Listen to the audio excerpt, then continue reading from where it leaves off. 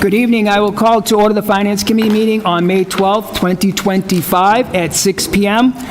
We have one item on the agenda this evening, order number 25-100-9439, communication from Mayor Dumas together with a proposed FY 2026 municipal operating budget in the total amount of $215,302,846, which represents a 9.9% increase over the FY 2025 appropriation. I will begin by reading the letter submitted by the mayor. Dear Honorable Councilors and Marlborough residents, in accordance with Mass General Law, Chapter 44, Section 32, and the City Charter, I respectfully submit for your review and consideration the proposed operating budget for the City of Marlborough for fiscal year 2026. The proposed FY 2026 budget totals $215,302,846, representing a 9.91% increase, or a $19,409,692 over the FY 2025 adopted budget. This increase is primarily attributed to rising costs in key areas, including education, healthcare, debt service, utilities, and continued investment in information technology, infrastructure, and software. Most other departmental budgets remain level funded. Notably, we anticipate a $2 million in new growth and maintain a strong fiscal position with just over $60 million available in excess levy capacity.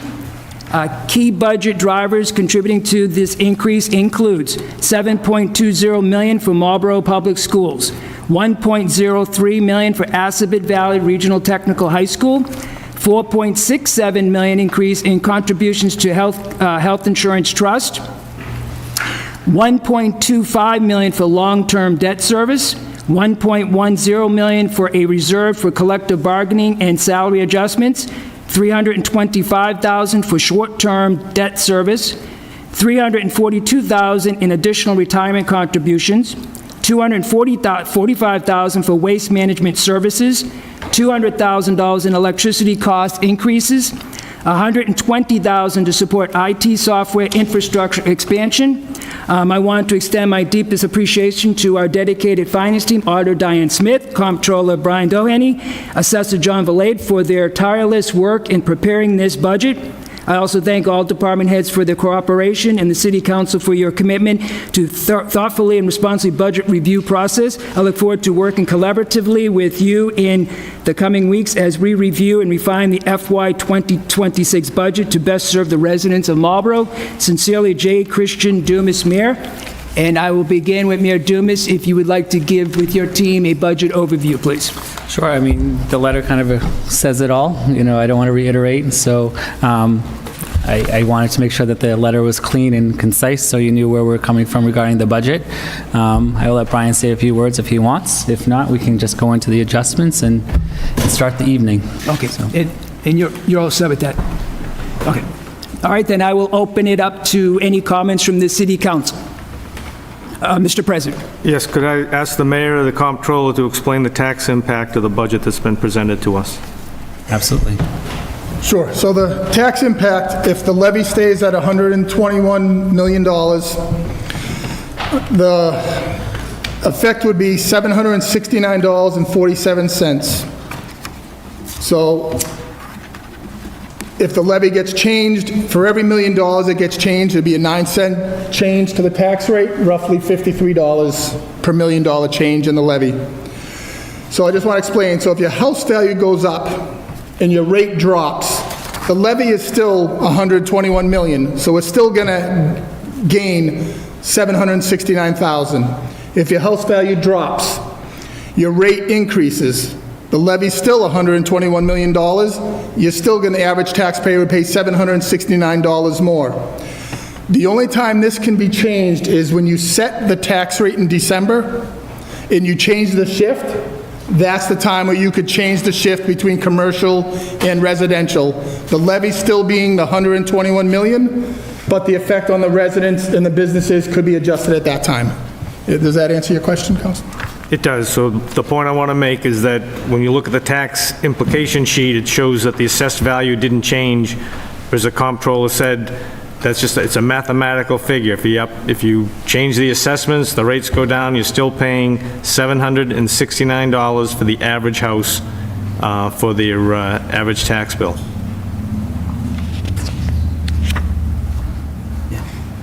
I'm good. Thank you, Mr. President, and that's a good point to highlight. Thank you, Mr. President. Any other questions at this point for the mayor and his team? Or any comments from the finance team? Councilor Vital. Thank you, Mr. Chair. I just want to try to repeat something that I thought you just said. When we reduce it, should it be reduced by $1 million, that would save the average resident $59? $53, roughly $53. Okay, so I did hear correctly. Thank you. Thank you, Mr. Chair. Thank you, Councilor Vital. Councilor Orm? Thank you, Mr. Chair. First and foremost, I want to thank all the staff who are here, as well as our financial people and the mayor for a very thorough budget. Quite a lot of time to review it, and of course, through this process, there'll be questions, hopefully the answers we need, and I look forward to working with everyone. Thank you. Thank you, Councilor Orm. No other further discussion, then the next step the finance team will take, we'll start to do, beginning with the page turning.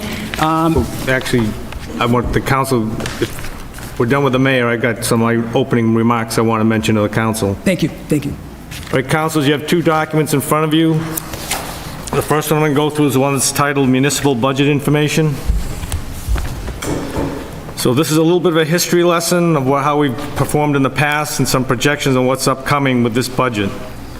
So for the fiscal year 25 budget, the one that we're currently in, the mayor submitted a $196 million budget, an increase of almost $8.8 million. The city council reduced it by $717,000. And just for a point of interest, in fiscal year 24, we reduced it by $940,000.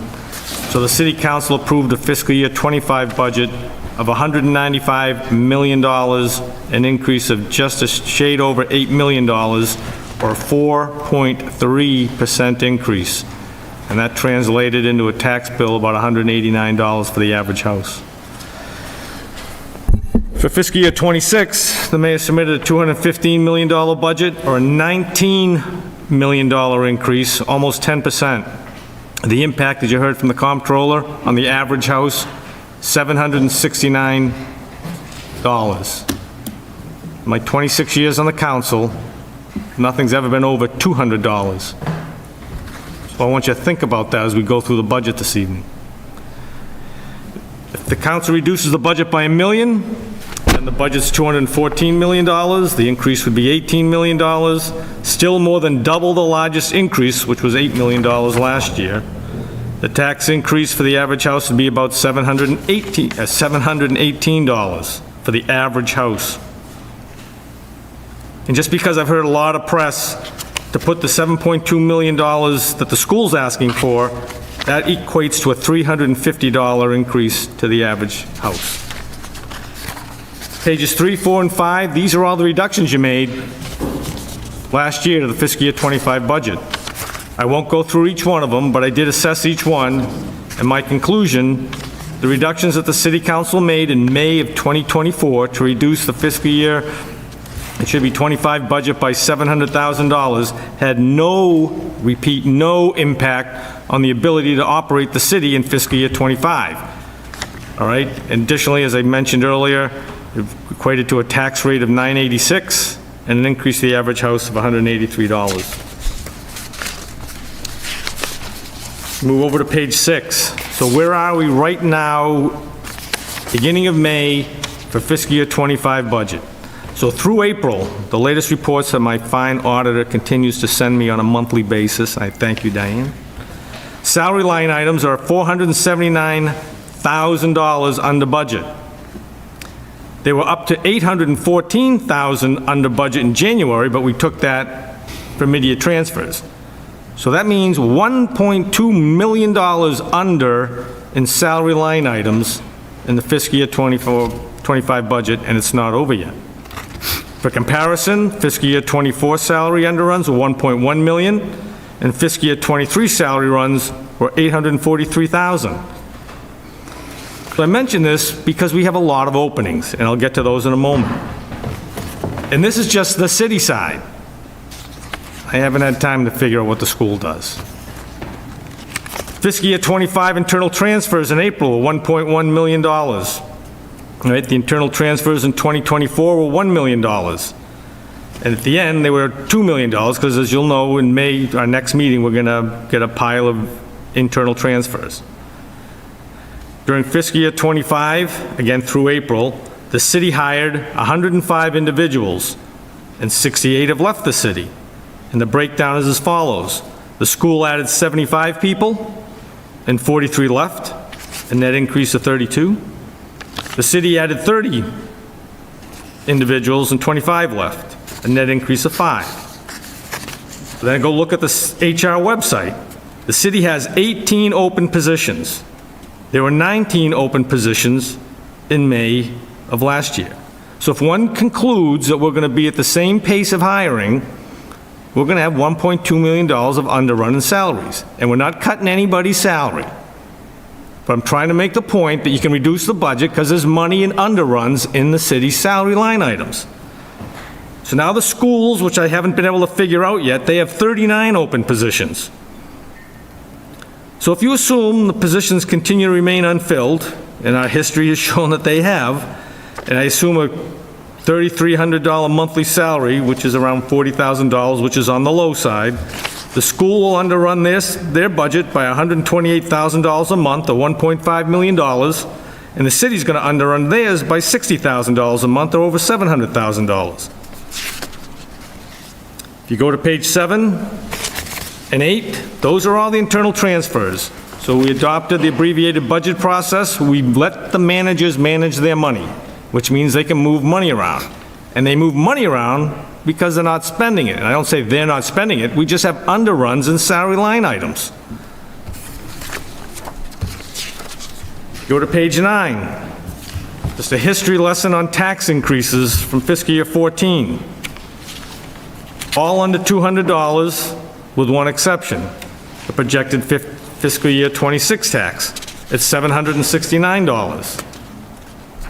So in conclusion, the fiscal year budget is the largest budget increase, more than double in the city's history.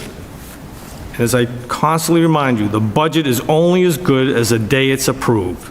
The minute we approve this, it's going to change. Our internal transfers in '25, $1.1 million. Salary underruns right now, $497,000. Mid-year transfers, 928, that should say thousand, not million, apologize. And we don't know what the end of the year transfers are going to be, but I will make note that last year we ended the city portion of the budget $4.2 million under budget. That's on top of the reductions the council made of $940,000.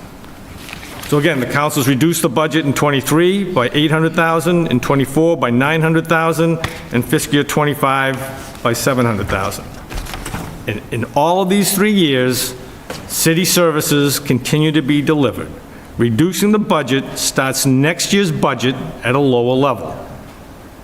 Underruns in the budget will continue and can be used in the transfer process to fund accounts. So I'm asking, set a budget that funds the needed services at a tax that residents can afford. The second document I have before you is a budget summary sheet. So this is what the chair's going to go through, each of the departments, all right? And this was my attempt at what the reduction should be in each of the departments. They total about $1.4 million. If every council did their homework, I'm sure they've got similar type notes to write similar type adjustments. So I look forward to going over those with the Finance Committee and the council as we proceed with the finance meeting. Thank you, Mr. Chairman. Thank you, Mr. President. Any further discussion? Oh, Councilor Rum. Well, first and foremost, Councilor Ossing, thank you for your overview every year. I appreciate you looking into the budget, as you do. I looked into this budget page by page, and I would like to say that the letter from the mayor indicates several areas that are not based on employees, such as electricity cost.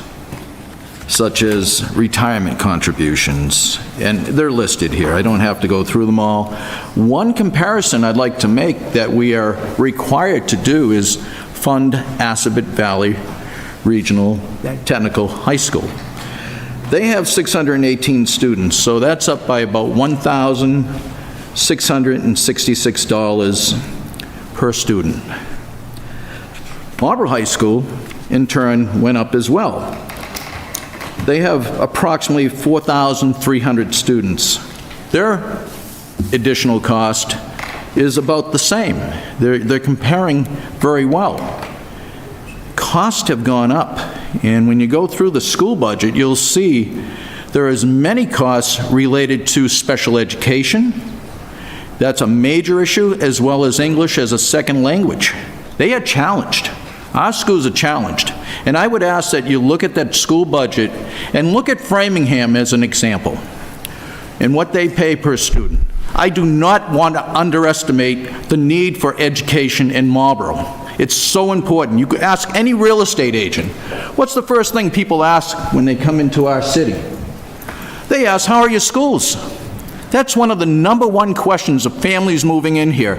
I just today, in front of my house, I see students going by, young students who are going to progress in our school system. We have to take care of our school system and catch them at the early age. So please, I hope you took a thorough review of our school, of this budget presented by the school. It was very thorough, and I would ask that we consider that, and all these other line items noted by the mayor, that, and unfortunately, the cost of living has increased for all of us at home. Might it be your city taxes?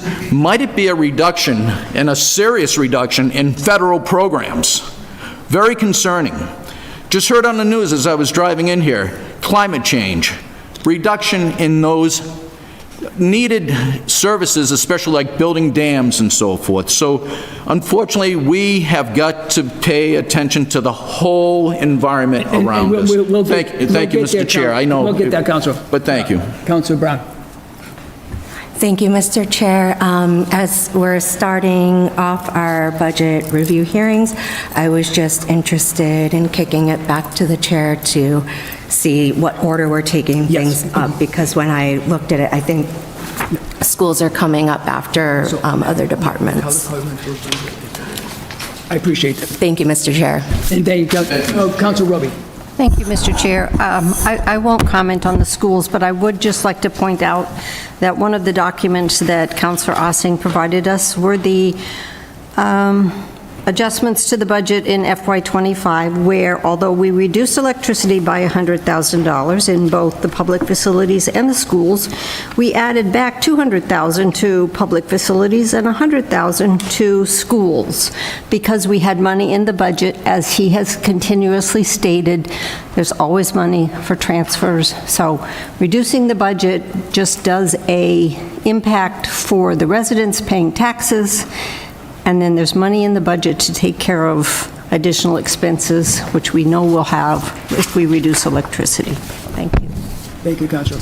Now, with that said, I'll begin with the page turning, and we can start on the first one on page 13, which is the City Council. Thank you.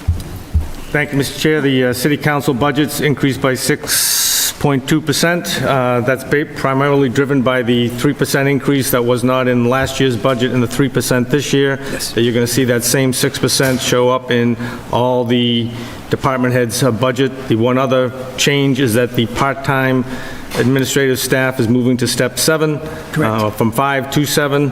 So that's the other piece that added, but the increase is $14,891, or 6.21%. I'll take any questions. Seeing any questions, I would entertain a motion. Councilor Brown. Thank you, Mr. Chair. I don't have any questions. I move to approve this budget as presented. Motion's been made and seconded to approve the City Council salary lineup. Councilor. Thank you, Mr. President. And we're starting with ourselves, and indeed, we're looking at the entire budget, seeing pretty much a 6% increase, 3% one year, 3% the other year. I hope we remind ourselves as we go through this entire budget Yes. to be equally as involved with the other budgets. Thank you. Motion's been made and seconded to approve the city council, but Councilor Fitzgerald. Thank you, Mr. Chair. And to Councilor Orm's point, been having a hard time with this. I know this is a small increase compared to what we'll be talking about tonight, but in seeing how difficult a budget we're about to go through, I have been wondering what appetite, if any, there is to not increase the council salary.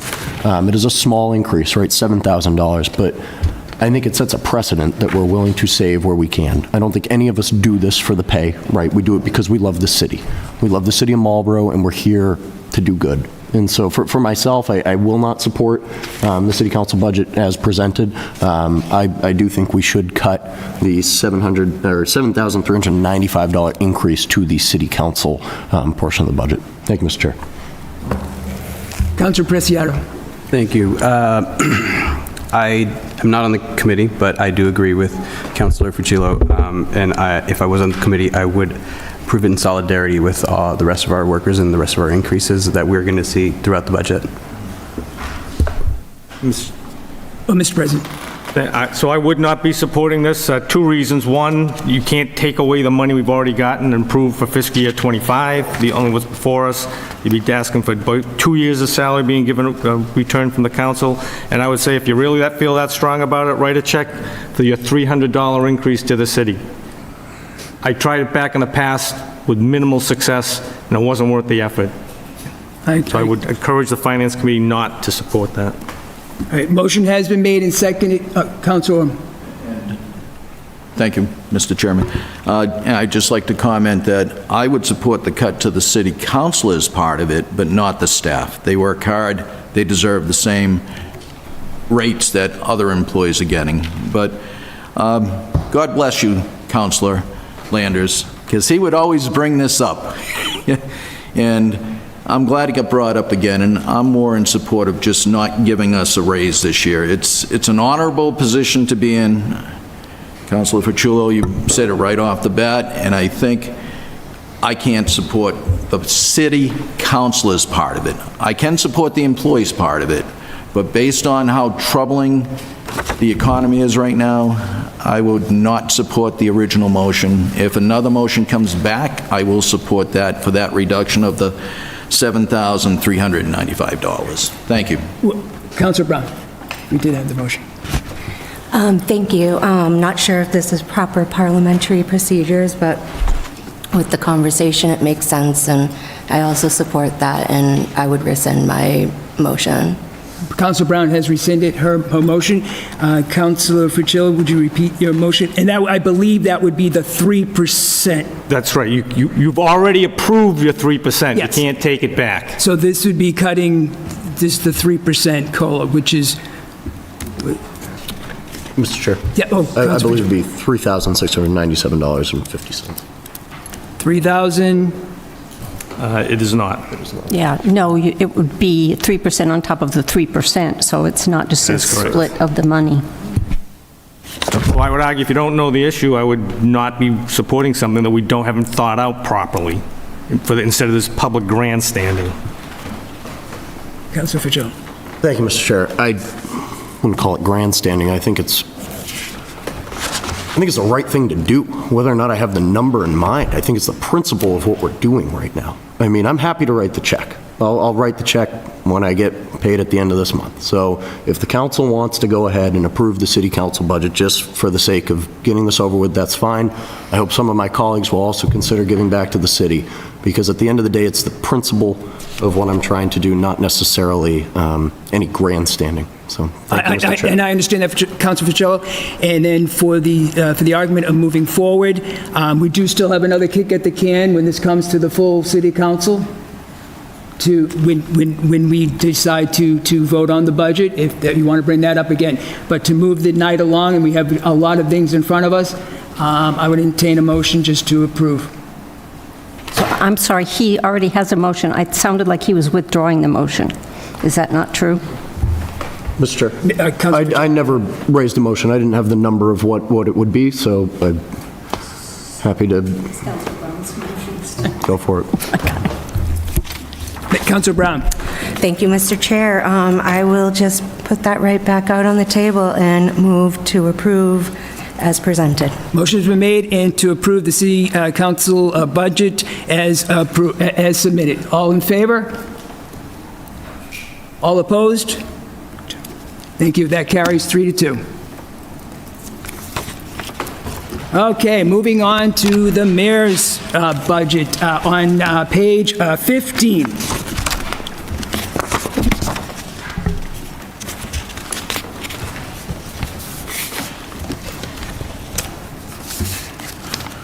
Any questions or concerns with the mayor's budget?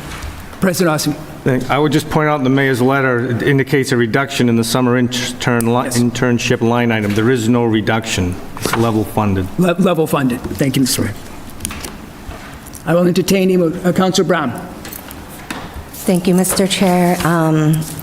I don't see any issues with the mayor's budget as presented, and as such, I move to approve as presented. Thank you. Motion's been made and seconded to approve the mayor's budget as submitted. Any further discussion? Councilor Orman. I'll be quick. The mayor's grossly underpaid in this city. You look at any town administrator, town manager, this is a position, we have to start looking at this government someday and how we run it, you know, versus like a professional city manager. But that's all I have to say at this point. Thank you. Motion been made and seconded. All in favor? It carries 5-0. Thank you. Okay, moving on to page number 17, the Finance Director.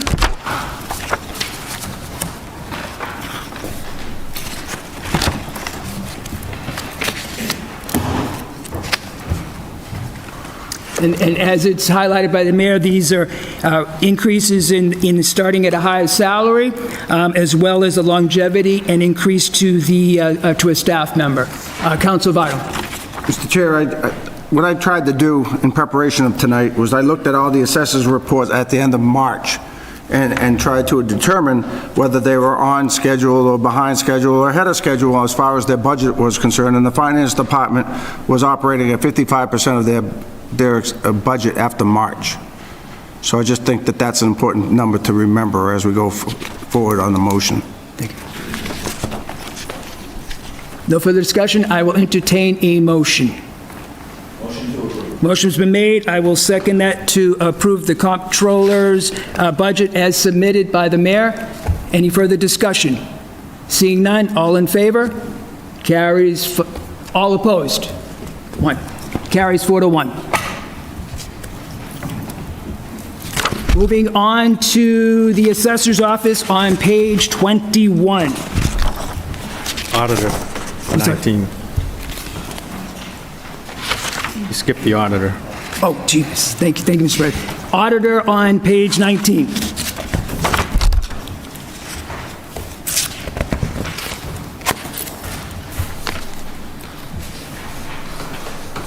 Any Councilor Fitzgerald? Thank you, Mr. Chair. I have no questions and move to approve. Motion's been made and seconded to approve the auditor's budget as submitted. Any further discussion? Seeing none, all in favor? Carries 5-0. Now moving on to page 21, which is the Assessor's Department.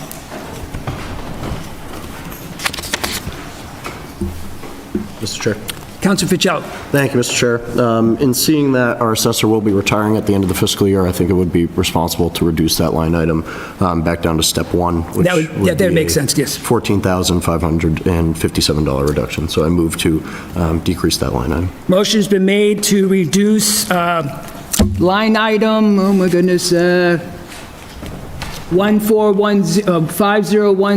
50160, the principal assessor, by $14,557. Any further? Councilor Orman. As we've learned from other department heads, it's very difficult to attract department heads. I would support this motion, but with the option that the mayor be able to come back if he's having difficulty attracting someone at step 1. Thank you, Mr. Chair. Motion's been made and seconded to reduce the assessor's line item by $14,557. All in favor? Oh. Councilor Rubio. The line was reduced by $4,624. Was there a attempt at that reduction to change the step, or was something other reason why it was reduced? That's the senior assessor's line item, not the principal assessor. Senior assessor. He came in, I believe, at a You're lesser... talking principal assessor? Oh, okay, never mind. Yeah, he was hired not too long ago, I believe, Councilor. Correct. Yeah. Okay, motion is made and seconded to reduce. All in favor? It carries 5-0. Thank you.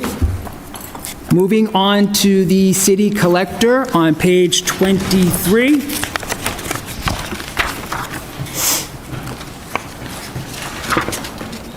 Pretty much level funded on that. Salary step increases for the city collector and also the senior clerk that is built in there. Motion to, Motion's been made and seconded to approve the city collector's budget as submitted. Any further discussion? Seeing none, all in favor? Carries 5-0. Okay, moving on to the legal on page 27.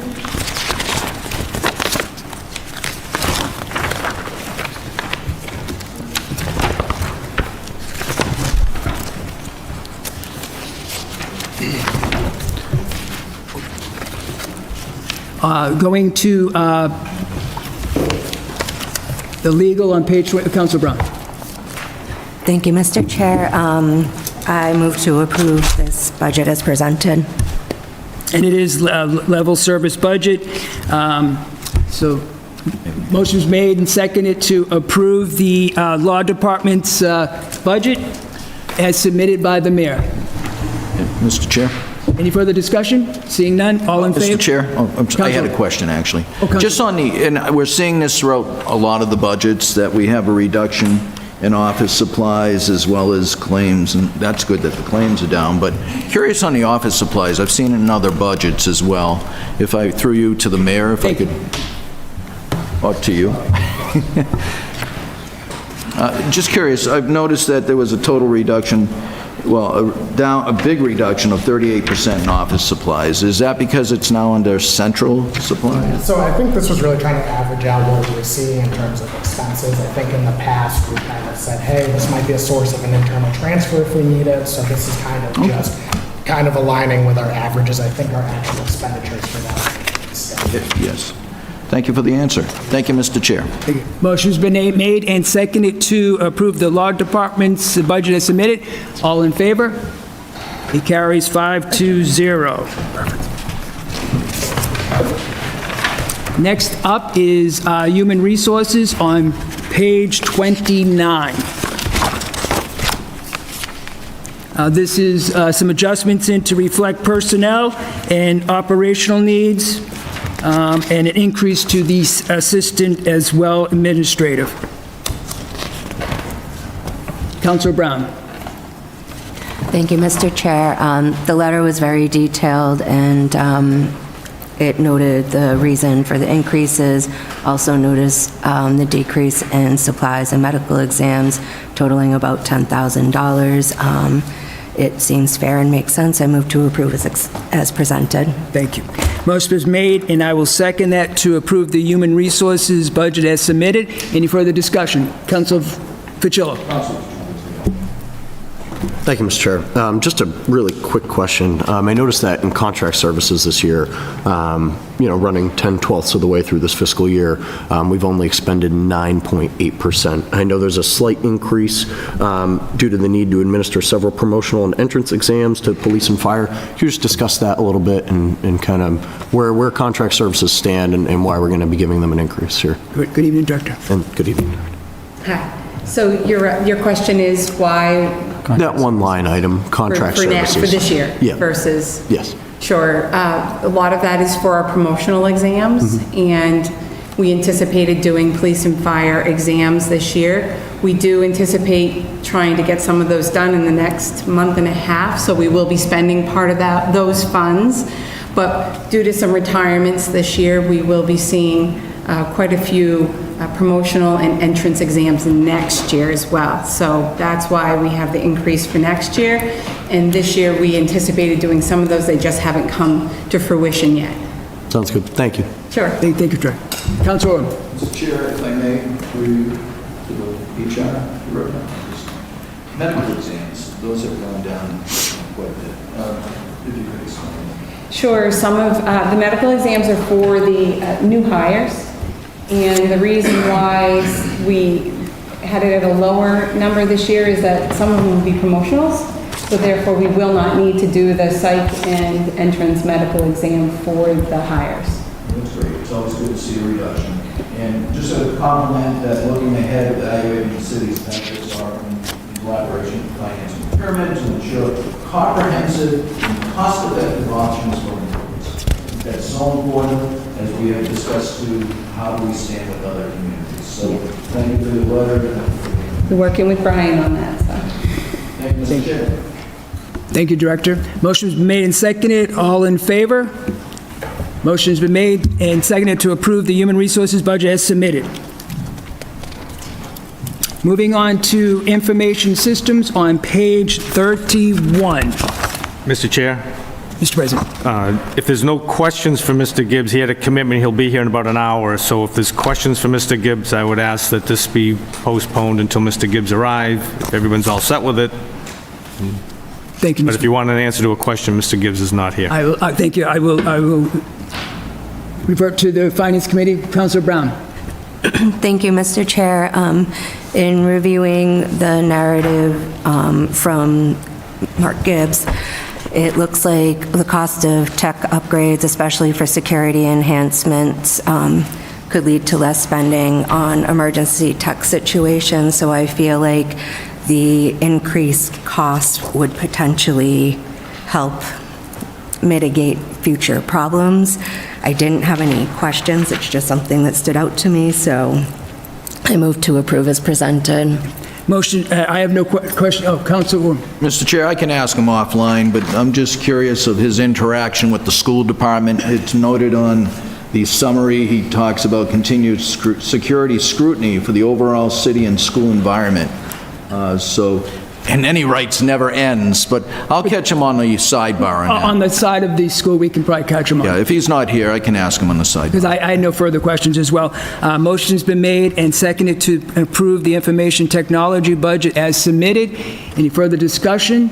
Seeing none, all in favor? It carries 5-0. Thank you. Thank you, Councilor Brown.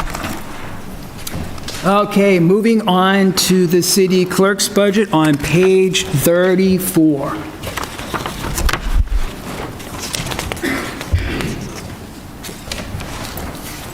And I didn't have any particular questions for the city clerk. I'll leave that up to the Finance Committee. Councilor Vital. Make a motion to approve. Motion has been made, and I will second that to approve the city clerk's budget as submitted. Any further discussion? Seeing none, all in favor? Carries 5-0. Thank you. Okay, moving on to elections on page 36.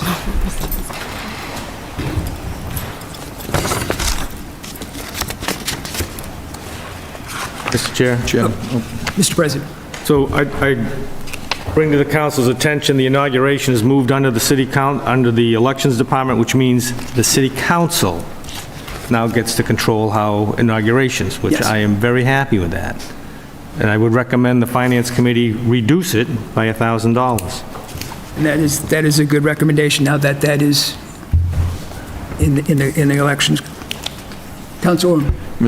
Thank you, Mr. Chair. I was questioning that too. What's all that cost for? And if maybe we could find out why he came up with three. I'm happy to tell you, it's Yes, Mr. President. invitations, flowers, the food that's done outside here. But we're going to stop all of the trinkets and stuff. It's going to level fund it like it was in the past, not the year to go jack up the cost for inauguration expense, in my idea. But we'll now, so the mayor is now giving up his authority to run the inauguration. It'll now come under the purview of the council and the elections division. And thank you, Mr. President, through you, Mr. Chair. And I have no problem with that. If there's indeed items that we need, so be it, but I don't know if 2,000's too much. You know, I see the clerk standing, but I'm happy to answer any questions, Councilor, but based on past expenses that were forwarded to me from the mayor's office, you know, invitations, yes, and flowers and things like that, there have been, you know, it's been running right around $2,000. Okay. The increase I put in there based on, you know, food and things like that, and projected increase in costs. Makes no never mind to me. You want to cut $1,000 out of it, that's fine.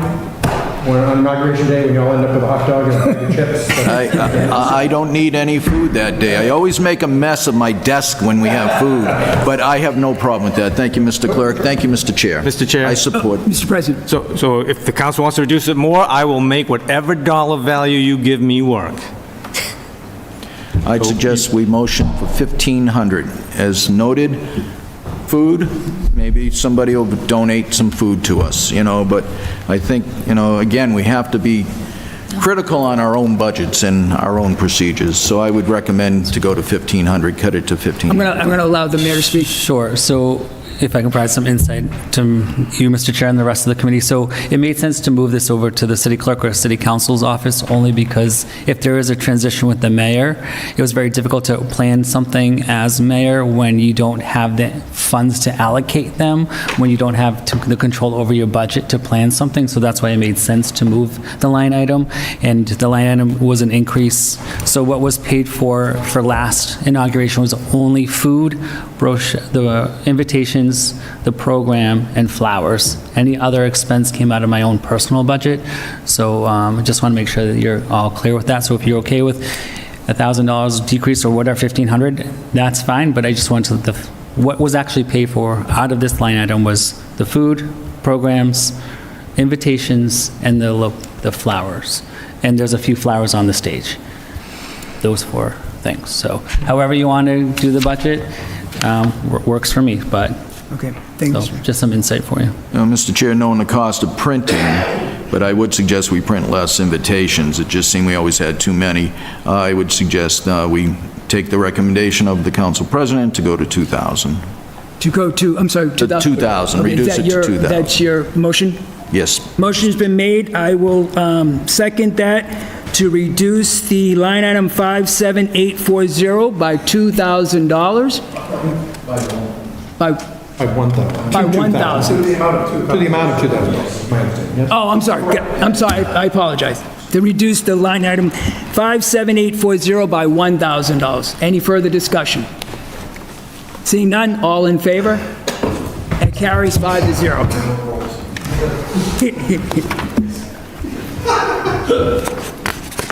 Next up is the License Commission on page 38. Mr. Chair. Council Ficello. Thank you, Mr. Chair. I have no questions and move to approve. Motion's been made, and I will second that to approve the License Commission budget as submitted. Any further discussion? All in favor? Council Rubin. Right.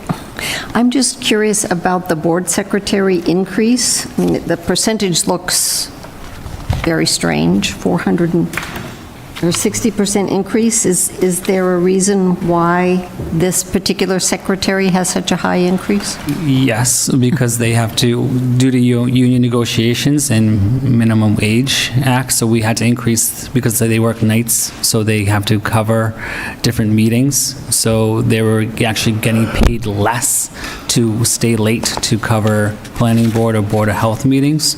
So that's why there was an increase with that. It just looks like a high number because based upon the hourly wage that they were getting, they were making less money to cover those meetings. So. Thank you. Thank you, Council. Mr. Chair, I would note that it's an increase of $485 from $800 to $1,285, but it's a good question. It looks like a great increase, but to get people to work, I don't think you can get them for $800 a year. Good point. Thank you, Mr. Chair. Motion's been made and seconded.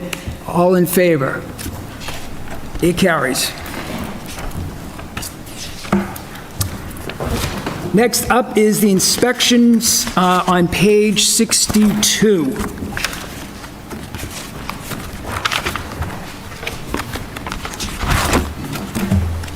Councilor Brown.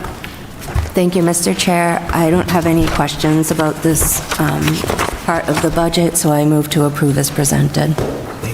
Motion's been made, and I will second that to approve the inspections budget as submitted. Any further, Councilor Orm? I'll be quick. I was curious, they noted the Lake Williams Boardwalk to help evaluate enforcement. They have something called SCRPT.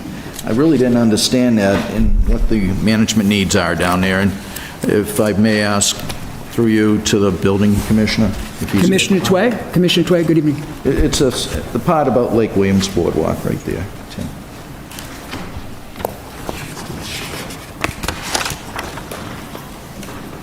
That's under Priscilla's. You may know that. Yeah, I'm sorry, that's under Priscilla's notes. He may not know the answer, I apologize, but I would say that's something I can get offline as well. Thank you. Motion's been made and seconded to approve the inspections budget as submitted. All in favor? All in favor, all opposed? Carries 4-1. Next up on page 77 is one that we really can't control, is the Assabet Valley. At this point, I will entertain a motion. Councilor Brown. Thank you, Mr. Chair. Move to approve as presented. Motion's been made and seconded to approve the Assabet Valley Vocational School budget as submitted. Any further discussion, Councilor Orm? Mr. Chair, I said my piece earlier, I'll say it again. We have to compare apples to apples, and they're seeing increases, and we have no control on those increases. So aren't our public schools seeing the same increases. So they mentioned special ed. They mentioned English as a second language. So I just wanted to say that, and that's enough. I'm not taking up the whole night. No, that's fine. Thank you, Councilor. Thank you, Mr. Chair. Motion's been made and seconded to approve. All in favor? All opposed? Carries 5-0. Okay, moving on to the Recreation Department on page 97.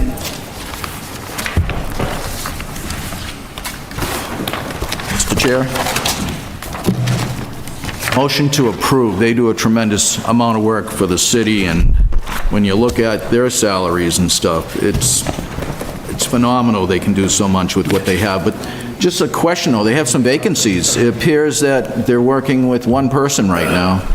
So I was just curious how they're handling it. I know summer's coming, if they're expecting to have those hires soon for the other two positions.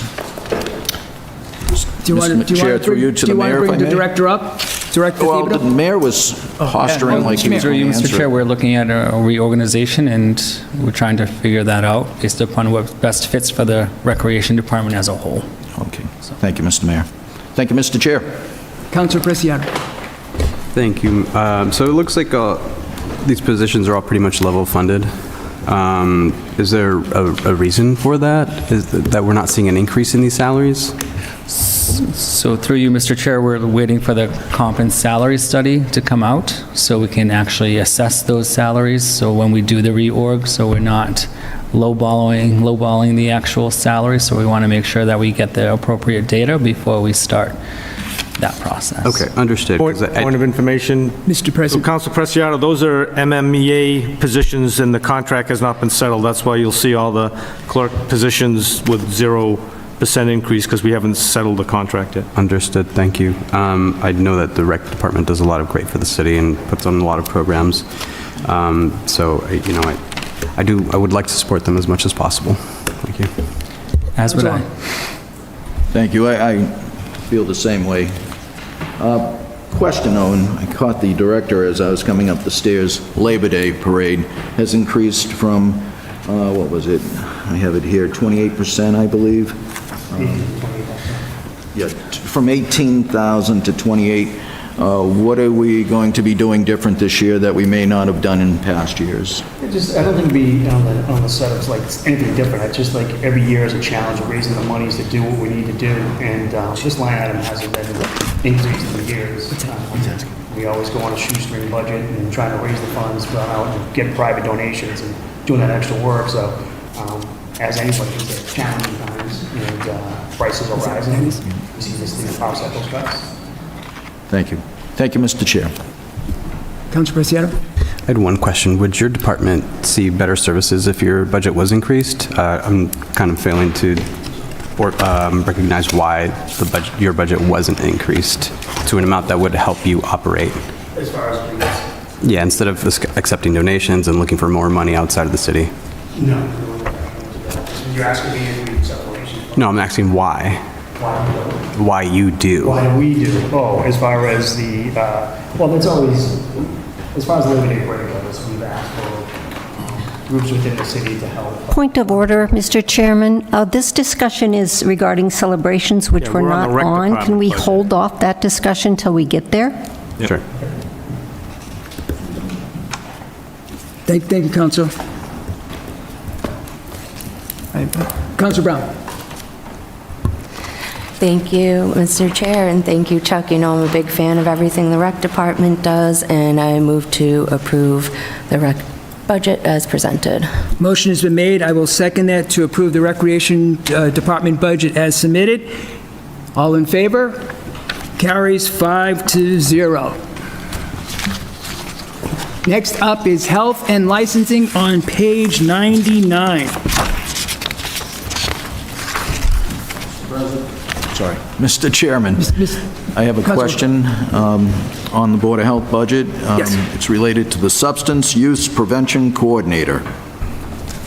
I will act. Maybe the Health Director or the Mayor might be able to answer the question I have on that position, which is in this budget line item. Sure.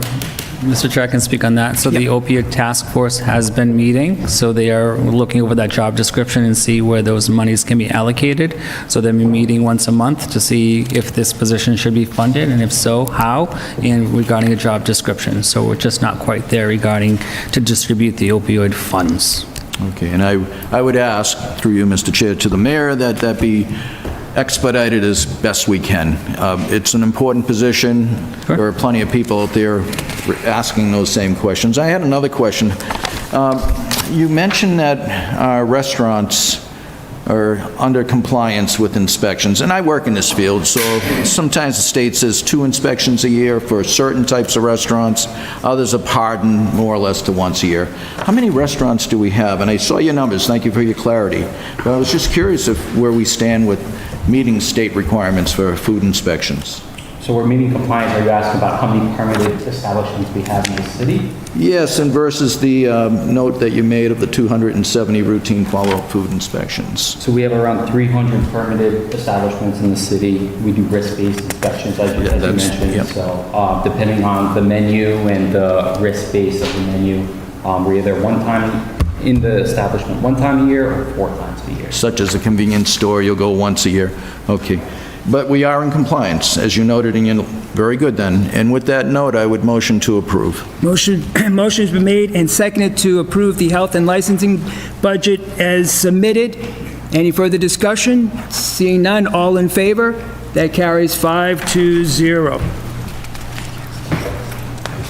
Next up is Human Services on page 101.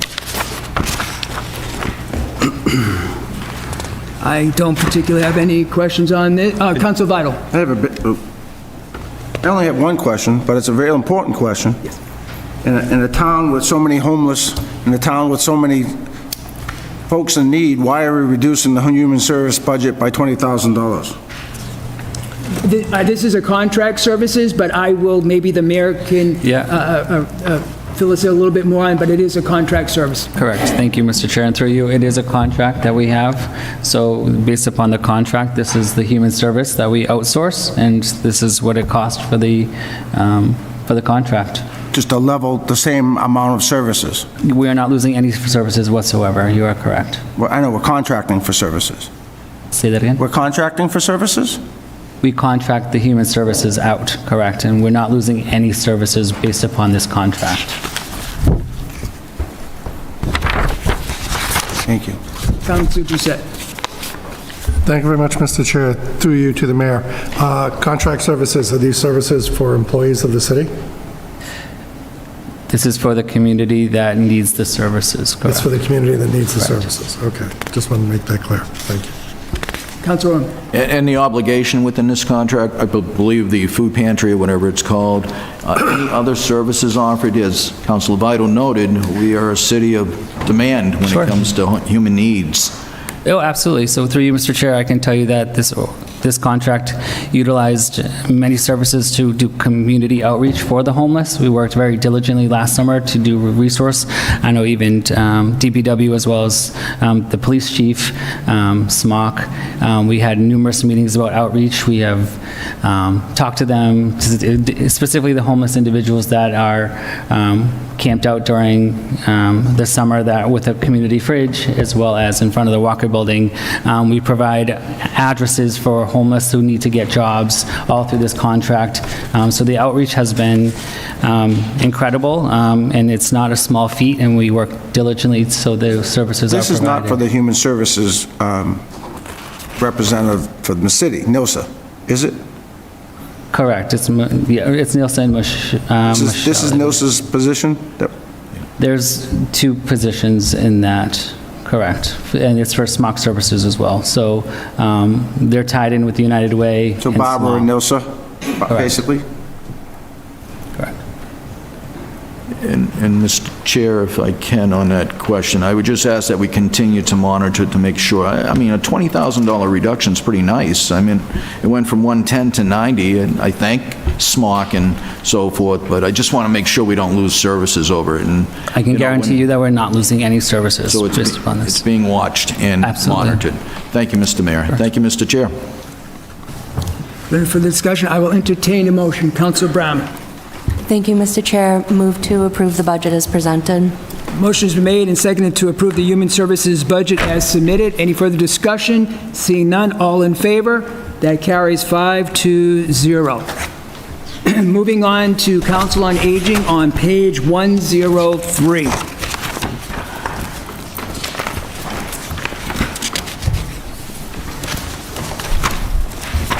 Mr. Chair. Oh, Councilor Brown. If someone has a question. Oh, did you have a question, Councilor?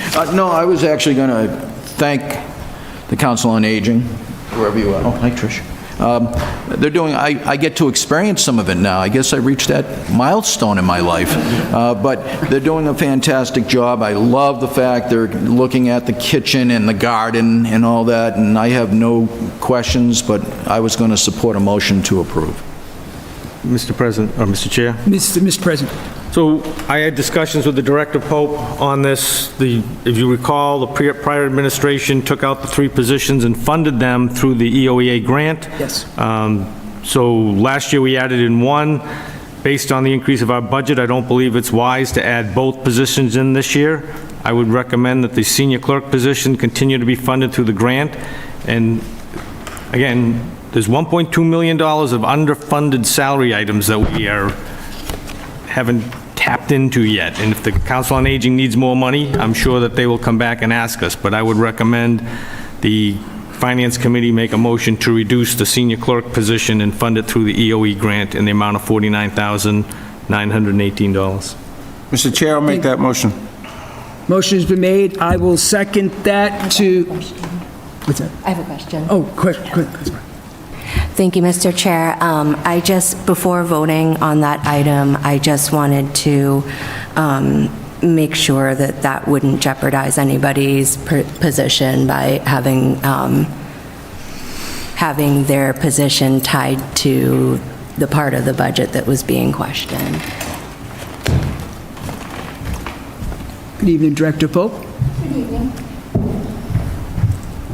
Councilor Brown, that position will be funded if you go with the reduction, as Councilor Ossing has suggested, through the EOEA grant. Not sure what it's going to be called this year because the agency is now called AGE. But anyways, we do have funding in there. Councilor Ossing has assured me that if we have difficulty with funding our other programs, because please remember that the only thing that is in the city budget for the Council on Aging is salaries. Everything else that we do comes out of all the grants that we apply for and everything else. So when I first started in this position, we had transportation money, we had programming money, we had office supply money. All of that has gone away over the years. And we do make do, and I think we do a very, very good job. But this year, it is questionable what the state is going to do with their funding. So if they don't come through the way that they have in the past, I certainly will be back to add that position back into the city side of the budget. But I want to make people rest assured that nobody is losing their job. Okay, thank you very much. That Thank you, that Director answers my question. Thank you, Director. Oh, Council Roby. Well, Counselor Fricillo had his hand up first. Thank you, Mr. Chair. Thank you, Director. I appreciate you being here. Just a quick question along those same lines. Have you had conversations with the senior clerk about this, or are we? This position was funded for the last 2 or 3 years. Right. Through the formula through the grant. grant, yes. So there were 3 positions. We've been slowly bringing them back onto the city side where I humbly think they should be. Okay. However, this position, she is still paid as a city employee. She's not paid out of grant funds. It's just processed a little bit of a different way. Thank you for the clarification. Thank you, Mr. Chair. Thank you, Council. Council Roby. Thank you, Mr. Chair. I am happy to hear that there will be no staffing cuts, but my concern is the programs, because that's where your money is supposed to be used for. So I want everybody to remember that when she comes back because she needs money, because she's not getting the grant she's anticipating, because my guess is it will be reduced, it's not going to get increased, that we will make that transfer. Thank you. Mr. Chair. Thank you, Council, Mr. President. Okay, so just, so we're all in the same field, the fiscal year '25 grant, which you're going to see on the next council meeting, $139,725. This year alone, you've approved $25,000 for a transportation grant, $3,400 for a marketing grant, $816 for a backup camera, $1,000 from Cummings Foundation, and I'm not sure what it's used for, and $1,250 from the Marlboro Foundation. So money is coming in. So I don't want the world, there's no change to the senior clerk position. Everything's going to run just as does. And Director Pope knows if there's funds that are needed, come see us. And I'll mind you, $1.2 million of unfunded money that we don't know what we're going to do with because we don't have filled positions. I think we can find anything that Director Pope, he's still a counselor, Director Pope needs. Thank you, Mr. Chair. Thank you, Mr. President. Just one comment I'd like to add with all of the grants that Councilor Ossing mentioned. Yes. That is a lot of hard work and due diligence for the staff. Absolutely. We don't just get, open an envelope and we get money. So I want you to know that we work very hard to get those extra funds. Thank you, Director. Mr. Chair. Council Orr. I will vote for that reduction to have it paid for through the grant, but I concur with Councilor Roby that Director come back to us if indeed there will be an issue. Thank you, Mr. Chair. And President Ossing alluded to that as well. Yeah, and he did, yes. And there's a revolving fund that money's thank coming you. in. Thank you. Of a $150,000 limit as funds come in because the seniors pay a certain percent fees for various classes and foods. So that there is money there. So there's nothing that's going to happen to the operation of the senior center. And anybody that says so is blowing smoke. Thank you, Mr. President. Motion is, Diane. Can I just make one comment? The cut before us, the reduction is 49,918. The senior clerk is only budgeted at 49,448, so that would be the most that could be cut. Thank you, Diane. I see that in the book. Thank you. Thanks, Diane. Thank you, Diane. I see, I have that highlight. Thank you. So motion would be made to reduce line item 50770 by $49,448. Any further discussion? Seeing none, all in favor? All opposed? All in favor? Oh, thank you, 5-0, thank you. Thank you, Director Pope. Next up is the Veterans Agency on page 105.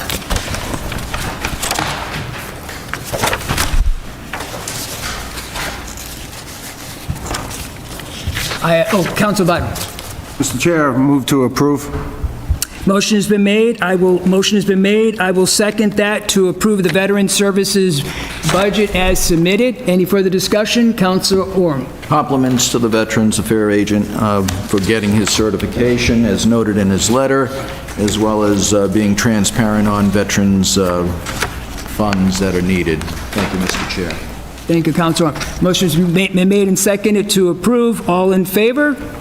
That carries 5-0. Next up is the library on page 107. 107.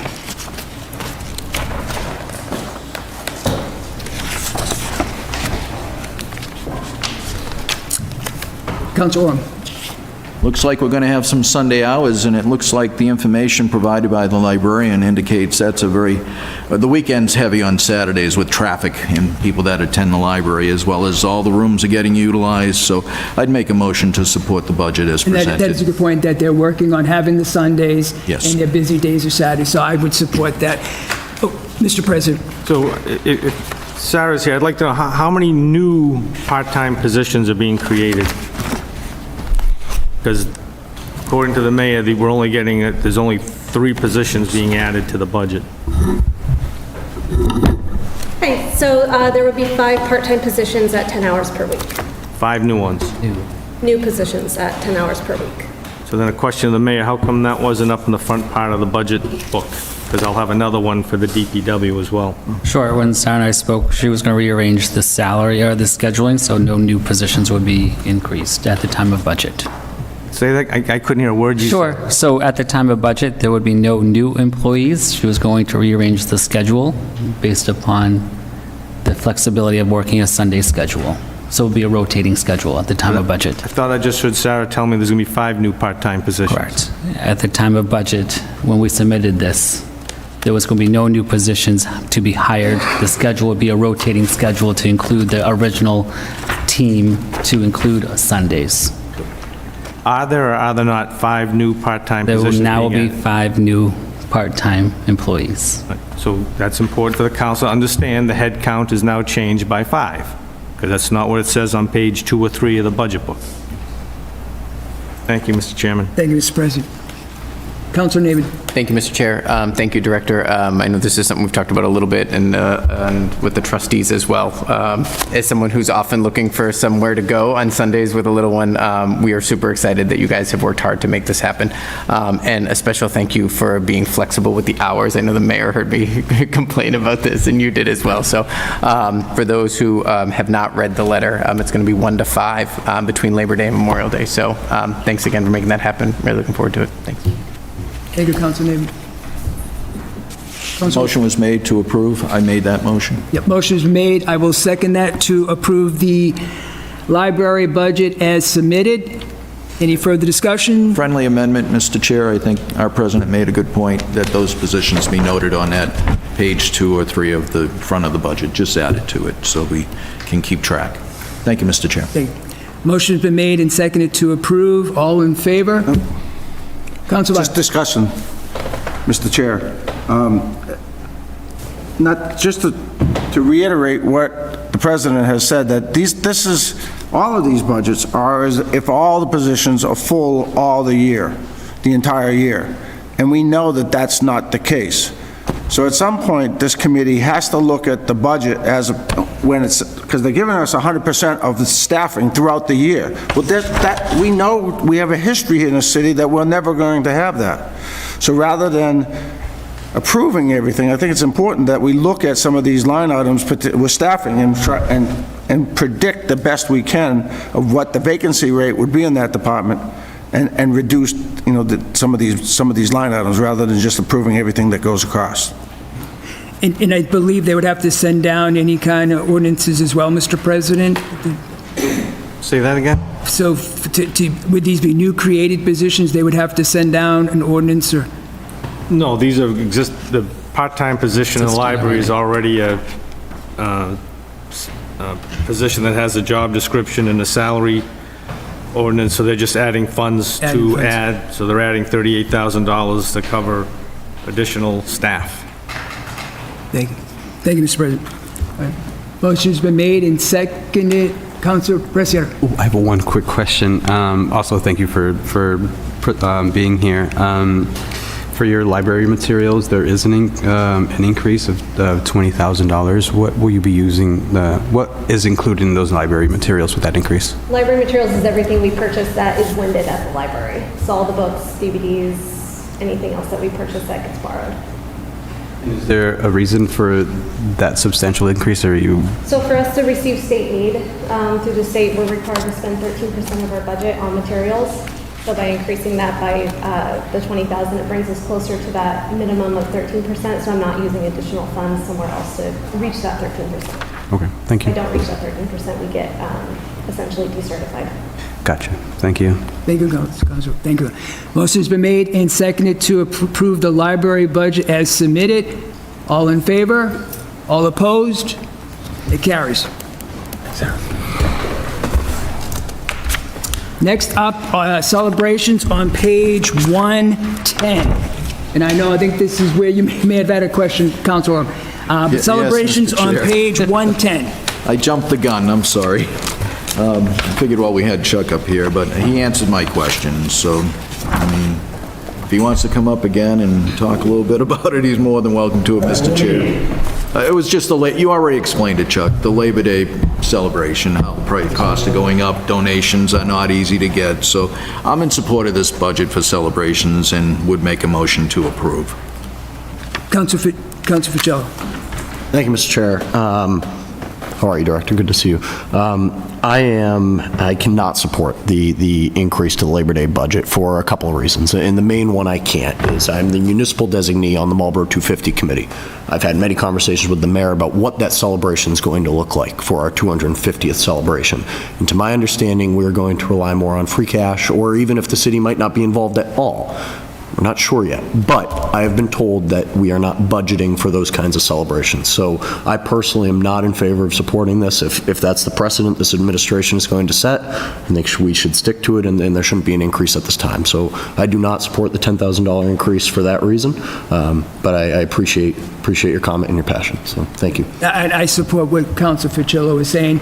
You could do other ways to raise the funds as well. A good point, Councilor Mr. Chair, I'll rescind my motion based on the information that's been provided, and hopefully we won't have issues raising money, but free cash was mentioned. So thank you, Mr. Chair. I'll rescind my motion and ask that we don't support the increase in the Labor Day parade by the 10,000, to decrease that 10,000 from the... So your motion is to reduce by 10,000? Yes. Yes. Motion has been made. I will second that, to reduce celebrations budget line item by $10,000. Any further discussion?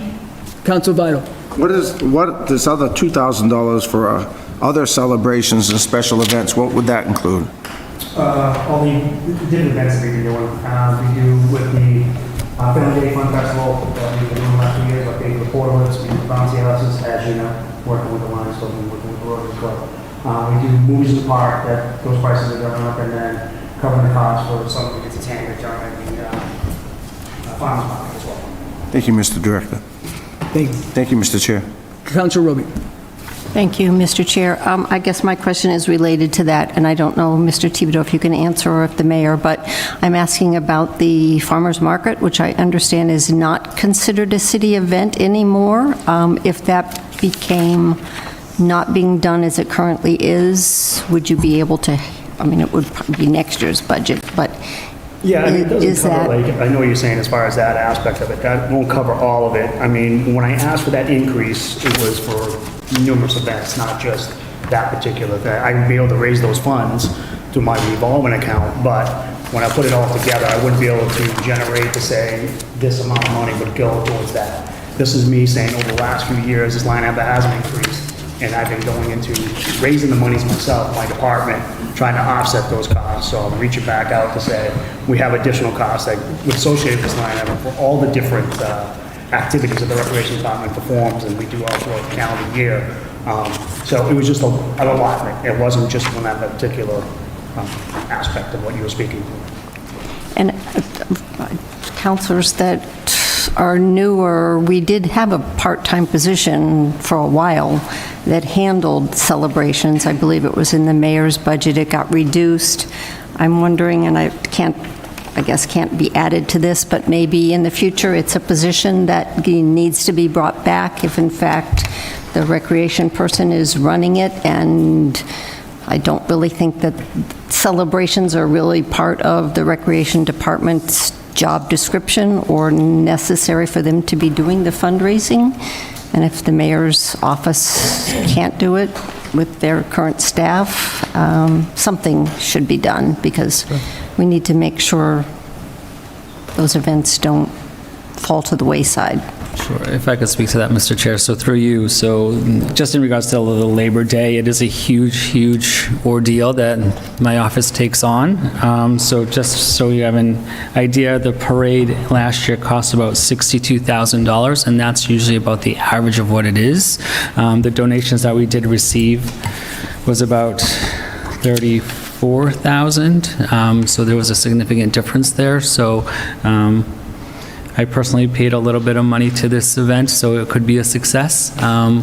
We started a little bit late. We are streamlining it already this year to make it beneficial. That's why the extra $10,000 was included to the Labor Day. There wasn't an increase in many, many years.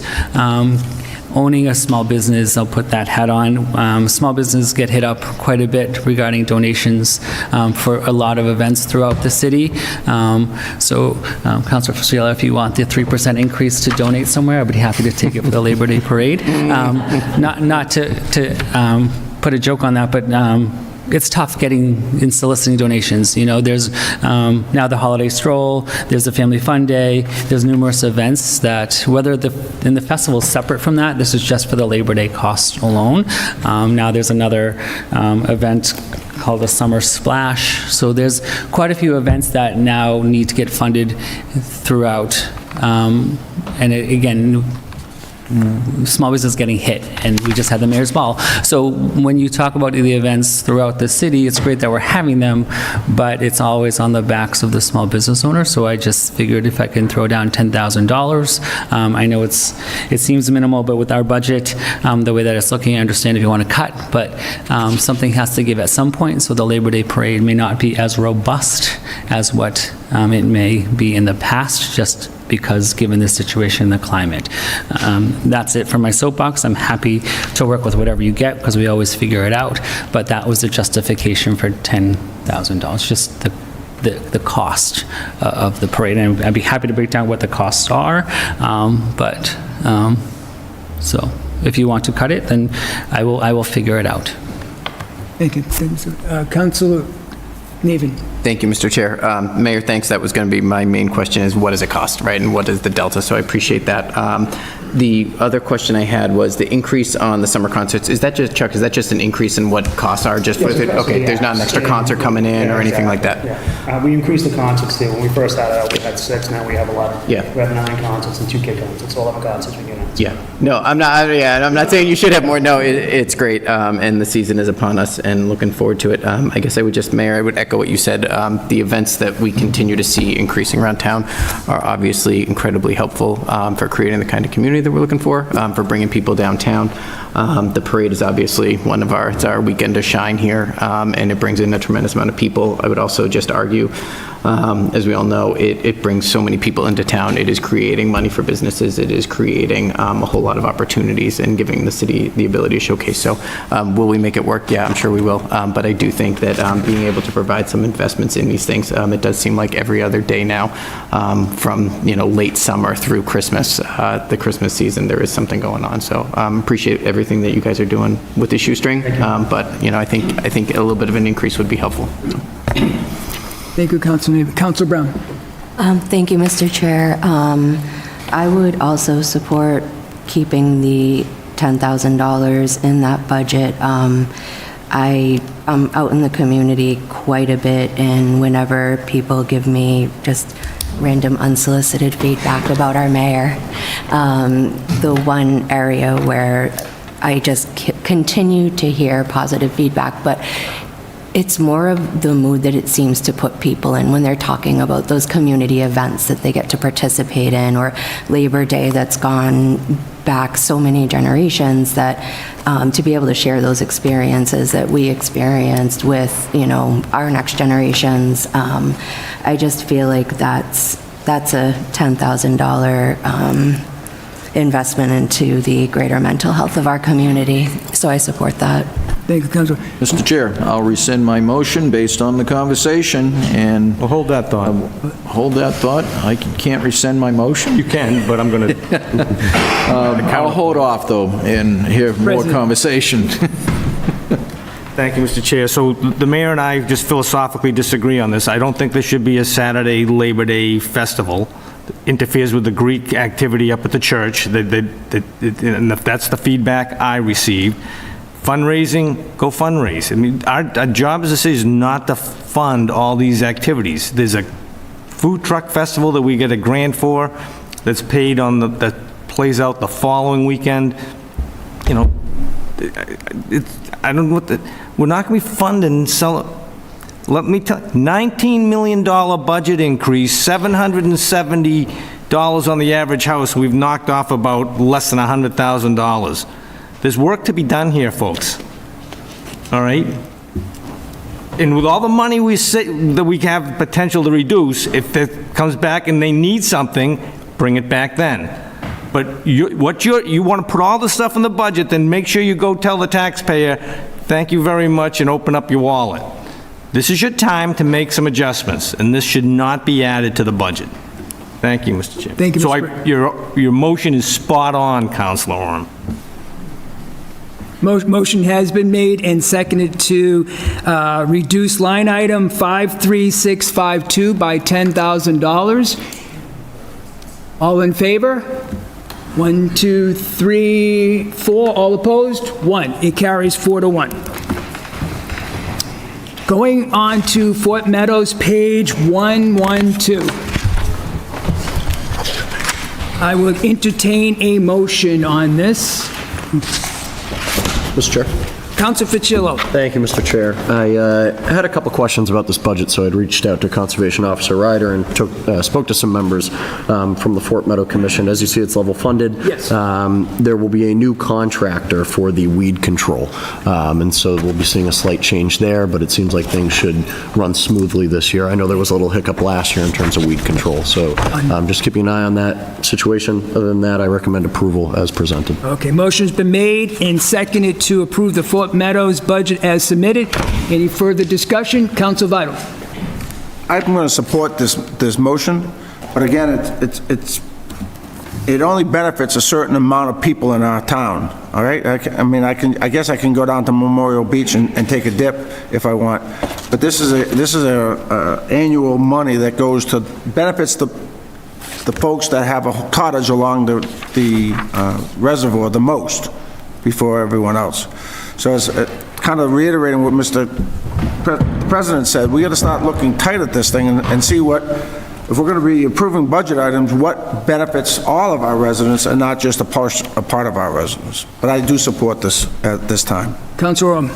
Mr. Chair, through you to the mayor, what portion of this weed control, does Hudson participate and add any funding to the weed control? I'm getting a yes from Priscilla, so Priscilla can come up and speak to that.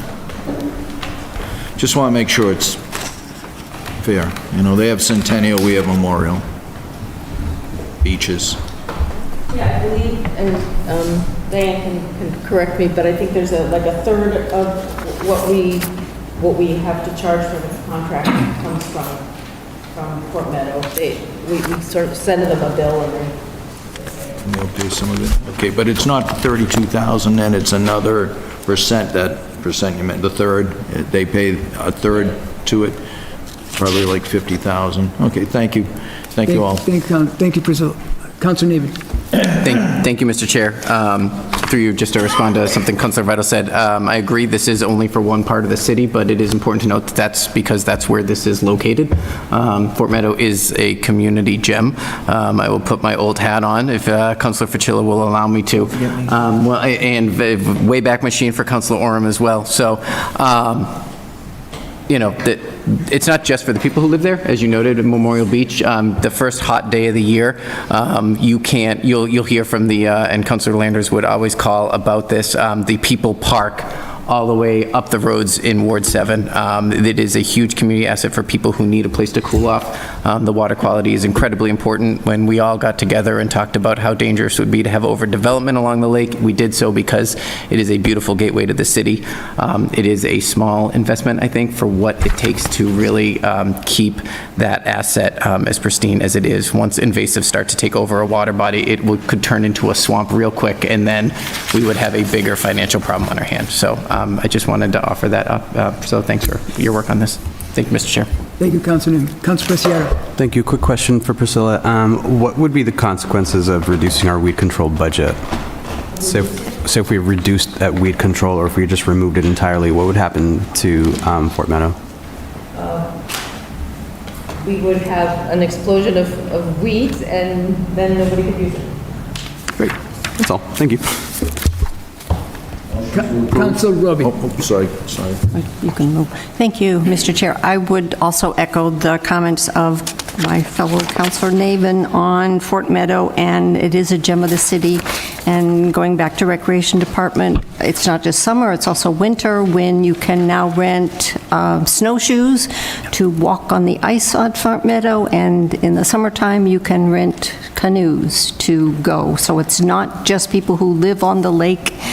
All of the residents can enjoy the beauty of the lake with the Recreation Department. Thank you. Thank you, Councilor. Mr. Chair, I believe a motion was already on the floor. I apologize. Motion's been made and seconded to approve the Fort Meadows budget as submitted. All in favor? Carries 5-0. Thank you. Thank you, Priscilla. Okay, now moving on to police on page 55.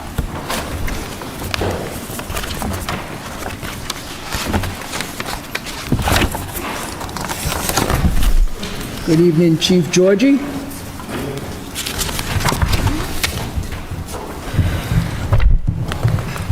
Mr. Chair, if I could. Mr. President. Make sure the microphone goes over. I've got feedback that people can't hear the department heads because the microphone isn't close enough on them.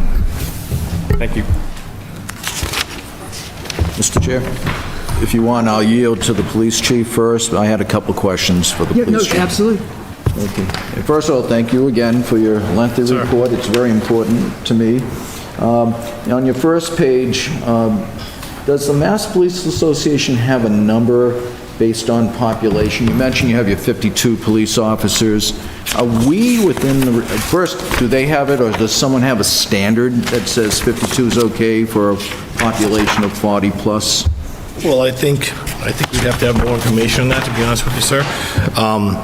We've had that 52 since FY20, and prior to that, we had only gone up in the previous 2 years, four officers in those 2 years. So when I started in 1999, we had 48 officers.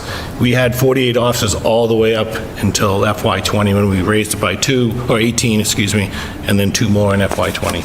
So definitively, we don't have an accurate number of how many we need. I think we'd have to do a study or look at it, but that's why I was open to increase it a little bit. No, and I support that, and I support the part of the traffic division as well. Just as importantly, I support the fact that, as the fire department has, I don't know if they're unionized or not, but they're sub-chiefs or assistant chiefs, whatever they're called at the fire department. So those are my questions. I support the police budget, and just for the sake of making a motion, I'll make a motion to approve for discussion, obviously. Thank you. Councilor Vital. Thank you, Mr. Chair. Evening, Chief. Educational incentives, a 36% increase. Could you explain to me what that is? So in 2012, the patrol union negotiated with the city where their education incentives became a flat stipend. In the most recent negotiations, that was changed, so it went back to a percentage. So they are paid for their education now based on a percentage of their base salary. Is that master's, is that college degrees, or is that a hazardous duty training? Point of order. Chief, can you talk into the microphone? I'm sorry, sir. It's not me, it's... I was just trying to look at them, that's all. So the way their education incentives work is they're paid a percentage of their salary based on what type of degree they have. So if they have an associate's degree, they get a certain percentage, then a bachelor's degree and a master's degree. And I was saying back in 2012 that had changed. That went to a flat stipend for, depending on the degrees. More recently with the new contract for the union, it reverted back to a percentage of their salary. That's what the increase is for. Along those lines, just as a little bit of back history, the command officers had the same percentage the entire time. So there was always a discrepancy between the two unions. One was being paid at a higher rate than the patrol officers. And many other municipalities in the area have gone back to that percentage. So we were competing with other departments trying to recruit officers when they weren't being paid as they would be in another department. That answer your question, Council Vital? So, just again, just want to completely understand, is this a forecasted amount that we're certain that it's going to happen, or it might happen?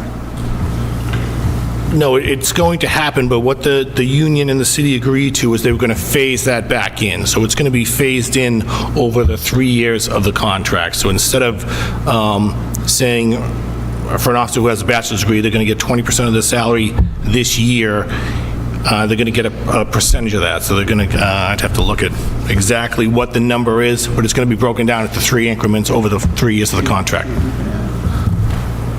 Yeah, but I just couldn't find it, so that's it. Okay, so for instance, somebody with a bachelor's degree in FY25, they would receive 10%, FY26, 15%, and FY27, 20%. That's what it would top out. Thank you. Thank you, Chief. Thank you, Mr. That's Chair. all negotiated during negotiations. Yes, sir. Yeah, thank you. Yes. Thank you, Chief Georgie. And it's also counting current positions that you know have the degrees. Yes, ma'am. Oh, okay. Thank you, Councilor Fitzgerald. Thank you, Mr. Chair. Just one, thank you, Chief, for being here. Just one quick question. In reviewing this previous year's budget, right, we're 10/12 through, so going and taking a look, I see that we've moved from overtime court from that, let me see what number it is. 51320. 51320. We've already moved money out of that, and we've spent, what here, $60,000 of what was an original $146,000 appropriation. So is there a reason why we're so under there? Is there a reason why we're not utilizing that overtime? Well, I just think the demand for the officers to be in court has lessened a little bit. I know during COVID, we used that account more because there was no court. I mean, it wasn't open. And now it's kind of slowly getting back on its feet, and we're using more of it. But at the same time, you know, we can't really control that. You know, the court doesn't, if they don't need the officers there, they don't need them. Sure. No, I appreciate that insight. I personally would be in favor of reducing that line item by $20,000, just as a, you know, cost-saving measure for the taxpayers. But if there is a need, right, always come back, and more than willing to fund that. I just think that would be one opportunity to save money for the city. And I know years ago, too, we had some up numbers and low numbers as well for the overtime. Maybe because not going as much to Marlborough Court, more to Framingham, things of that nature. Yeah. Right. I would agree. I mean, I think the demand for the officers to be in Marlborough, even Superior Court, was higher in previous years, but it isn't as much more recently. I would support that, Councilor Fitzgerald. Councilor Vital, Preciado? Thank you, Chief, for being here. I know that you guys have a new position coming in, Deputy Chief. You're hoping to get that funded.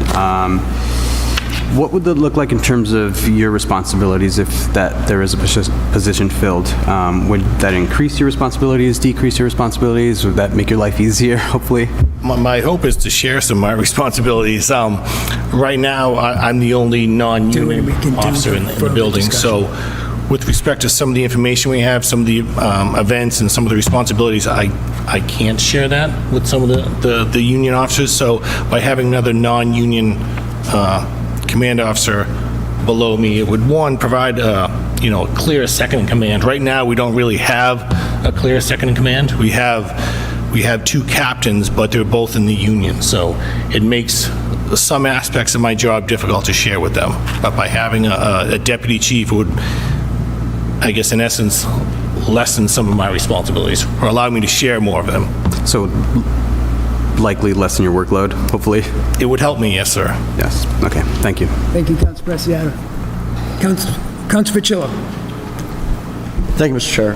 To my understanding, the original motion was never seconded, so I would move to approve the budget on the condition that we reduce item 51320 by $20,000. Motion's been made. I will second that to approve the police, to reduce the police department budget, line item 51320 by $20,000. Any further discussion? I'll yield to Councilor Roby. Councilor Roby. Thank you. I was also going to question about the new position of the deputy chief, but I also wonder if you can talk about the 2 new positions for traffic that you have in your budget? Well, right now, we have 2 traffic officers and we have 1 traffic sergeant. I think if anybody who's come to a traffic commission meeting, I think the demand from the public is more enforcement and to expand our responsibilities in that sense. And right now, we have 1 officer who works during the day, Officer LaRose, and 1 officer, Paul Connors, who works during the evening. Officer Connors is retiring in a couple of months, so we'll need to replace that position. But at the same time, I'm hoping to expand the duties of that unit. I mean, Officer LaRose does a lot of different activities for us. He manages all of our speed sign data. He also manages all the servicing of our vehicles. So he's kind of spread thin in some senses. So sometimes he's not able to be on the road as much, doing as much enforcement during the day. We just upgraded our radio system with our portables, our handhelds, and our cruiser radios, and all the infrastructure in the city with the fire department. Officer LaRose and Assistant Chief Emanuelson kind of spearheaded that for us. So without him working in conjunction with the fire department, we would have been really behind in what we needed. So during those multiple weeks, he was not on the road doing traffic enforcement. He was helping with the radio system. So what I'm trying to do is have more bodies on the road, more people doing traffic enforcement. Thank you.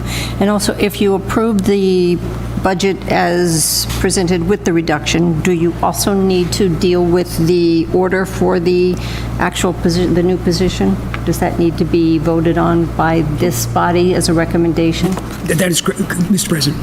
So to that point, Councilor Roby, I would ask the mayor to send a formal communication with the job description and salary ordinance, because you can approve the line item in the budget, but they're not getting paid unless we approve a salary ordinance. Correct. As well as a job description. And via email is not considered formal. I need it on the agenda for formal tracking. Yes, sir.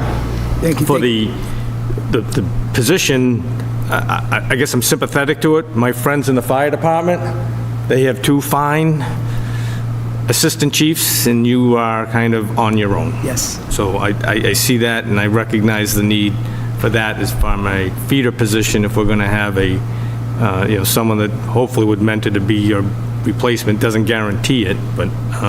Right. Yes, sir. I support the reduction in court OT, and I won't bore you with all the past years. We just haven't been spending that line item, folks. So there's nothing that's going to be missed by doing this. I do have a question, though, Chief, on the school officers or resource officers. Why does Marlboro put a resource officer at Assabet? Are we paying all of it? No. Okay. Assabet's paying that.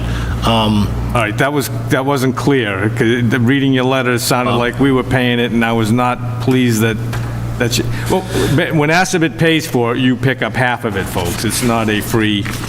Right. But that, I just want to make sure they were picking up their share of the resource officer. Right. So I believe it was 2020 with some of the Police Reform Act, we needed to have a school resource officer in all of the schools, or someone dedicated to it. So at the time, I had approached Superintendent Houle about partnering with the department to have a school resource officer at Assabet. And through his cooperation, we were able to work it out. So Assabet does fund that position, and we do invoice Assabet Valley for the 10 months that the officer's there.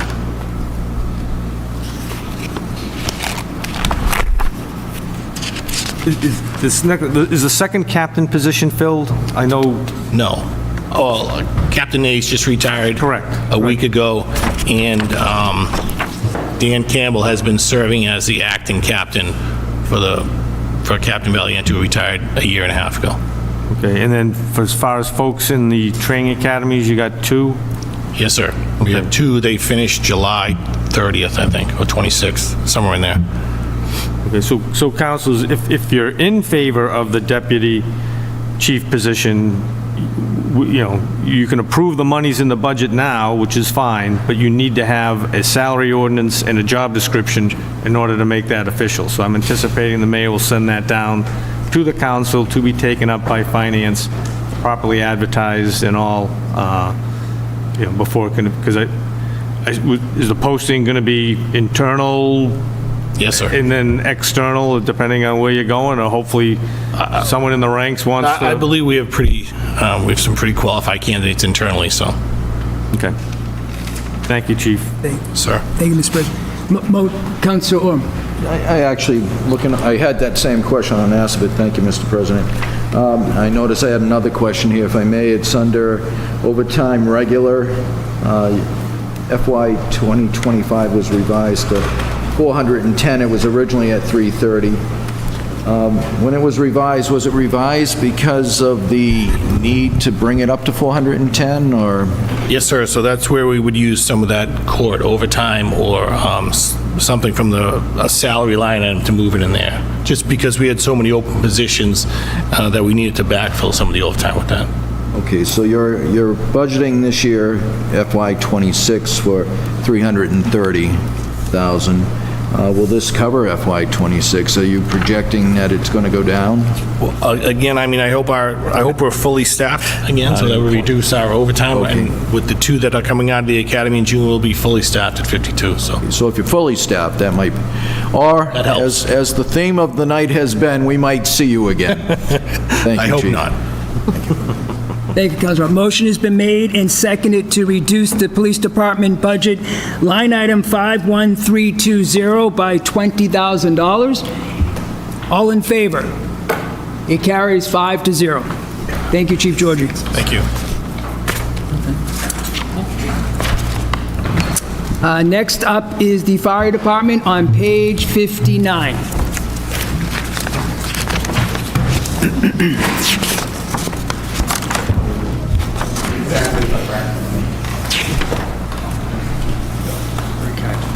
Good evening, Chief Breen.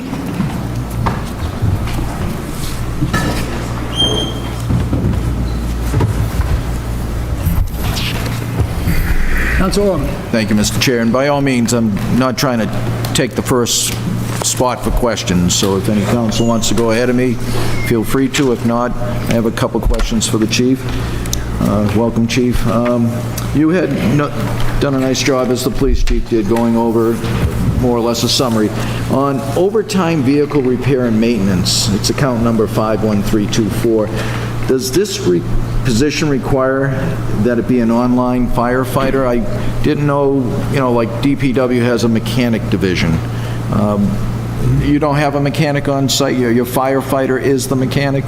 If you could maybe help. That's correct. Thank you for your question. Yes, to explain, the way that is currently configured, and I'm being cautious because it is part of ongoing negotiations, there's a discussion about how we will look ahead in the future in fulfilling those responsibilities. But right now, you're spot on.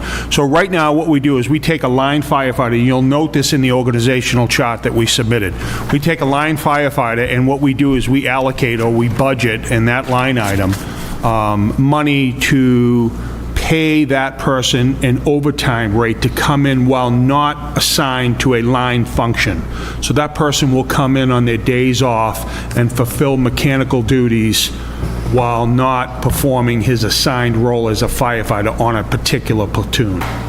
And is that person, I don't want to get involved with union negotiations either, but that person, is that type of maintenance like overhauling an engine, or is that No, more? that's a great question, Counselor. So no, they do minor mechanical repairs, but significant repairs are still outsourced, and you'll notice that's where we have approximately $300,000, $280,000 to $300,000 in vehicle repair maintenance.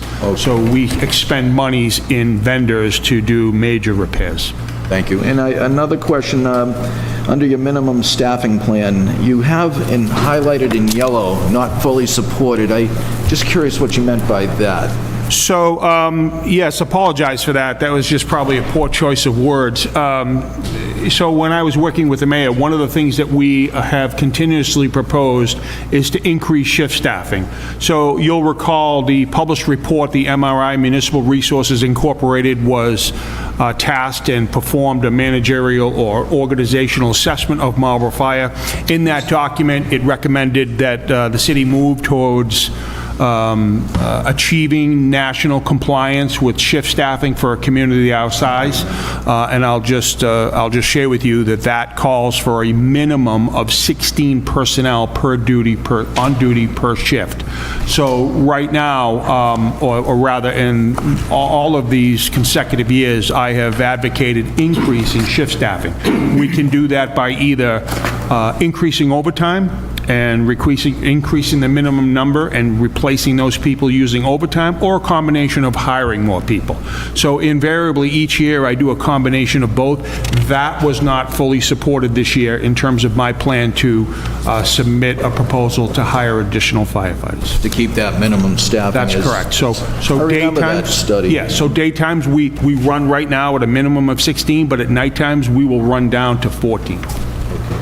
And there is a reduction in, so hard to follow sometimes, the fire lieutenants. Is that just based on, if I'm on the right line, yeah, fire lieutenants, there was a reduction. Is that based on new people coming in? Actually, no, Council. That is a change from fiscal year 2025, whereby we ended up with more. So between fire captains and fire lieutenants, we have a total of 12 positions. What happened is we were in the middle of a promotional process where we didn't have a list to promote, so we had 3 captains where we should have had 4. So where we have 8 lieutenants, we had 9. So what happened is we had 9 lieutenants last year, 3. So you saw a reduction in the captain, an increase in lieutenant, and this year we corrected that. That's fine. I'm not arguing it, and I did have a last question. Again, I don't want to get into union negotiations, but are your 2 assistant chiefs union or not? No, they're non-union. They serve as part of the management team. That helps with the police department. And they're here tonight? Yeah, I saw them. Eager to answer questions. The 2 Jeffreys are here? That's fine. Yes, they are. Yeah, and thank you for that. I just want to try to compare apples to apples as the police chief is working on that as well. Thank you. Thank you, Mr. Chair. Council Vital. Thank you, Mr. Chair. First of all, Chief, thank you for being here. I know your department had a very busy day today, and I want to recognize the gallant and heroic performance that your men have done today. I know it's not easy, and my prayers are with them. 3 line items. Call fire overtime, it's a 20% increase. Can you explain why such a, because the previous years, it was level, the last 2 years, it was level funded, and then now a 20% increase. One of our, thank you for the question, and thank you for those comments. They're very meaningful. It was a tough day for all, and they did an exceptional job today. So with respect to that line item, Counselor, we are trying to complete an organizational goal of adding a fire department training officer. You'll see an increase of $21,600, which was determined by doing something very similar to how we handled the mechanics position. What we would like to do is retain somebody most fire departments our size have like a full-time fire training officer. They work days, they're not assigned to a line function.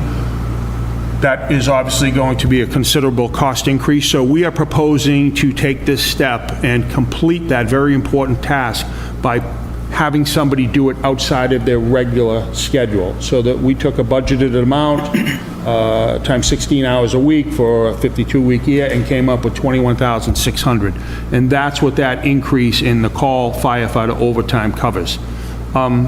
It should be evident when you look at the expenditures in that line item that it fluctuates. That line item covers the costs of, for instance, today we did what we call a recall, or an all off-duty personnel come in for a structure fire. So while we try to do our best to predict what that annual exposure will be, sometimes it's higher in some years than others. You know, if we have a significant extended event, whether it be a hazardous materials event or some type of natural or man-made disaster and or brush fire, we can see those expenses dramatically increase, and each year you might see that up and down by virtue of our fire experience.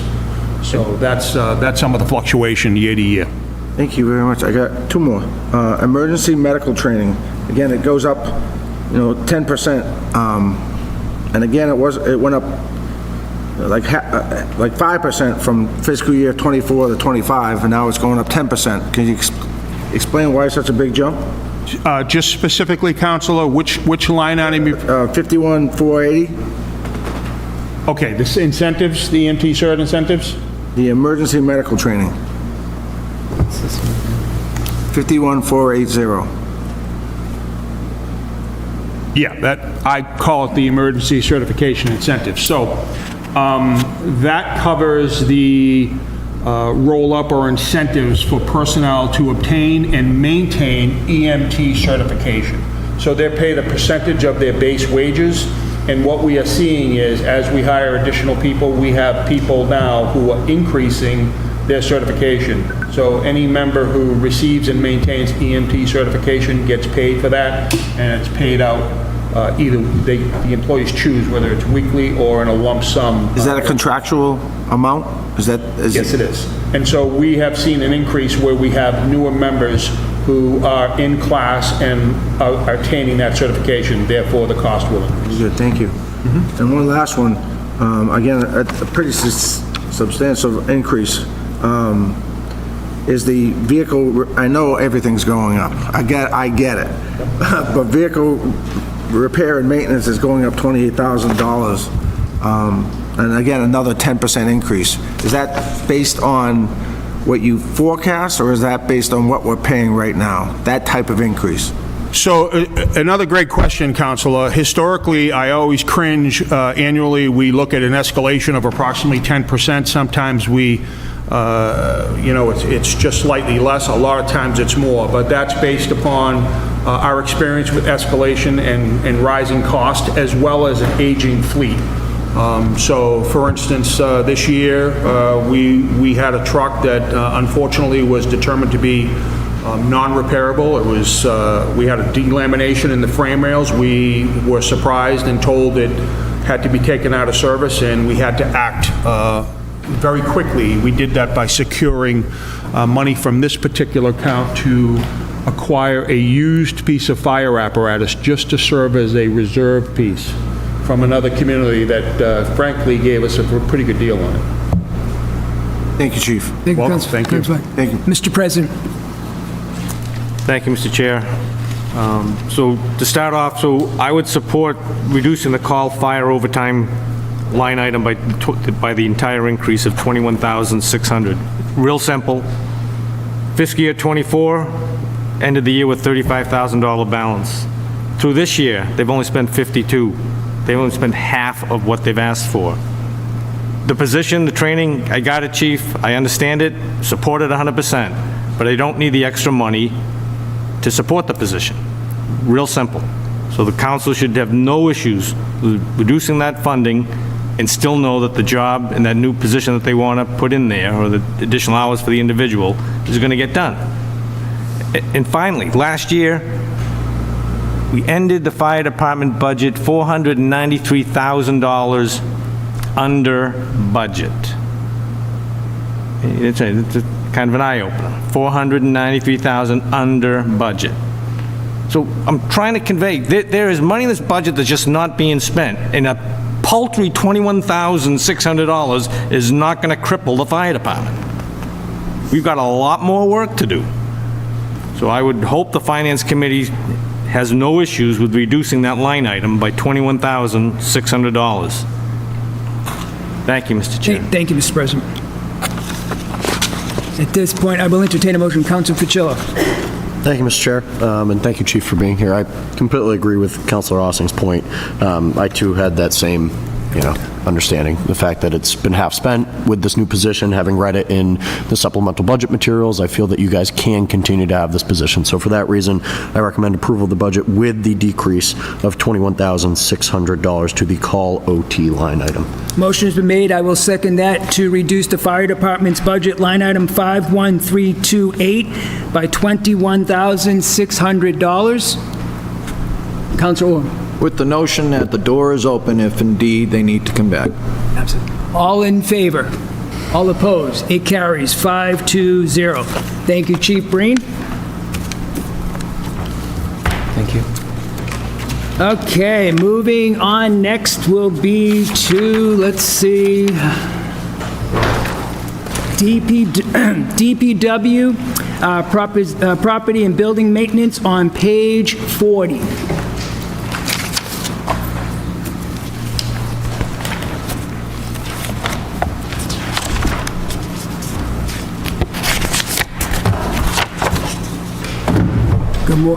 Good evening, Commissioner. Council Orm. My favorite subject, natural gas. Again, I'm going to sound like a broken record here, but we really need to start looking at our energy profile, and I'm sure other councilors may feel the same way, that is, and I know even in my own household, it's been ridiculous how much gas has gone up. But I would ask that, the consideration be made. I know you noted $300,000 in the FY25, so the question is what has been spent on natural gas at this point? It shows you were budgeted in FY24 for $300,000. Yep. I'm just curious where you're at right now in this fiscal year, the FY25 year. Where are we at? How much you've spent? How much you've spent on natural gas? So we're on track for that. For the 300? Okay. You were projecting 400,000 for next year. Now that's line item 52200. So last year we had some colder degree days. Also, we have a slight increase. The mayor just signed a natural gas contract. We locked in, we caught it right when it dipped. It only went up, it'll only be going up 12% from last year, pretty much in line with where it was 2 years ago, but it was a lot higher. So that will take effect in November, but we locked it in for 3 years. So May did a great job, and also Krista Homey, the procurement officer. We've all been watching it, and hopefully that means we won't be seeing any increases in the budget line item, but. Okay, so correct me if I'm wrong, 12% of 300 would be 36,000 if I'm correct? But that's just the supply side, so it's not that easy. So. The delivery side, yeah. So, no, I'm trying to see if we can reduce that and try to promote for incentives to look for a better way to maybe utilize renewable energies, and might it be a geothermal well or something of that nature. I know where I worked previously in Ashland, they put a geothermal well in their new middle school. That's the line item I would ask maybe some consideration. If you're looking at 336, then you're looking basically at 64,000. If that's, I hope I have but then again, you mentioned delivery. It's kind of like witchcraft to some degree, it's the best guess, but that's an increase of 33.33%, that 100,000. I would ask that we chat about it. I'll wait for the discussion, Mr. Chair. I know in the past, Councilor, you've mentioned that in the past you've cut about $100,000, $50,000. 1 year, I think you did $200,000. So yes, that was in your wheelhouse to be able to make those reductions. Mr. President. So to Council Orm and then also Council Roby. So if you notice, we've cut these every year and they've added money back in. So where have they added the money from? Positions that haven't been filled. All right. So I would still say the same thing. We should take 50,000 out of gas and 100,000 out of electricity. And guess what? If they need the money, they'll get it. And there's ways to do it with internal transfers and mid-year and end-of-year transfers. But again, you've got to start thinking about what the bottom line for the taxpayer is on this thing. We have not cut enough money out of the budget yet. Unless you're happy. If you're happy with $770 increase, state it and go. But I'm not. So I'm hoping the Finance Committee will see it to reduce the gas line item by 50,000 and the electricity line item by 100,000. Thank you, Mr. Chair. Councilor Vital. Thank you, Mr. Chair. Again, at the end of March, property and building maintenance was at 68%, where they should be at 75%. So you're already, of this past year, overall, I'm talking about, you were a significant amount below what we had budgeted for. There may be some, Yeah, do you I have no talk ideas about electricity? payments late in the year. So you got to remember the bills lag by a month. So currently it's somewhat on track. You can do what you want. I'm just saying that's a hard one. The school one's even harder because we have the solar metering and the credits. So it's a harder one to look at a specific spot in time. But Thank you, Councilman. I believe I still have the floor. I'd like to make the motion to reduce line item 52120, electricity, by 100,000, and 52200, natural gas, by 50,000. Motion's been made. I will second that to reduce the property and building maintenance line items, 52120 by $100,000, and to reduce 52200 line item by $50,000. Any further discussion? Councilor Brown. Thank you, Mr. Chair. I actually had a couple of questions. One of them was for the repairs and maintenance of municipal buildings. It's the 52469 is the item number. And so that one saw the increase of 50,000, and that item stands at 325. I was going to propose to reduce the increase by 25,000, just based on the same philosophy that Councilor Ossing had shared, that I just didn't see the historical spending, and it's something that we can transfer if it needs to happen. And what line, I'm sorry, Councilor. It's repairs and maintenance of municipal buildings, 52469. So to bring it down to 300,000 instead of the 325 that's proposed. 52. It's on page 42. It's the top item on page 42. The one that's yellow. Well, yellow on my page. The 52469, to reduce that by how much? By 25,000, so to make it 300,000 versus 325. Okay, so. And I did have another question, too. So, Council Vital. I'm confused. I heard 325 and 50. I'm not sure what the motion was. So I second the motion that Council Vital had for the 100,000 and the 50,000. And Councilor Brown would like to have a motion to reduce line item 52469 by 25,000.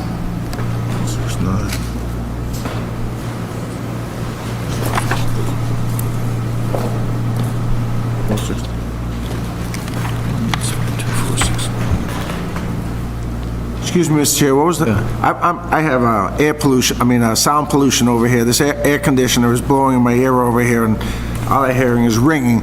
What was the addendum to the motion? Yes, so Councilor Brown would like to add line item 52469 and reduce that line item by $25,000. That would go with your motion.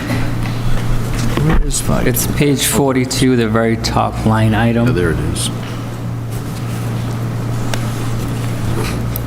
Don't be too hasty with the air conditioner. It feels nice in here. We'll give you money for that. So are you fine with that, Council Vital? Thank you. now I can afford that cut. You would have to add all those three if Council Vital wants to rescind. Okay, I actually had one additional question, Mr. Chair.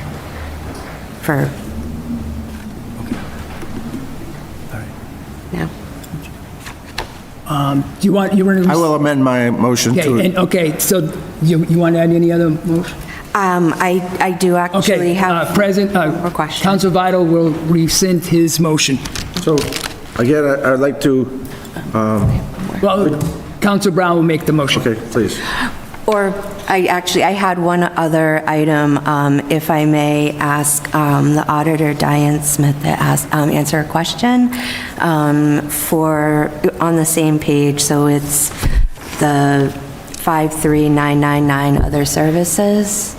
In our current fiscal year, what have we spent of the 106,500? I don't have that in front of me. I can look for that information. Okay. I have the answer. Council President, or do I have that? So you have, this is as of today. So you have available 51,000. It's at roughly 59% right now. That's one of the smaller line items. The repair and maintenance is at 88%. Okay. Just, that's 53999.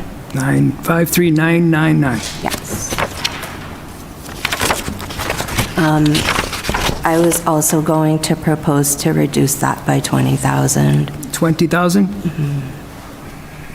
Okay, you want to make your... Just for historical spending, and again, That can was come back for that was line item 53999. 53999, other services. 20,000. Yes, so that would bring it down to 86,500. Thank you, Councilor Brown. All right, so you have those 1, 2, 3, 4 motions. Is that your motion to reduce? Yes, so I move to reduce the gas line item by 50,000, the electric line item by 100,000, the repairs and maintenance to municipal buildings line item by 25,000, and other services by 20,000. Motion has been made. I will second that, to reduce the property and building maintenance line item 52469 by 25,000, 52120 by 100,000, 52200 by 50,000, and line item 53999 by $20,000. Any further discussion? Councilor Fucillo. Thank you, Mr. Chair. I just want to ensure, I understand we have a job to do today, right? We are looking for opportunities to save the taxpayers' money. Yes. However, I want to ensure that, these two additional cuts are things that you guys at DPW, would be able to, I know you can always come back, but is there a reason why you asked for the $50,000 increase in terms of, is there a specific project is going to happen where you need this funding for? Facilities, we're always transferring money into facilities. Facilities is usually the stepchild that never gets funded, so we're always transferring into it, and the costs keep going up, so that was the reason why. Okay, thank you. Good question, Councilor. Motion made second. Councilor Preciado. Thank you. Thank you for being here. I did have a question about the house worker line item. How much of that has been spent? So that's 50560 so far. Maybe you could explain what that line item is as well. That's custodians. So right now, Those are city custodians. okay. The custodians for the school are under the school budget. And how much of that has been spent so far this year? 87%. Thank you. Okay. Should be. Jump. Motion's been made and seconded with those reductions. All in favor? It carries 5-0. It's 195. Next up is DPW Administration on page 79. Page 79. Oh. Monitor. I didn't know what that was. Excuse me, do you do schools first, or? Still on the... Schools is the next. Yeah. Page 67. Oh, I apologize. Thank you, Commissioner. Page 67. Thank you. Thank you, Commissioner. All right, page 67, maintenance on schools. Thank you, Mr. Chair. Councilor Orman. Again, we're looking at natural gas with a 20% increase, 100,000 increase, as well as, I was looking at I had a question on that, as well as the sick leave buyback, and maybe there's a good explanation for the buyback. That's a 21% increase, and the natural gas is a 20% increase. If I could maybe hear from the commissioner on both line items. Sick leave buyback means someone that's a union contract, someone became eligible for that, so that's why that gets added. Thank you for your answer. And then the discussion we've been having on natural gas, so again, that's a hefty increase, and I would ask, and same with electricity is not as bad. It's interesting how your electricity is only 5.76% increase, but when you look at the natural gas, it's a 20%. And as noted before, my incentive to reduce that is to try to get the incentives out there to look for other forms of energy. I would ask that we cut the line item for natural gas by $50,000. And I know that in the years past, you've also looked at the electricity line item as well, Councilor. Which one was that? The electricity line. Yeah, I saw that, and I only saw a 5.76% increase.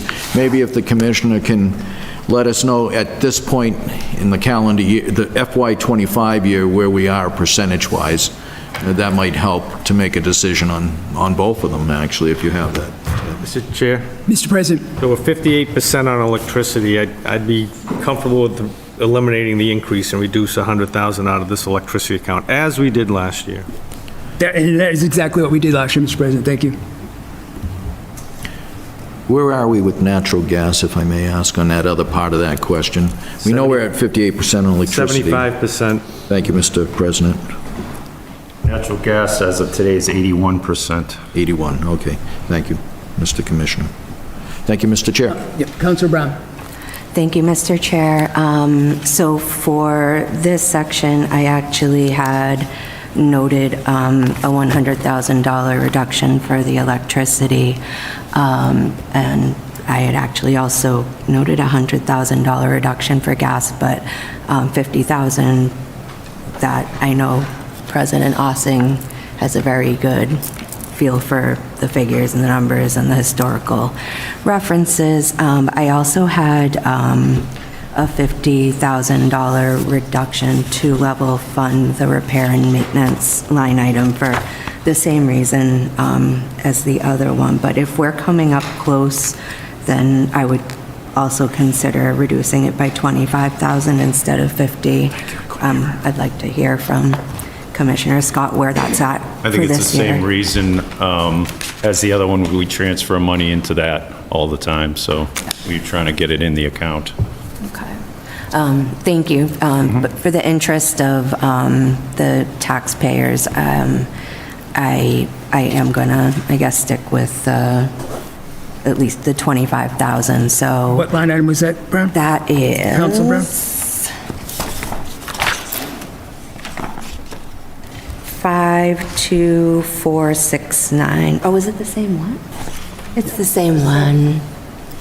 Oh, It's the same code. Same code. Getting tired, I apologize. So I would make the motion to reduce the electricity line item by 100,000, the gas line item by 50,000, and the repairs and maintenance by 25,000. And that was by 25,000. Motion has been made. I will second that.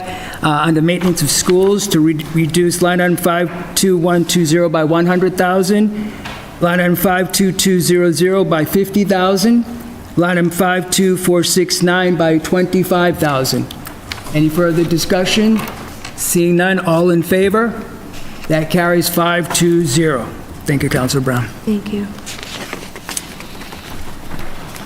All right, now moving on to DPW administration on page 79.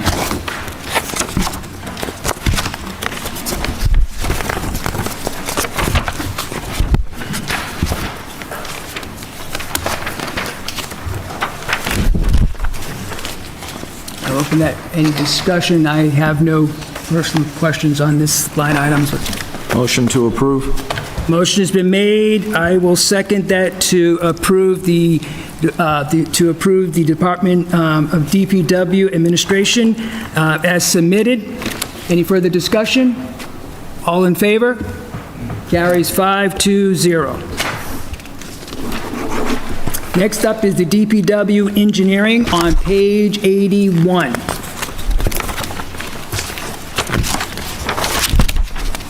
Mr. Chair? Oh, Mr. President.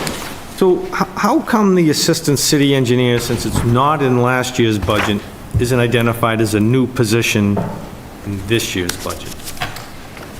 So, last year's budget, as in the supplemental, the DPW succession plan, we had the Assistant City Engineer position was occupied. That person moved to the Capital Projects Manager that vacated that spot.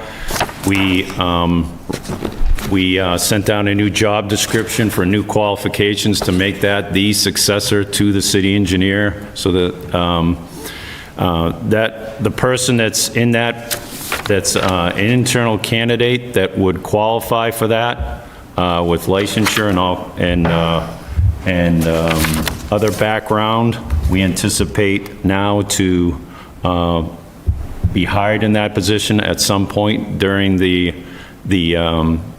next fiscal year. So it was deactivated. It wasn't filled, so we didn't put it in the budget. Now we're going to fill it, so now it's being put back in. So, Mr. Commissioner, I'm not really challenging, it's really to the mayor. These are new positions. You're either going to have a sheet that says how many new positions we're adding to the city, or we're not, all right? And to be truthful and upfront, so that everybody knows, you know, we're adding 5 part-time librarians, an assistant city engineer, which is, the council approves is fine, but the page in the budget book doesn't reflect that. So we have to go through and sift through the background information to determine that. I don't think that's being upfront. I don't think it's done deliberately. No, it's but not. It's just, hey, you're either going to put the right information in the budget book or not. Just take that for what it's worth. Thank you, Mr. Chair. Good point, Mr. President. I will entertain a motion. Councilor Brown. Thank you. Move to approve as presented. Motion has been made. Motion has been made and seconded to approve the engineering department budget as submitted. Any further discussion? All in favor? That carries 5-0. Thank you, Councilor Brown. Okay, now moving on to snow and ice on page 84.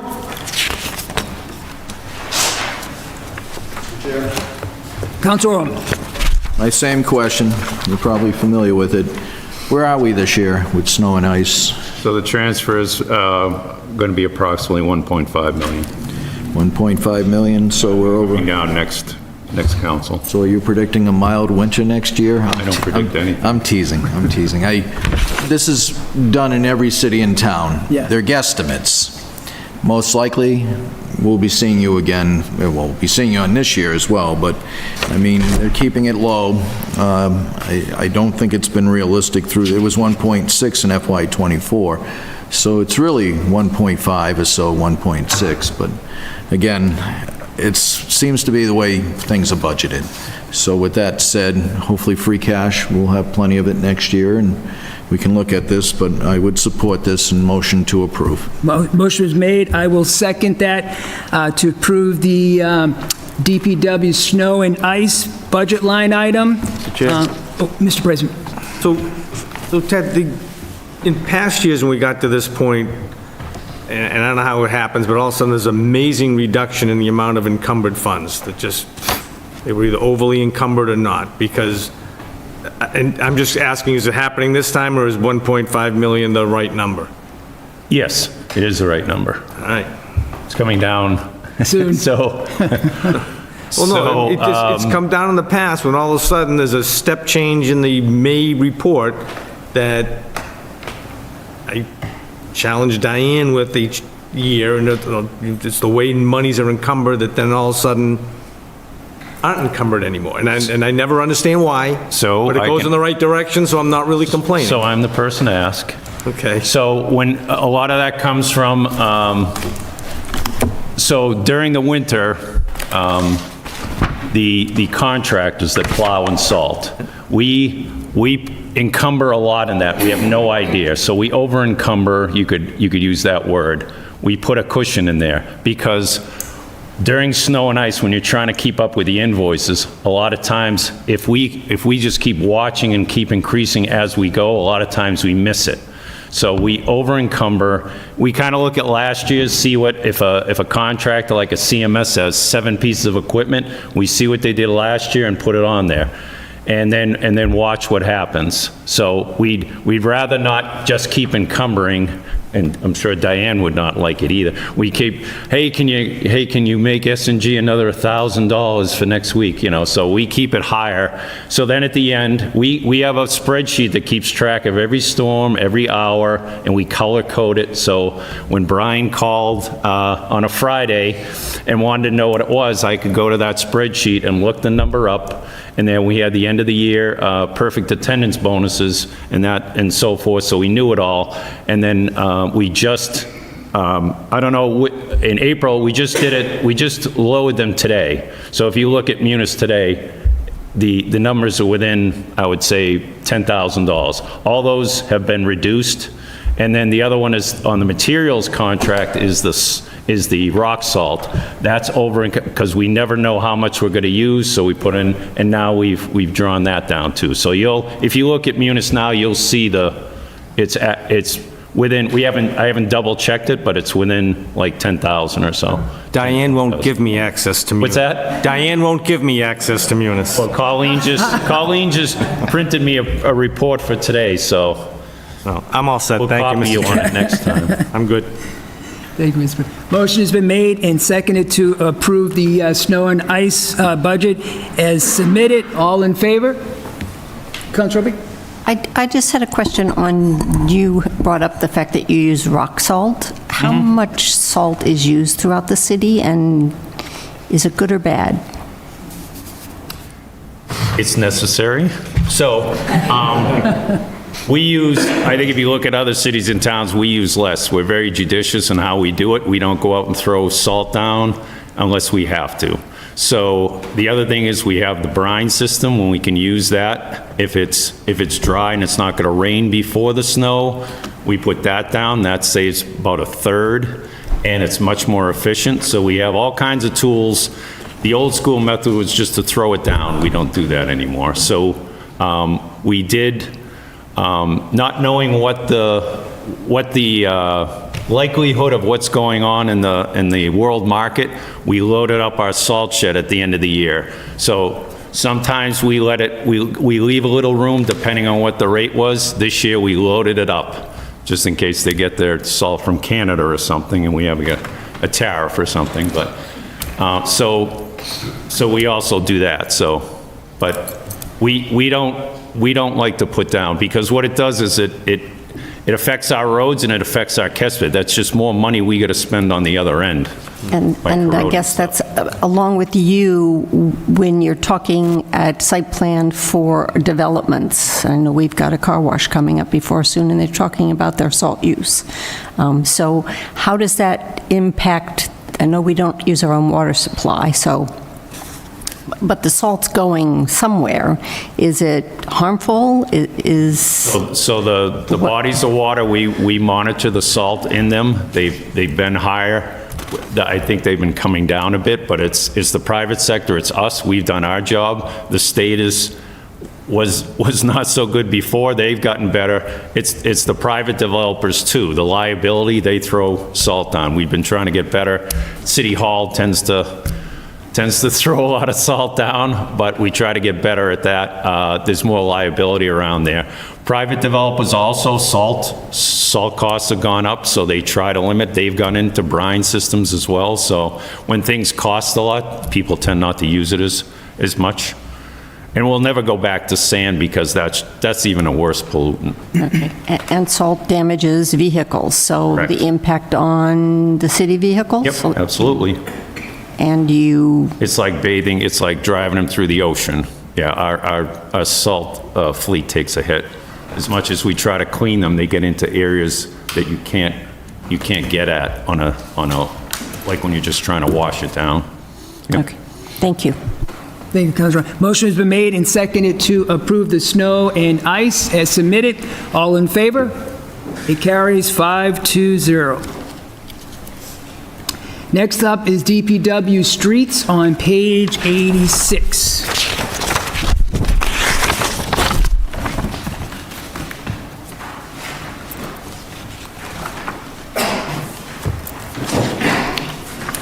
What page? Page 86. Councilor Brown. Thank you, Mr. Chair. I had a question about item 53140. It's on page 87, contract services. So I was just wondering where we're at with spending for the current fiscal year. Sure. The increase here is for 2 new contract rate increases, the line painting that we put out for a contract, which is the center lines and the fog lines, which are the shoulder lines that we can't do in-house. We try to do as much as we can in-house at night and overtime. It still saves us money, but we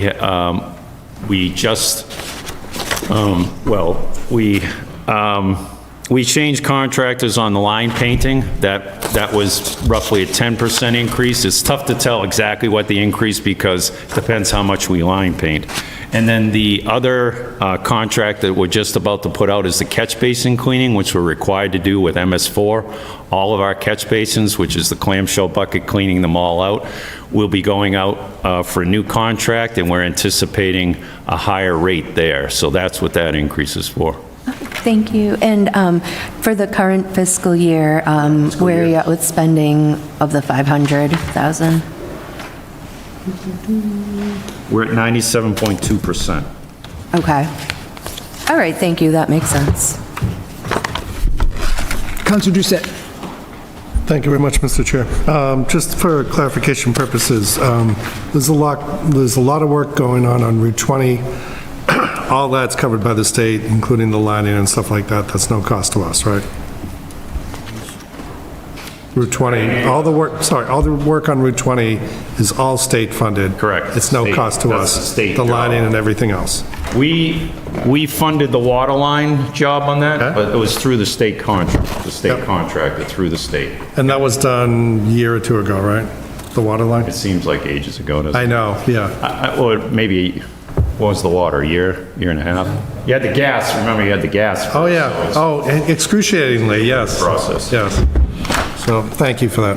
Thank you, Councilor Doucette. No further discussion. I will entertain a motion. Motion to approve. Motion has been made, and I will second that to approve DPW Public Works Streets. Any further discussion? All in favor?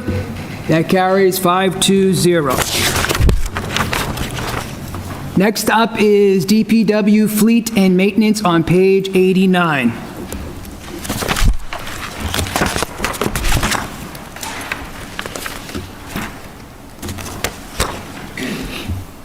Councilor Brown. Thank you, Mr. Chair. I didn't have any questions about this budget area, so I move to approve as presented. Motion has been made. I will second that to approve the DPW fleet maintenance as submitted. Any further discussion?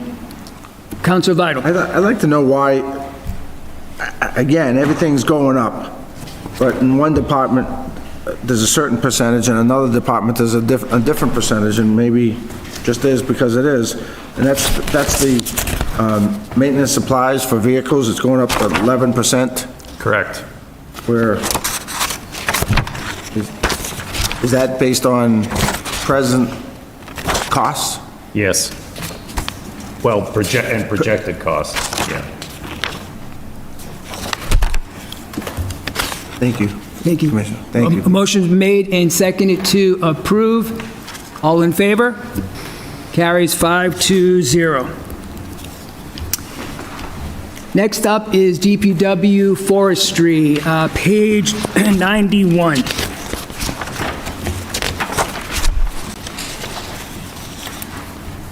Councilor Brown. Thank you, Mr. Chair. I also do not have questions about this and would like to move to approve as presented. Motion's been made. I will second that to approve the DPW forestry budget item as submitted. Any further discussion? Councilor Vital. I'm sorry, Mr. Chair. No, that's fine. That's Council. But, you know, for the last 2 years, we have contract services at $120,000 and it stays there. Is that just is that money that's actually being spent? Could you give me on line item 53140, contract services? Contract services, 87.7 right now. And we do typically transfer into that, but we do have the revolving account. Our initial draft had an increase in that because equipment and materials are going up, but because of this year's budget, we do have the revolving account, so we didn't increase it this year. Thank you. Motion's been made and seconded to approve the DPW forestry as submitted. All in favor? That carries 5-0. Next up is solid waste and recycling on page 94. Mr. Chair? Councilor. I had a question, first and foremost. It seems like a reasonable increase for our rubbish collection, 8.68%. I've seen tremendous damage in previous years. Is that for just a one-year renewal, or is... Well, that's a hopeful percentage, because that was before we entered negotiations. We're currently with Republic, and we have gotten their proposal, which is pretty much 24% more. So we're not happy with that, so needless to say, we are out getting proposals from other vendors. That's fine. So Republic, we've had a good relationship with them, and just so everybody knows, Republic has a one-day service, other vendors do not. So it may mean that we have a new vendor, which will mean a good amount of time of that vendor learning about missed trash and things like that. Plus, we may have to go back to multiple day trash pickup again. So that's where we sit. It was surprising that Republic, based upon their history, would come at us with such an increase, but that's where we are. So thank you for your answers. Councilor Navy. Thank you, Mr. Chair. Commissioner, when does the current contract expire? The end of June. Okay. So at this point, we may be extending for a few months. Okay. And that's in the contract, it's just a month-by-month extension, or does it have to be for a certain period of time? We're still in negotiations, so we'll see how that works. Thank you, Councilor. No further, Councilor Fitzgerald. Thank you, Mr. Chair. Just a couple of quick questions. In looking at this fiscal year, I noticed we've moved funds out of equipment operator, attendant, and then interim foreman. We haven't expended any of those monies. Are those vacant positions right now? The solid waste equipment operator, we have not been able to fill. It requires Saturday, and we've interviewed people and then never been able to fully fill it. And that's a key point, and we're going to concentrate on that going forward, because the person who's in the foreman's job probably has another 5 years. We need to train someone to take that position over. And that, it may seem like an easy position, but it's not, dealing with the public and trash. If anybody's ever been down there, we called the cops down there last week, the person who wouldn't leave. It takes a certain person, and we'll find that person eventually, but no, we haven't been able to fill that. Thank you. Thank you, Mr. Chair. No further discussion. I'll entertain a motion. Motion to approve. Motion has been made. I will second that to approve the solid waste and recycling budget line item as submitted. All in favor? That carries 5-0. Now moving on to Sewer Service Fund 133.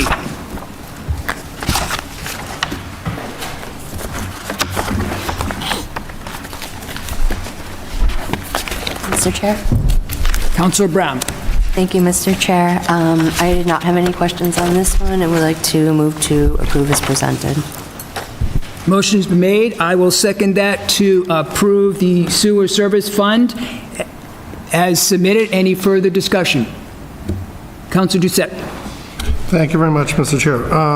So I'm looking at the legal services. I'm assuming that the legal services was a lot to do with Northborough in 24, 228 going down to 50. What is the legal services that you typically need to do nowadays without being in court?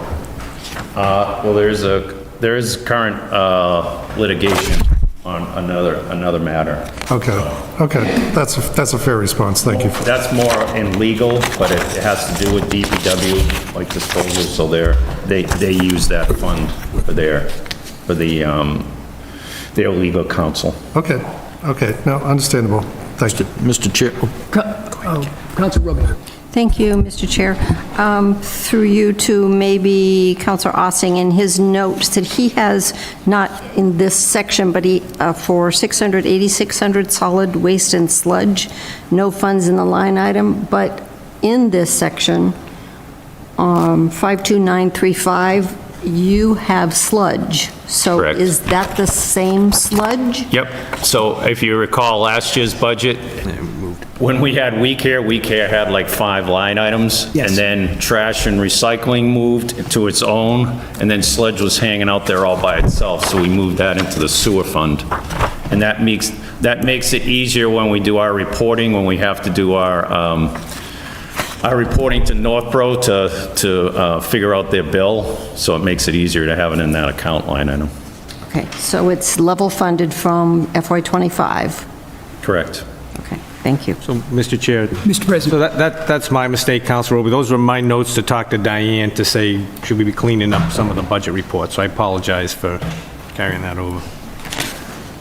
Mr. Chair. Does that answer your question, Councilor Rubin? Yes. Oh, yeah, Councilor Orm. I would just, like to note and thank the Commissioner for touring both the westerly and easterly with a few of us councilors, and you really realize the impact. You just can't shut off the flow. It goes, and it will continue to go. So I was very impressed with your staff, and again, what an important function for our city, as well as an economic incentive for people that move in here that don't have to deal with putting a business in with a septic system. So this is a great incentive and a very, very important part of your budget. Thank you, Mr. Chair. Thank you, Councilor Orm. Councilor Fucillo.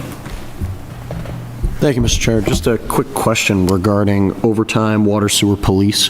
I noticed in this fiscal year, at the end of April, we had not expended any of the funds in that line item, and it's $20,000. In FY24, we only expended $3,300. Is there, what is kind of the need? It's one of those things we can't really speculate on, but... That's really that's utilized by the police, that account line item, when they have details. Sure. So. Okay. Is a wild card. Right. Seeing that we haven't expended any funds, I do think there's an opportunity here to possibly have that, cut it by $10,000. If we need to come back, but that's just my thoughts at this time. So I move to cut, approve the... Motion was made by you, Councilor Mr. Brown if she wishes to rescind her motion. Mr. Chair, I will amend my motion to include the $10,000 decrease mentioned by Councilor Fucillo. Thank you, Councilor Brown. And what is your motion, Councilor Fucillo? What line item? Thank you, Mr. Chair. It's line item 51380, overtime water sewer police. 15380, and you want to reduce it by? $10,000. And that is your motion. Motion has been made. I will second that under the sewer service fund to reduce line item 51380 by $10,000. Any further discussion? Councilor Vital. Thank you, Mr. Chair. I also would like to reduce the pumping station maintenance. It's an increase of almost 20%. I'd like to reduce that back down to 10% of an increase. So that would be, another $20,000. And what line items? That is 55660. Reduce it by how much? $20,000. 20,000? Yes, please. I will look to Councilor Fucillo to amend his Thank you, motion. Mr. Chair. Looking at this fiscal year, and correct me if I'm wrong, Mr. Commissioner, it seems like you guys have transferred into that account over $600,000. So I personally would not be in favor of adding that additional, the auditor can check me on this, if that's all right, Mr. Chair, but seeing that you guys have, $600,000 you've added to this account, I wouldn't be comfortable making a cut to that account. Yes, so there's, the big portion of that is the first part of the sewer study, sewer modeling study. And we'll have the next phase of that on the capital. We felt imperative the way the building's going on, we have to have a more accurate sewer model. And we wanted to get a jump on and get the monitors in the manholes because the spring is the time when you have the most flow. So that's a big portion of that involves pump stations, but that's what that account's used for. Another big item is $120,000 for the Concord Road pump station when the generator let out. So we incurred that cost in our operating budget.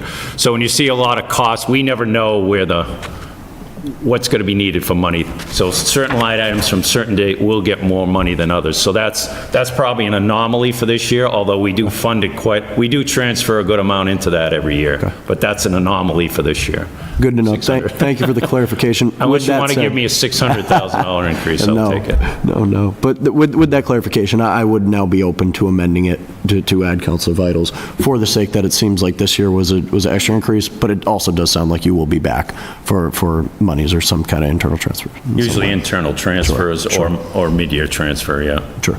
Councilor Vitals, okay with that motion?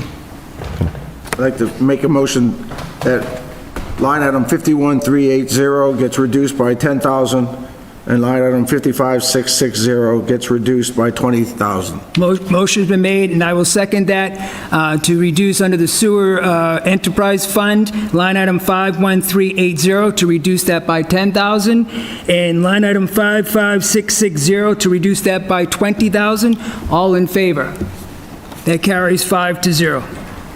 Good job, councilors. Next up is the sewer east on page 136. East waste water treatment. 136.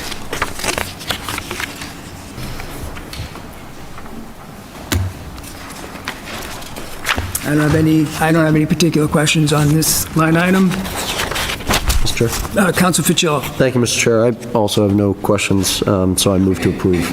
Motion, budget. okay. Well, the sewer east waste water treatment plant. Motion has been made, and I will second that to approve the east waste water sewer treatment plant as submitted. Any further discussion? All in favor? Carries 5-0. Next up is the sewer waste on west on page 139. And again, I don't have any questions on this particular line item.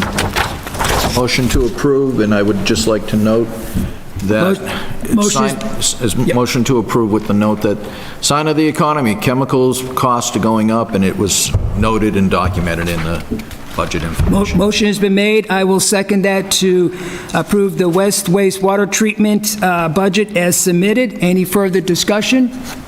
All in favor? Carries 5-0.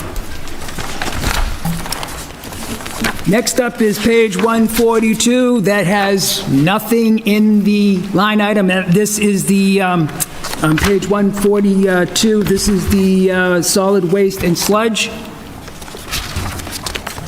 So I'm thinking in the future, this would be eventually removed from the Munis report, I'm thinking. We'll remove that next year. It's just, I was showing the history of what took place in fiscal year '24. Very good, understand. Thank you. So I'm thinking there's nothing we have to vote on that. Thank you. No request. Perfect. All right, so now moving on to the Water Enterprise Fund on page 157. The last pages.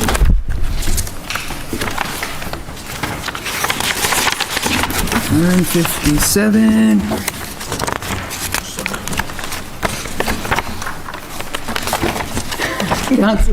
Councilor MWR. Councilor David. Thank you, Mr. Chair. I feel like I ask this question every year, but the Water MWRA Fund 52320, that is also, that accounts for not just the wholesale water that comes from MWRA, but there are other items. Can you explain that a little bit? Chemicals, correct. Okay. And so the MWRA assessment this year actually went down 1.3%. That's correct. Does that miraculously match the number that the chemicals went up so that the line item is the exact same number? Coincidentally, yes. What a shock. That is unbelievable. I would again this year suggest that perhaps in the future we break these out so that people have an understanding what the true cost of their water is, and perhaps do a line item for the wholesale water supply and then for the chemicals that are added in addition to that. And then further, I just wanted to ask about how many water meters are going to be able to be replaced for that?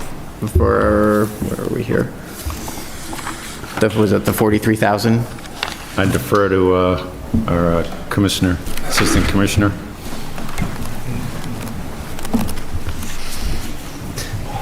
Mr. Lafreniere, our assistant commissioner. Hi, thank you, Councilor. So our goal is 1,000 water meters per fiscal year. We generally target about, or trend about 800 meters a year that we replace. The life cycle of a meter is 10 to 15 years, so we try to stay ahead of the meters dying. Yep. And are these all in the same technology? Is that they're currently being replaced, or is it a newer product, or is it? So we have a new residential meter model that we're implementing now. It's an ultrasonic meter, so it's, I believe, a more reliable meter. It's a little bit more pricey, but I think we'll get better longevity out of it and is less prone to leaking. So. I know some communities are looking at meters that are a little bit more interactive, that kind of have a platform. I know they're a bit more expensive, but is that something that the department has looked at to be able to give people a little bit more of an accurate reading so they can see when there are water leaks or when there is a spike in usage or things like that? Yeah, I have looked into it. We have looked into it as a department. Part of that process to the technology is LTE, cellular connectivity for all the meters, and this newer meter is part of that technology. So really the first phase of going to a system like that would be upgrading the residential meters to this model. But that endeavor is millions of dollars and years in the making. So it's something that we're going to be looking at closely over the next few years, but it's not an overnight project. Yeah. Hopefully costs will come down as technology matures, maybe. Yeah, I expect it. Yeah. Great. Thank you, Commissioner. Thank you. Thank you, Councilor. Councilor Brown. Thank you, Mr. Chair. I have a question about an item on page 159. It is number 54620, maintenance trenches. I was just wondering, I guess for the current fiscal year, where we're at with that spending of the 320.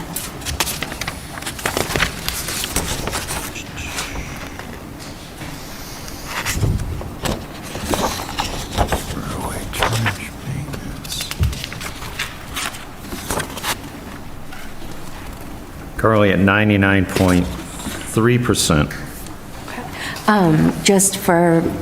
Just for my own information, what caused the number to jump, I guess, from fiscal year '24 to now? I guess that 138, 415, to now in the 300,000. So I don't have that in front of me, but what happens, is that what's left in what was actual in the last one? So for fiscal year '24, it says the actual, I lost. So the actual is when it's spent. So if something is encumbered and not spent till the next year, it shows up on the next one, so it's kind of Okay, that's the new daily not always an word. accurate way of looking at things with big. Understandable. Thank you for explaining that. Yep. Thank you, Councilor Brown. Thank you. Councilor Vital. Thank you, Mr. Chair. Just one more curious thing, because, again, it's another line item that continues from year to year, is your tank maintenance. Yep. Where are we on that one? As far as expenditures? Tank maintenance. Where's,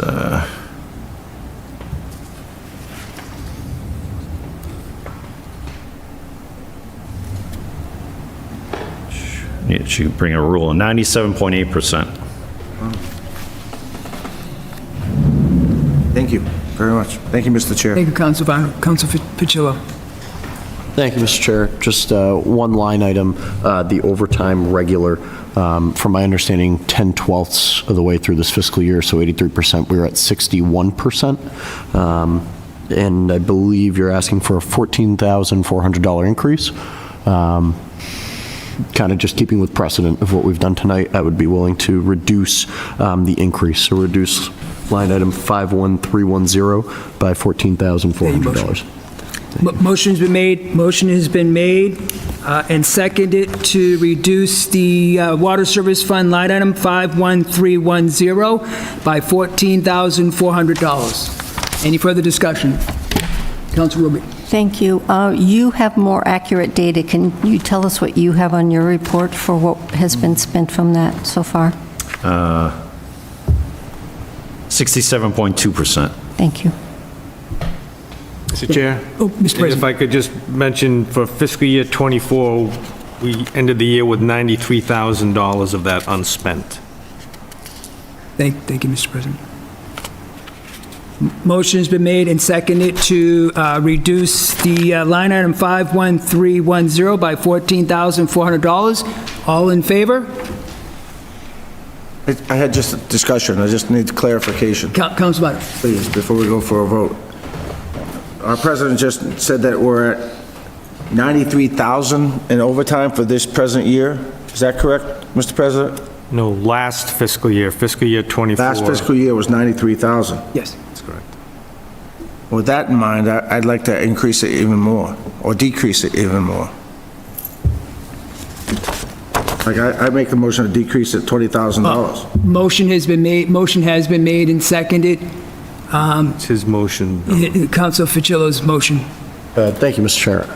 Reason, I mean, I can understand why we would take on more. My understanding is I'm just going to take away the increase that's being requested. I would support just that increase of $14,400. So I'm going to stick with that motion just because that's a precedent I feel like we've set just kind of throughout this whole meeting. So I'm not going to unfairly treat this line item. I know there's been a few one-off instances where we've made reductions in overtime and some other things, maintenance, that might not be related to those increases, but for this one, I'd stick to the $14,400. Motion has been made and seconded to reduce line item 51310 by $14,400.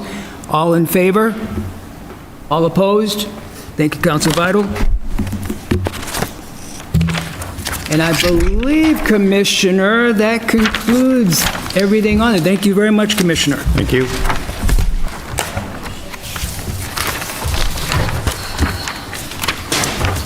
All right, so next up is, thank you, Commissioner.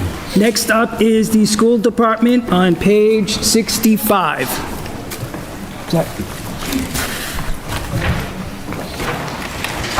You're on a roll. On page 65. Good evening, Superintendent Murphy. Good evening. Good evening. Good evening.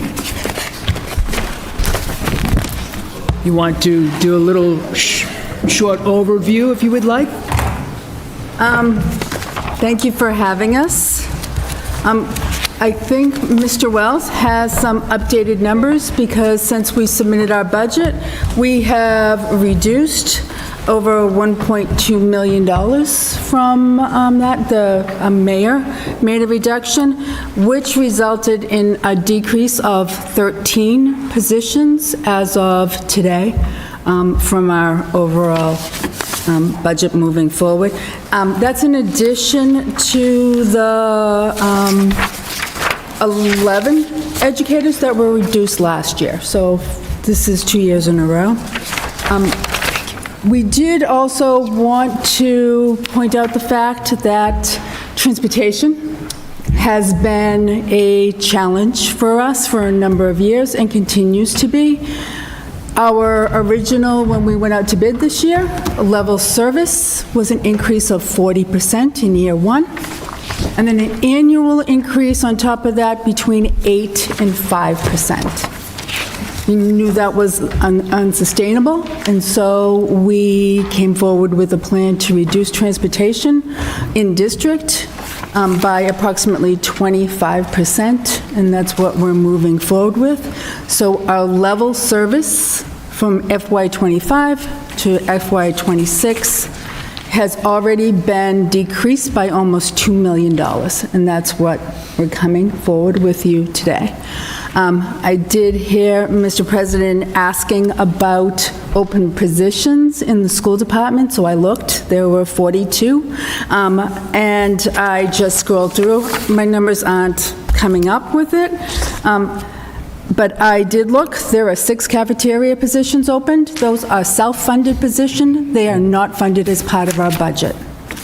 12 substitutes. Those are not full-time positions. Those are hourly people, daily rates that come in, and we need those because a lot of our employees have children and are not in work. There are summer positions on that list. There are 2 custodians, one of them being a weekend, and those have been challenging to fill. There are 7 positions that are associated with students that have special needs and are required by their IEPs. There's 1 principal position. It will be filled within the next 2 weeks. And there are 5 teacher positions in that listing. I'm missing 3. I can't figure out where I lost them. And those 5 teacher positions, we do have retirements. We will have resignations. We'll have teachers. Those are posted for open positions that will be hiring, hopefully, all of them for the fall. And most likely, we'll have more. We'll have more resignations. We'll have more employees that we'll have to hire. So I hope that addresses those. We should not be ending the year with any excess money at all. It's been a very tight year for us currently. We are here to answer any questions at all that anyone may have. Thank you, Superintendent. I'll open that to the council if we have any questions. Council Vital? Thank you, Mr. Chair. As of right now, what percentage of your budget has been expended? At this point in time, 96% of the school budget is... 96%. As of right now? As of right now. Thank you. Thank you, Council Vital. Council Orm? Yes, the chart you provide here per pupil expenditure, I brought that up before you got here, or you might have been in the audience, I don't know, but I'm looking at what we spend per student and through FY23, and I noticed, when you look at Hudson and you look at Framingham, I see that we're not close. Framingham, $24,312, Hudson, $22,355. We're, at $18,469 in FY23. What is the expenditure expected per student come FY26, this following year? Do you have an idea? We don't know as how it would relate to these numbers. So these numbers are a blending of a lot of different costs that are associated with education. So it has to flow through our end of year report and then into DESI, and then they do their calculations that drive this number, which has some things that they exempt from the per pupil expenditure. So it's hard for us to put together what that per pupil expenditure would be in a forward-looking statement. I would anticipate with the budget that we had moved forward, we would move more in line with what was anticipated, closer to the state average, would have been my expectation. But every time, any reduction that brings us back is going to bring us back in line with kind of where we're kind of sitting right now, would be my estimate moving forward. And another question is the aid that you get in the NOS, is it, or? That's school spending, yep. Yes. If you could maybe highlight that to some degree. Is it on this somewhere? I just got this. Net school spending would be the, this chart here. Yeah, the NSS I see there. If you could Which is the maybe- bar chart with the lines. Thank you for the larger chart, by the way. Yeah, it's very dense data, the way that DESI publishes this. So what we're seeing here is over time, we had significant gap between what we were actually spending on our net school spending versus what the state says you must spend on your net school spending. So we had a nice gap there. We were working through it.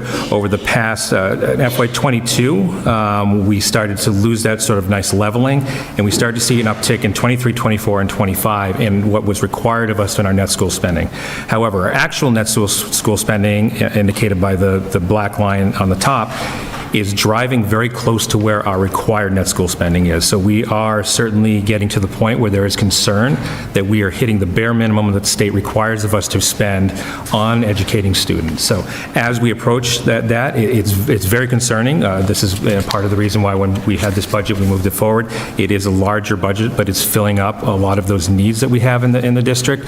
Not level services is really what it is. Modified level services. I mean, we did reduce transportation to meet some of the requirements that we have. But this is certainly concerning, seeing the grant, seeing these lines get so close to each other. And if I may, Mr. Chair, I just have a couple. Absolutely, I Councilor. have quite a few highlights, but I won't. The other note you just brought up is transportation. Assabet Valley brought it up too as well. It seems like you're very in the same position. Transportation. It notes 33 buses to 25 buses. What's that impact going to do to our residents in Marlboro? I'll say the parents of students. It won't handle it. Happens to all residents, but We have been trying to hold some forums. We did one on a district level a couple of weeks ago, and now the elementary schools will be doing it on a school-by-school level, and I will be at each one of those meetings with the building principals.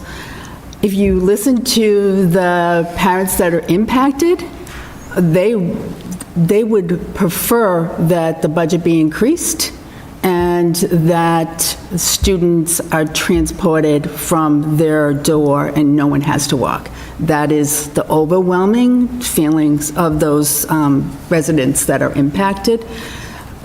We explained that our priority is what happens in the classroom, and that difference in cost would have been 10 to 12 additional educators to maintain level service of so busing. you're balancing educators with bus And our routes. priority needs to be the classroom Understandable, experience. but unfortunately, maybe, I was heading to my dentist and I was going by Goodnow. I couldn't believe the line I had to wait in. It's amazing how many parents will transport. I was one of them back in the day. I'm on page 16. The other question I just wanted to note is you mentioned the special education escalations, and again, you're very similar to what's happening at Assabet. And do you see any change to that, or are we still going to be challenged with special needs, if that's how it's called, as well as... So it's a combination of costs that is in district, but the out-of-district costs have really escalated over the last few years. Those costs have gone up almost over 18% in the last few years, and the way to address those skyrocketing rocket cost has been to use circuit breaker, but it gets to a point that you're using too much circuit breaker, so when you have move-ins or unexpected costs, you need to maintain the circuit breaker. That's what that money is there for. Thank you, Madam Superintendent. And then you're leading me to my next question. Circuit breakers, grants, state, federal.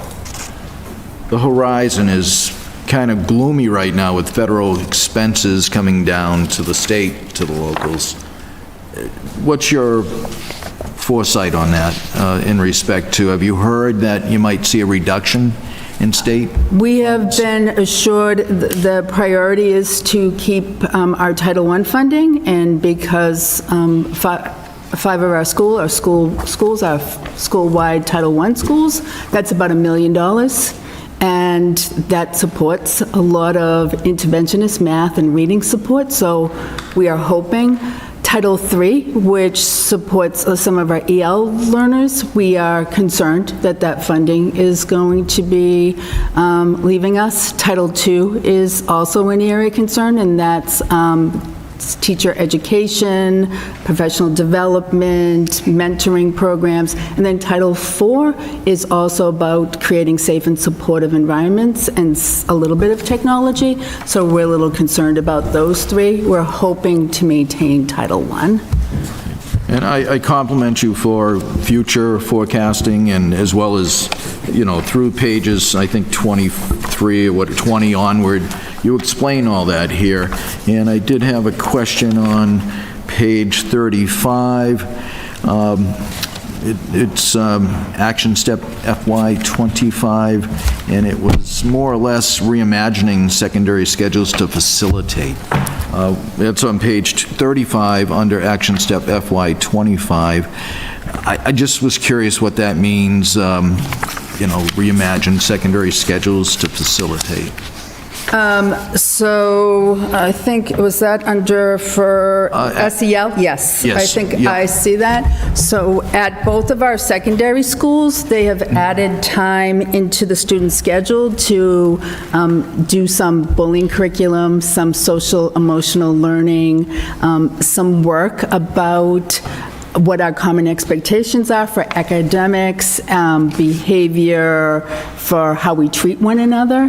A lot of focus on creating the community. We're a very diverse school district. Very much We are, might not think of Marlborough as an urban city, but we are an urban school district, and so we celebrate all of our students, and some of that is done as we learn about each other and we accept each other, and we embrace one another in those times. And I was impressed to see that your recommendation, start early childhood. Don't start when it's too late. I mentioned that earlier. You missed my speech probably, but I was trying to compare Aspet to the school system, as well as some of the work you put into this budget presentation. The one thing that is very concerning, and I understand you're trapped in a way where you're trying to balance out things, but I'm out there on the road quite often, and drivers just aren't where they used to be.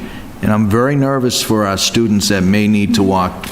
When I was a kid, I walked all the way from Mount Pleasant Street down to the Walker Building. There weren't many cars then, but now there's cars and there's not as much, I guess, involvement with what you're doing when you're driving. And I'm worried about the bus transportation being reduced, but I've asked a few questions. I'll let the other finance committee, all the other members ask questions, and thank you for your presentation. I will say publicly, though, that we're also being, our physical education teachers are being trained in a DESE-approved curriculum on pedestrian safety that we'll be doing with all of our elementary students, and bike safety, and we will be enforcing the helmet rule for all of our students. So. Well, thank you for your answers to my questions. Thank you, Mr. Chair. Councilor Brown. Thank you, Mr. Chair, and thank you for coming tonight. This one is one that I've pondered over for a while. I am by career an educator. I am a parent of a Marlborough Public Schools student, but in my role as a city councilor, I have a fiduciary responsibility to all of the residents in the city. And Marlborough is a socioeconomically diverse city, and I work among the working poor in early childhood education. We are not blessed with union representation.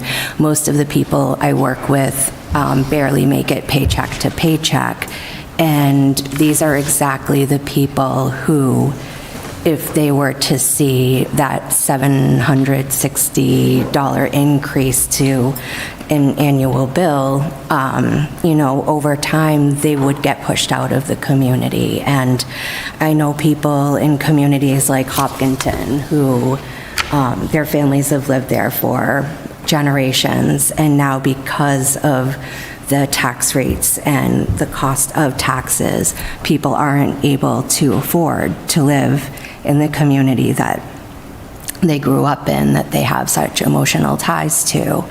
And so in my role as a city councilor, I have to recognize all of the people in the community, the children, the senior citizens, the people who do live on fixed incomes. And so I'm not going to pick this budget apart line by line, but I would like to look at the salary underruns and just propose to reduce the budget by $250,000. So I would like to make a motion to reduce the school budget by $250,000, and not at all to spite children, their growth, their development, or anything.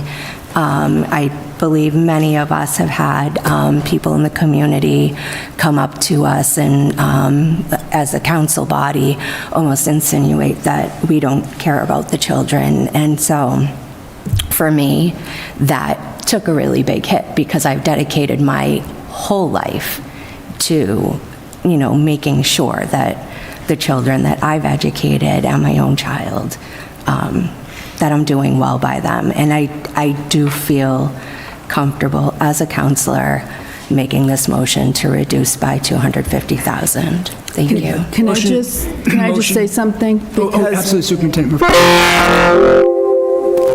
Publicly, I just would like to say that the schools have always appreciated the support the council has given us.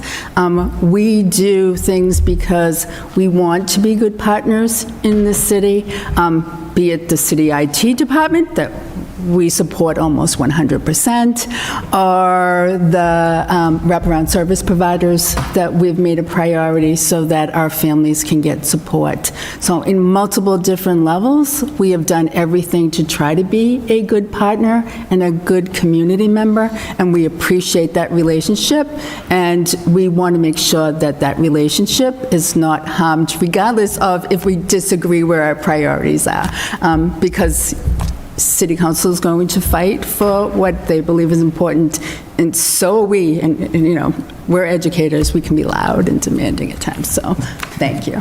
Thank you, Superintendent Murphy, thank you. Motion has been made. I will second that to reduce the school department budget line item 57000 by $250,000. Any further discussion? Councilor Owen. If I could just ask the question, and the underruns were noted, if I could have the school personnel respond, if that is accurate, then obviously there are underruns for salaries. Could you explain, that's what was just noted, there's salary underruns, and are there? Within the budget or within the actuals? Within the budget, as noted, So anywhere we noted where we budget underruns. We built this budget, it's with staffing, we build basically a zero-based budget. So we take all of our staffing, we roll them forward. There are bodies associated with all of those that are carried forward. There's no slack that's built into there. So we don't have a lot of underruns as it goes with staffing. The underruns may happen during turnover if we have attrition, and sometimes we may find ourselves in a situation where we will have staff that are retiring or have left and we can hire in a lower rate. Doesn't always work out that way. Sometimes you hire the teacher that come to the table. We can't make people apply that want to take less money. So this is kind of the concept of salary exchange, or higher up or higher down savings, and it doesn't always play out well. But certainly if we're talking about $250,000, it's probably something that generally may be seen within the budget. Or possibility that there are positions that we have not posted for, and so the discussion could be that they do not get posted. There are consequences for those decisions. There are just, expectations for some of those positions, and they won't get done. Or there'll be more work, most likely for an administrator, because that's what administrators do. But we won't know. Well, thank you for your honest answers. Mm-hmm. Thank you. Thank you, Councilor Vital.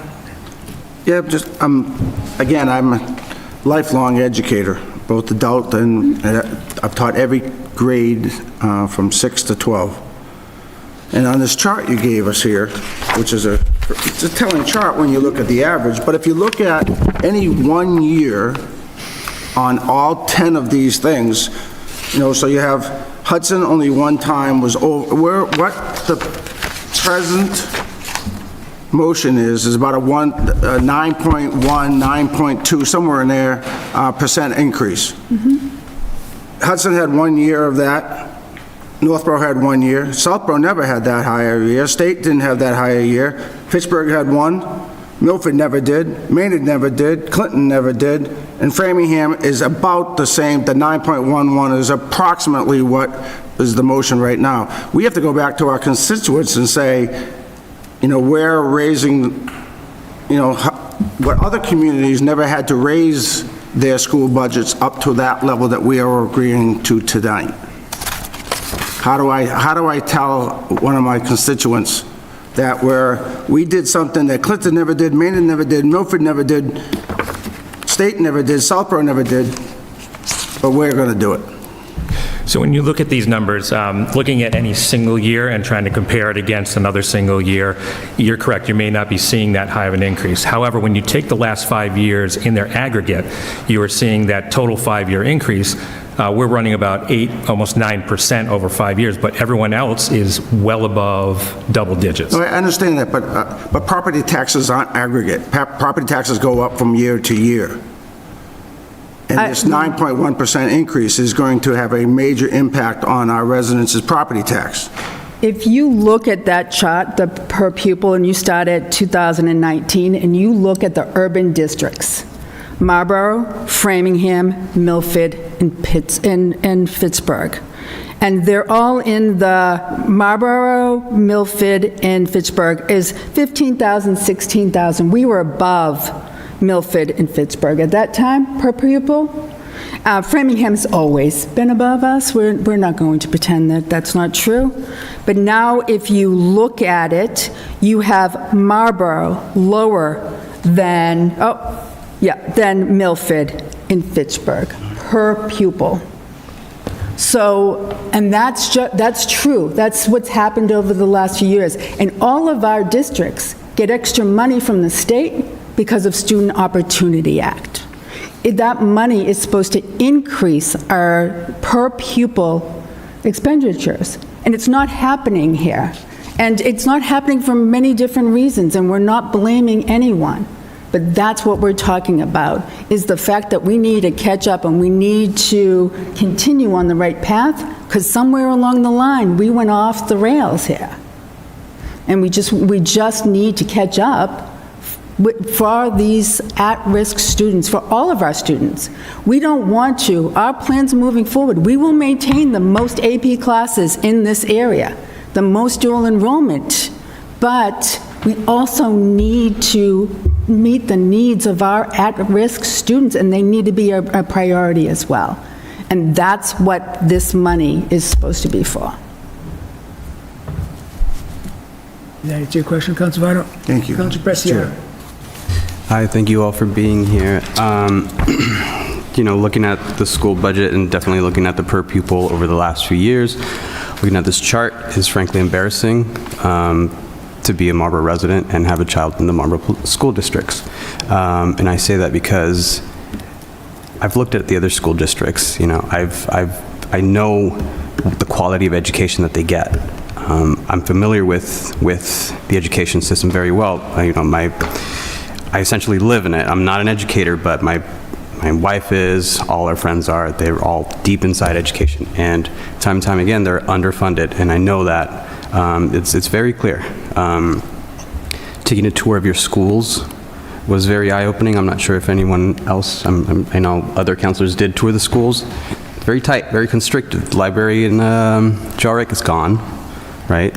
I'm sure there are a lot of spaces that have been removed to increase class sizes, which means that we need more money for the schools to create more space in them, right? And if we're going to do that, we're going to have to keep increasing the school budget. It is what it is.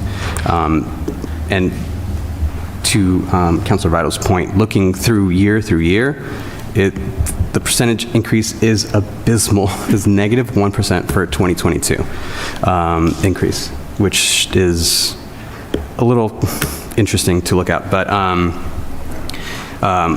in looking at comparable districts like Framingham, I know their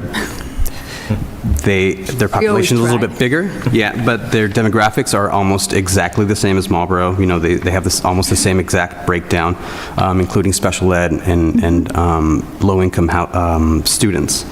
And the fact that they can spend a lot more money on their students is great for them, but not great for us, right?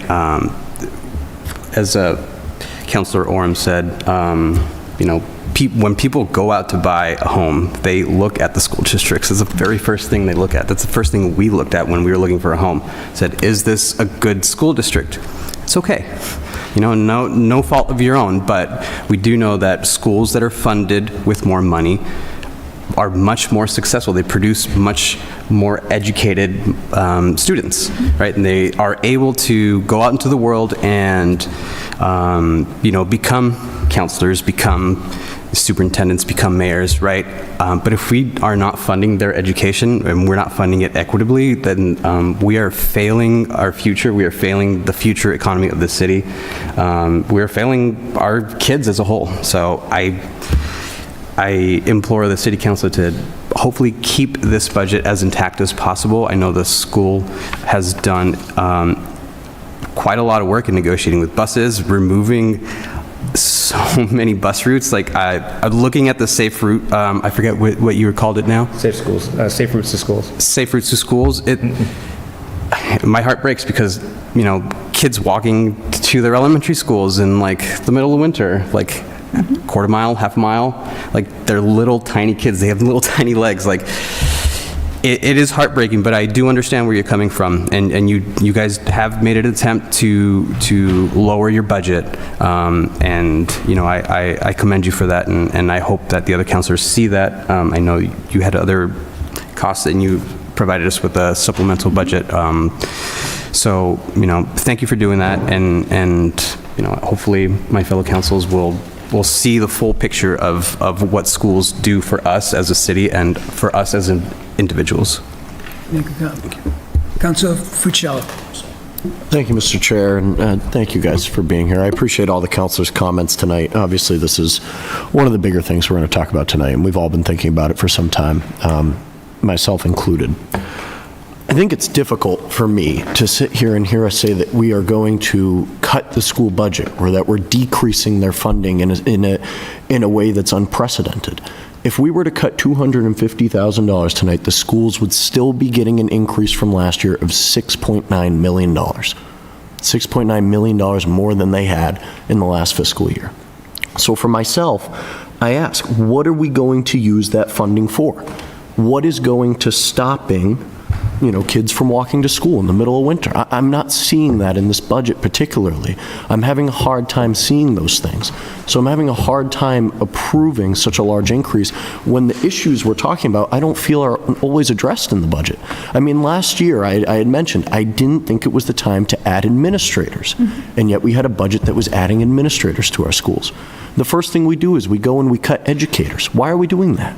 I understand there's constraints, but to immediately say, all right, the educators are going to take the fall for this, I think there's more creative ways for us to figure out our financial issues at our schools right now. Administrators are educators. I'm just bunching them all together. Sure. And last year, we traded off one administrator, but we cut 3 administrators. And if you look at the percentage on the chart that's included, our percentage of administrators are much lower than most other areas that we have. And so potentially additional cuts will cut more administrators. It could cut additional classroom teachers.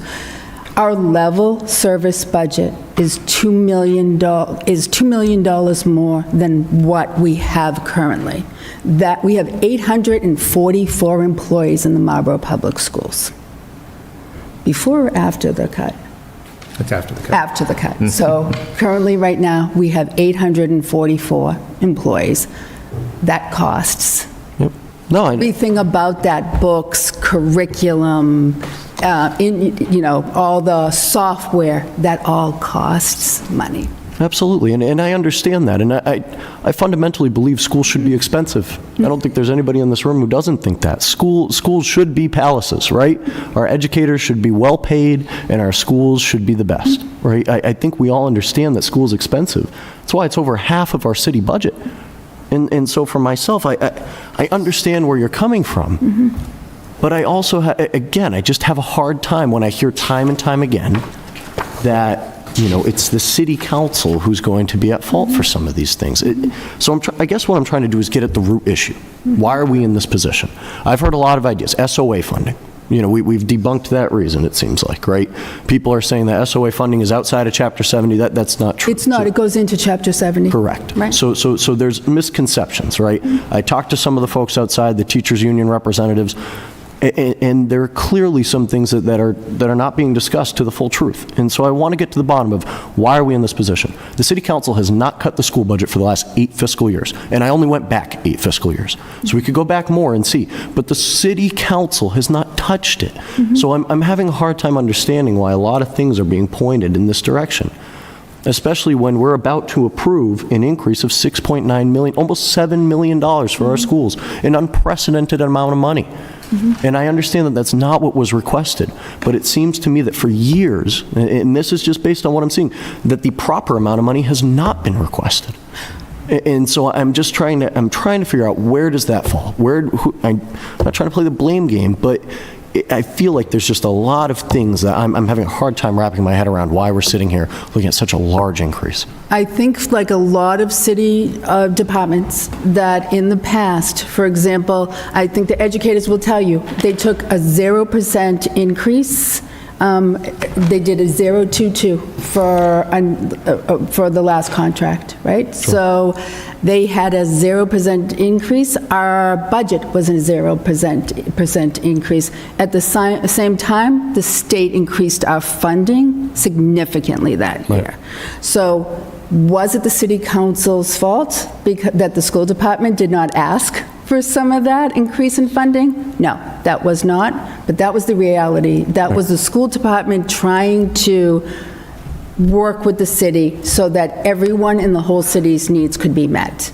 Right now, because of the increases for multiple years to the school department, for the rate of inflation for all those years, especially when the staff was getting a 0, 2, and 2, and inflation was going through the roof and has continued, then everything is costing more for us, so that gap has increased. We just haven't come asking for it. Now we're saying we have no place else to go. Sure. No, I appreciate the insights. I think we're in a very difficult place right now because it seems like we have, as a city, for many years now, been under, it seems like we've been working with less than we should be. But I think that has to be a gradual way to change that. We have to gradually ease back into supporting that. Look, I've been to our schools, I go to our extracurricular events, you see me out there, Madam Superintendent. I enjoy being with our students. And it was said at a meeting that our students don't have a voice, and so we have to be their voice. I've met with our students, I know they have a voice, I know they do, and I'm thinking of them now, but I think this has to be a gradual change, which is why I support Councilor Brown's motion. Look, it's still a $6.9 million increase, so I will be supporting that motion tonight, and I appreciate your time, and I appreciate the conversation we were able to have. Councilor David? Thank you, Mr. Chair. It's coming up on an election year, so I'm going to start to get ready to trot out one of the most old and tired lines I use, which is that I am a proud graduate of the Marlborough Public School Systems, and I am. I graduated from Marlborough High in 2000. I wasn't really a proud graduate of Marlborough High School in 2000. Marlborough High didn't have its accreditation when I was applying to go to college. I'm not going to blame them for my lack of options. I could probably blame, and I certainly won't blame my teachers, but perhaps my lack of dedication to my books. But it was embarrassing. It was an embarrassing time. Kids were paying to play sports. The schools were not a great place to be. when I graduated college and kind of came back to paying a little bit more attention locally, I was so proud of kind of where we had come, the things that we weren't doing. We like to tout a lot of times that for the low tax rates that we have had, you know, we don't have fees. You know, we don't charge for trash. We don't charge kids to take the bus. It sounds like not a lot of kids are going to be taking the bus anyways, which is a whole other issue. A majority of them will be majority will. I was being smart. It was a tough time, and as I listen to the narrative, I am afraid that we continue to slide a little bit further back. We talk a lot here. We talk a lot at, I try not to cross paths, although I think Commissioner Scott will say that I probably talked to him too much about the MWRA, but we talk about it at MWRA, we talk about it here all the time. Steady and predictable tax increases, steady and predictable rate increases. That is how you avoid sticker shock, which 11%, wherever the paper is here, right, is a sticker shock. 9% is a sticker shock. Mayor, 9.5 from 9.91% is a sticker shock.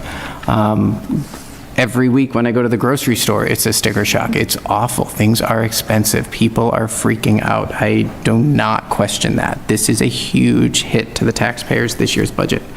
2 years ago when we cut taxes, and we enjoyed that, you know, perhaps that was a missed opportunity to gradually increase the costs of things.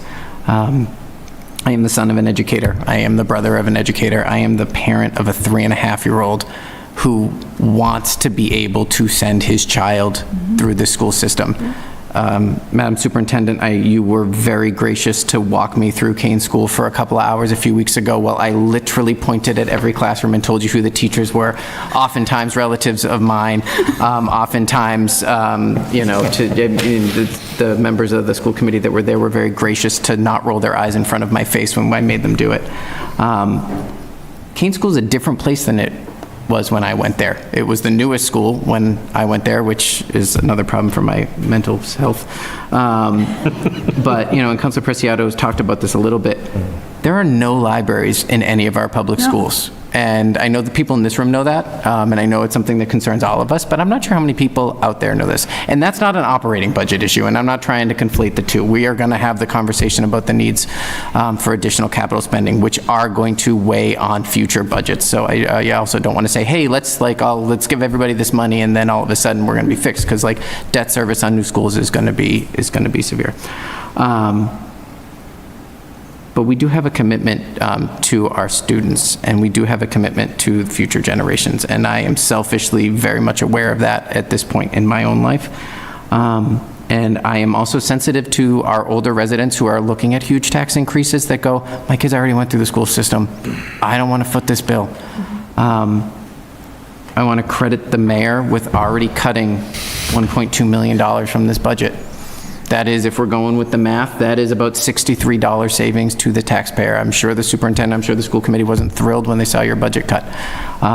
You know what, but you know, we're trying to fight here to, like, you know, save $1 million, save a little bit more than $1 million, already cut $1.2 million out of that proposal. It's still 9%. It is lower on average than the whole city budget, but it's still 9%. So I am nervous at what we take off the table now is just going to compound and is just going to grow later. $250,000 is a good amount of money to cut. It doesn't seem like that much when you're talking about your whole budget. It's going to save the average taxpayer $13 more out of the $700. I don't take that lightly, but I also think that we have a commitment to our students that we should uphold. And I would ask people to consider leaving that money in the budget. Your jobs aren't easy. No one's jobs are easy. I want to thank you all for what you guys are trying to do. It's a commitment worth making. Thank you, Mr. Chair. Councilor Navin. President Austin. Thank you, Mr. Chair. Madam Superintendent, I was happy the way you put it, that you look forward and encouraged by working with the council. Unfortunately, that's not what I saw from the school committee at the school committee's budget hearing. I watched and it looked like we were the bad guys. So, in my opinion, a little unprofessional, and that working relationship you were proud of, I didn't see it that evening at the school committee meeting. So let's look what's before the city council. We have a $706,000 capital request for computers for the schools currently before the council. We have $1.4 million bond to fix generators and HVAC systems for the schools that's currently before the council. We just approved a $2 million design for a richer school. Anybody want to guess that's going to be under $100 million? Yeah, no. No. Okay? As Councilor Ficillo said, we have not adjusted, reduced, cut the school budget in the last 8 years. I can't remember the last time we adjusted the school budget.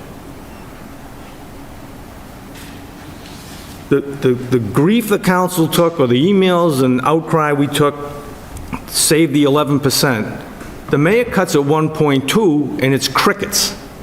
Good for you. I don't know what you did, but good for you. All right? I got some heat for it, but not to the level that the council But I didn't, I haven't seen any of that outcry.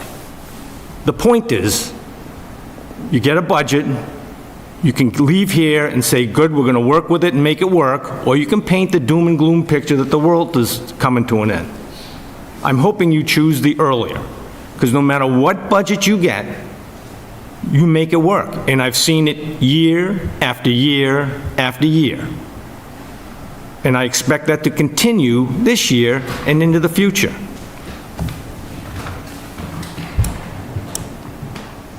So I still, the adjustment we're making, to me, is small. I'll go back, again, Mike's simple math. I take the end of school year, fiscal year '24 budget, and I look at all the line items that were not in the fiscal year '24 budget, and I can find it because when I get the end of the year fiscal year '24 budget, it has original appropriation 0. And guess what? They move all sorts of money into these various accounts. I stopped counting after $2 million.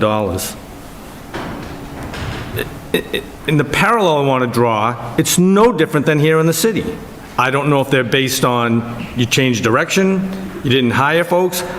I sit through the retirement board month after month after month and see who comes in and who goes out of the school system. All right? So I know there are unfilled positions. Right? How much and how many? It's taken me years to figure out how to be able to tell you guys it's 1.2 million for the city side. I'm not even going to touch yours. You guys, God bless you. You figure it out.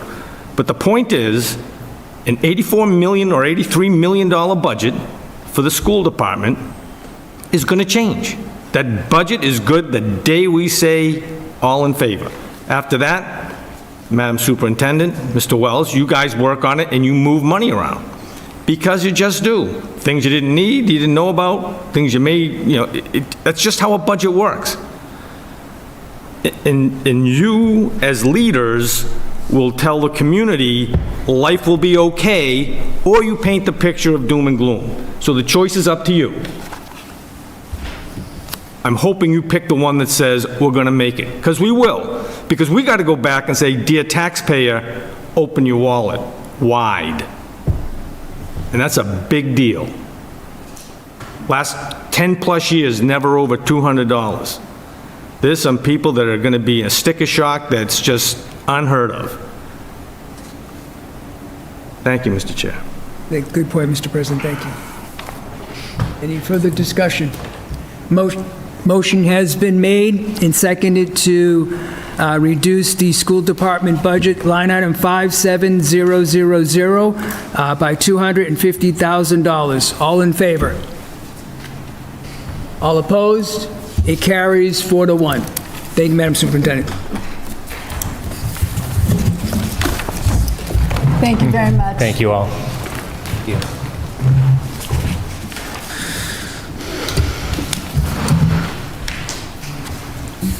Okay, moving on. Next, we'll be going to tax title and foreclosure on page 25.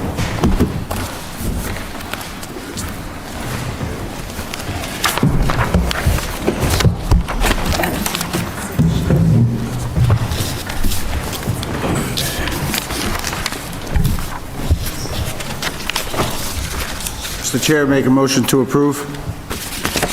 I'm going to let Brian just give us a little brief on this. So on the, this is the tax title and foreclosures. Yes, let me get there. I did notice some other things were not being spent. Mr. Chair. Mr. President. So Brian, just looking, we haven't spent that money that's been fully budgeted at least the last 2 years, and we're well underfunded this year. Why can't I reduce that by something? Sure. So the rules have changed regarding foreclosed properties. Yep. So I can't speak for what happened the last 2 years, why they didn't spend their thing, but I can explain why I'm looking for what I'm looking for. The rules have changed. You're going to have to market properties. You're going to have to find use of properties that are in tax title. The attorney fees, you might have to pay fees to market the properties before you can dispose of them. So there's going to be this is new. All this is changing right now. The state is just changing some of their guidance on this. Again, I haven't had to deal with it in 5 years for the most part, so I'm kind of back in it. So I'm concerned, but I know the issues out there. There are some properties here that are concerning that we're moving towards land court with that will end up being tax title foreclosed properties that may require additional spending more so than they ever have in the past due to the new regulations. And I'm okay with more spending. We haven't been spending the budgeted amount that we have, and that's kind of the genesis of, is a reduction. I mean, I look at it, I'm not spending it. Why do I give you more and you're going to tell me, well, the rules are changing? I get it. But until I see the rules change, I've got underruns and other line items in the budget that I know I can move money to if I have to. I'm just looking at in FY24, the actual is $132,000 that was spent, correct? Yep, that is correct. So 150 isn't a far cry from that, and I know there's going to be additional legal requirements and possible realtor requirements and whatnot. There's a best use thing when you go to sell properties now. So you're going to have to market it for best use. If the city decides to keep the possession of the property, the expense is going to be, you're going to have to pay that person best use for the property. So there's a lot of concern of how we're managing foreclosed properties right now. So a year from now, if I'm lucky enough to still be here and I say, Mr. Donahue, we only spent $120,000, my $20,000 cut would have worked just fine. But what's the answer there? Sure. So again, it's been a little while since I've been out of it. It's a new realm back. You know, if you want to, I'm not willing to really give up anything. I'm pretty good at staying with what I stay with. But again, as you mentioned, we can transfer money here and there. If that's the inclination is to deal with 20,000 on that, because again, I haven't been in it. So I really can't say. That's my speculation. On 24, if it was 132,000, I'm easily going to hit that in 26. I know 25 probably wasn't a lot because the rules and regulations hadn't been done. So, which actually I can look and see what we have at 25 if I wanted to. But that's my concern. That's why I was looking to up it and to keep it there because of the unknown. I'd still advocate for reducing it by something. Again, I'm going to make it work. That was one of the ones that I saw too, Mr. President. Thank you, Mr. Chairman. Yep, thank you, Mr. President. Council Vital. Thank you, Mr. Chair. You said 132 was last year, but this year, presently, it's even below that number, isn't it? Right, so tax title you don't do normally until the end of the year. That's one of the things. They didn't do tax taking for closed properties 1 year. Correct, MJ? We were a year behind. That's correct. So we have to make up 2 years of tax title. They didn't move the prior year. Normally it's done every year. But I will say to kind of back the collector's office with the rule changes, if your property goes into tax title, you save the interest. The interest rate gets reduced when you go to tax title. So talk about something being backwards. When you're late, the interest rate is higher. When we go to move on your property, the interest rate is now lower. So we now have 2 years of foreclosed properties. We need to move on to get into tax title. Does that answer your question, Councilor? Yeah, it did. Thank you, Mr. Chair. Councilor Roby. Thank you. I know that this is a recent change, and I know it was a big push at MMA to not have the legislature make the change that they did, and I know it's impacting multiple communities through one of the groups that I belong to at MMA. But I will point out that we have increased the recommendations from Councilor Ossing already, and so there is additional $70,000 that we've already made, and I think that we could say we didn't need to cut this one with other cuts that were made if the goal is to get to the $1.4 million reduction. If we don't care bottom line and we're just reducing because we know we can make it up somewhere else, then I guess that's your choice, but I don't see the reason to cut this. I think that he's absolutely right. This money's going to be needed, and probably more. Mr. Chair, I don't have a motion, but I'll concur with Councilor Roby on this one. Councilor Brown. Thank you, Mr. Chair. Wow, I lost my words. I'm just moving to approve as presented. Mr. Chair.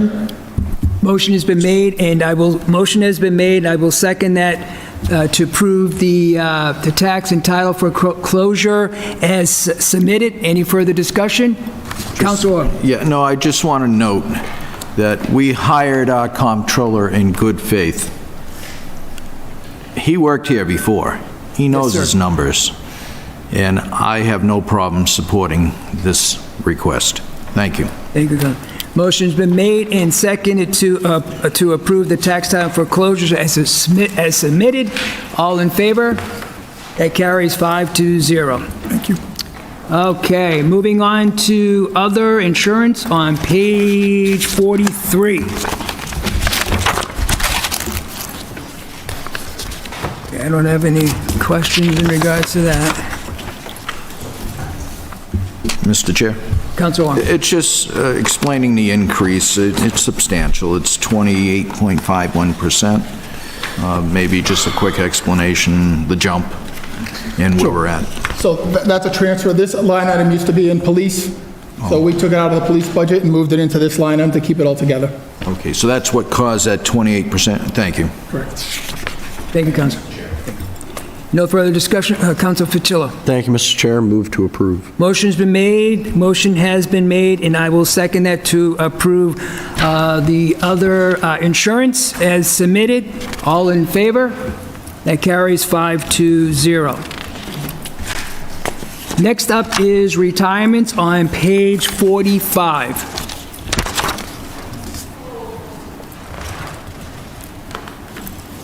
Mr. Chair. Councilor. Motion to approve.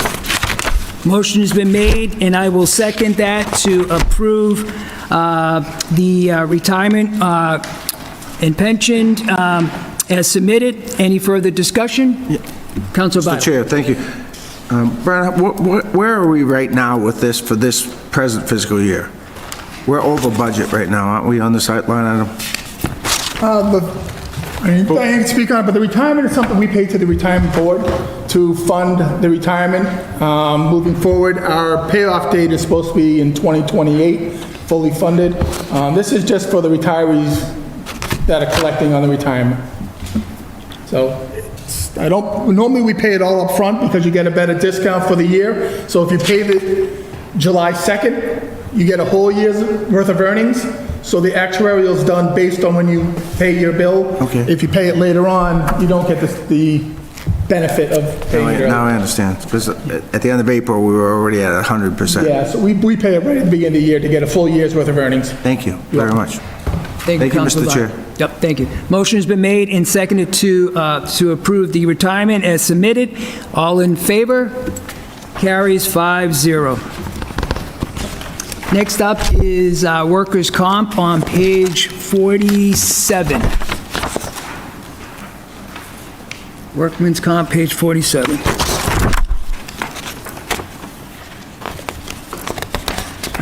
No questions, I will entertain a motion. Mr. Chair? Council Fitzgerald. Move to approve workers' comp. Motion has been made and seconded to approve the workers' comp as submitted. Any further discussion? All in favor? Carries 5-0. Next up is unemployment on page 49. Mr. Chair, may I go back just a half a step here, just so I can understand a little bit clearer? When I looked at your expenditures for workers' comp, there was nothing in there. Do you pay it all at the end of the year? So we pay workers' comp into the trust fund, and then there's a workers' comp trust fund we pay that out of. I see. Thank you. You're welcome. Thank you. Council Fitzgerald. Council Brown. Council Brown. Yep, you're tired too. It's okay, Mr. Chair. Thank you, and I would just like to move to approve the unemployment budget. Motion has been made and seconded to approve the unemployment as submitted. Any further discussion? Council Vital? Thank you again, Mr. Chair. On this line, at the end of April, we were only at 66% expenditure, which is a little bit low than what we probably should have been at the end of April. It's a monthly payment on how many people. Normally, it's how many people are being laid off or let go that didn't fit the position. You know, it's a guess on what you're paying for unemployment payments. And we're self-insured for the most part on unemployment. Right. Very good. Thank you, Mr. Chair. Thank you. Motion has been made and seconded to approve the unemployment and compensation as submitted. All in favor? That carries 5-0. Thank you. Next up is health and life insurance on page 51. Mr. Chair, obviously, this one, we've heard about it already. but Yeah, I think we have, yes. Maybe for the general public, just a quick explanation on the 23%, if I may. Thank you, Councilor Owen. Sure. So I noticed when I came here, the health trust fund, we're self-insured. What that means is we pay into our own trust fund, and then we pay the claims out of that, and all the revenue goes into that. When I noticed it, the run rate was going to run short of money in a short span of time. So fortunately, with the ask of the mayor and the granting of the council, we were transferred $4.1 million of free cash into this fund to stabilize it. So really, last year's budget should have had $4.1 million of health insurance in there. That wasn't in there. So now you're going to see it this year, the 4.1's in there. So we're catching up. Correct, because if you take this account and the school's health insurance, it equals roughly that 4.1. Thank you for your observation. Thank you, Mr. Chair. Councilor Vital. If I understand you right, that where we owed a lot, we had to put more and more money in, correct? Correct. Yet, money that was expended to the end of April was only 52% of the budget. Why is that, if we were so far behind? Because what they didn't do is, you're only bringing, the claims were off. $2 million for claims, $2 million for, they doubled the discount. So really, the rate that should be charged is too low. So this budget line item is being charged too low because the rate isn't high enough. If that rate was up 15% more last year, this line item would have been charged that. But if we lowballed the rate, shouldn't we still be paying that rate? So when I was here before, at the end of the year, we did the adjustment.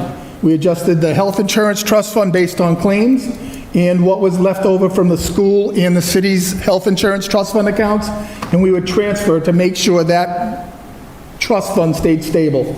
I don't believe that's been done for the past couple of years, which is part of the problem on top of the rate issues that were a problem. Kind of everything compounded, and as I mentioned, if it continued, you would have zero money probably at the end of next year. I see. Thank you. You're all right. It's very complicated, so we understand. I think I could just figured it out. Thank you. Yeah, but that's what it is. Thank you, Mr. Chair. Thank you, Councilor Vital. No further discussion, I will entertain a motion. Motion to approve. Motion has been made, and I will second that to approve the health and life insurance as submitted. Any further discussion? Seeing none, all in favor? Carries 5-0. Next up is other government on page 53.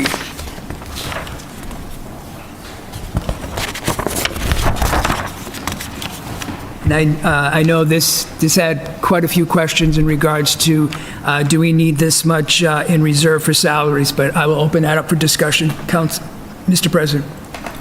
Thank you, Mr. Chair. So this is covering the unsettled union contracts, fire MEMA laborers, retirement of potential people in the city, and then what I call the Collins salary study.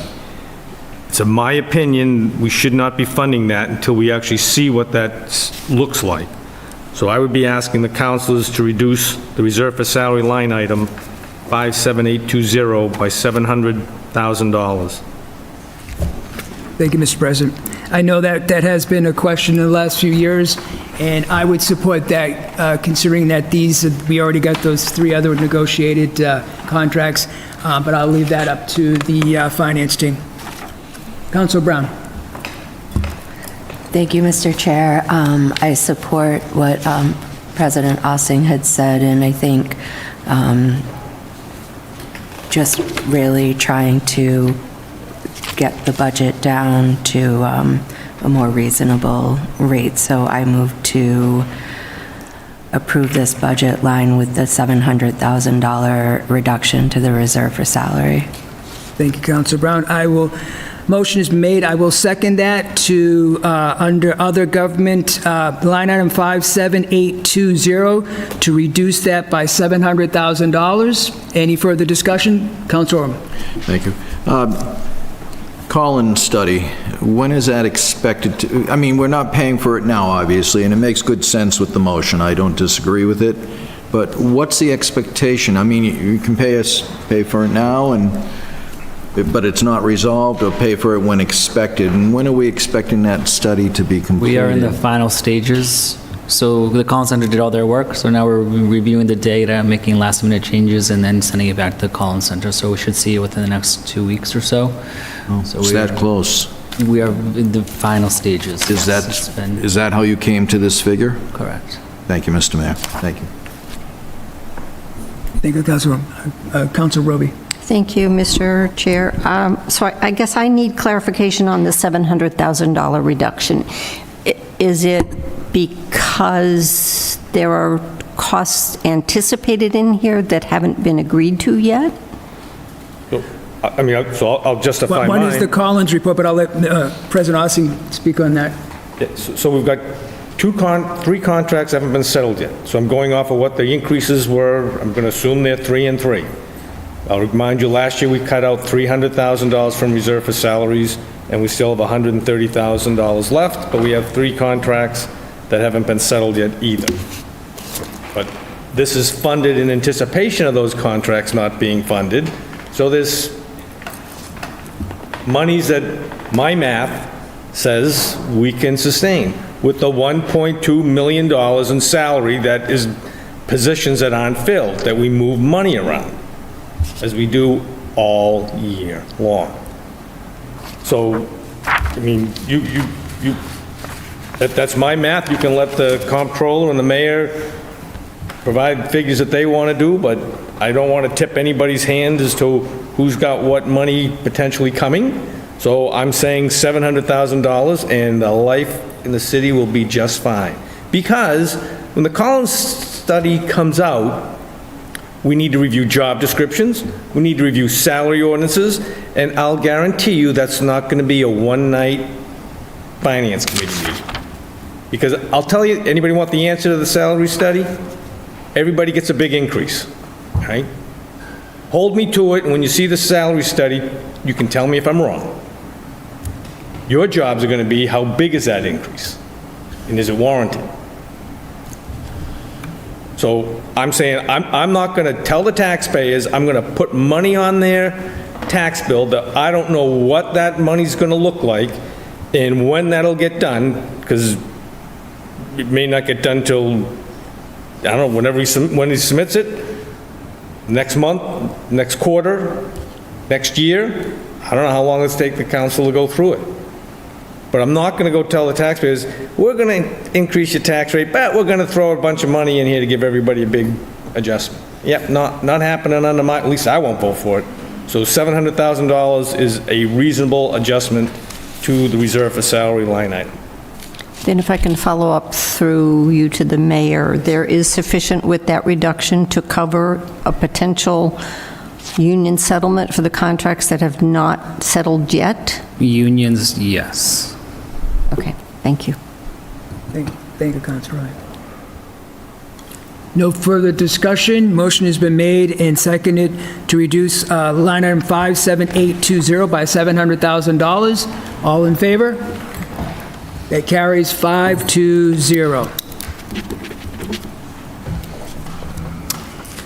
Okay, so next up is school support on page 69.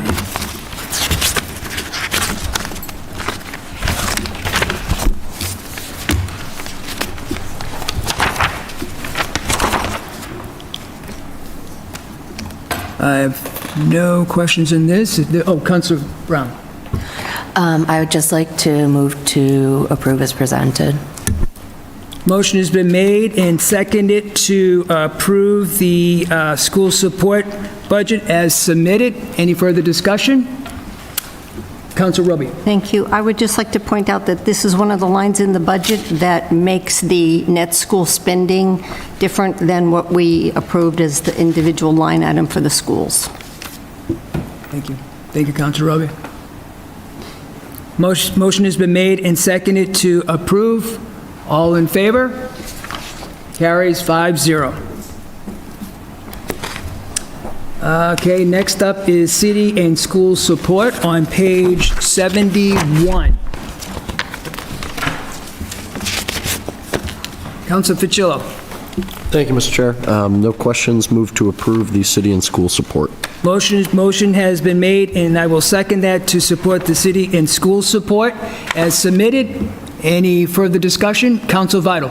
As of again, I went to the most recent of the assessor's office, and they were operating at a 66%, which is, again, significantly below what was budgeted. I don't know what line item per se. I just know that they're not spending all the money that we gave them. And I don't know, Brian, if you have access to those, which one of these line items hasn't been paid yet or won't be paid? Mr. Chair, did you say the assessor's office? Because this is schools. The reports we get on a monthly basis. I looked at the one. Oh, the auditor. Okay, thank you. Oh, thank you. Right? I looked at the one at the end of April, and... So, Mr. Chair.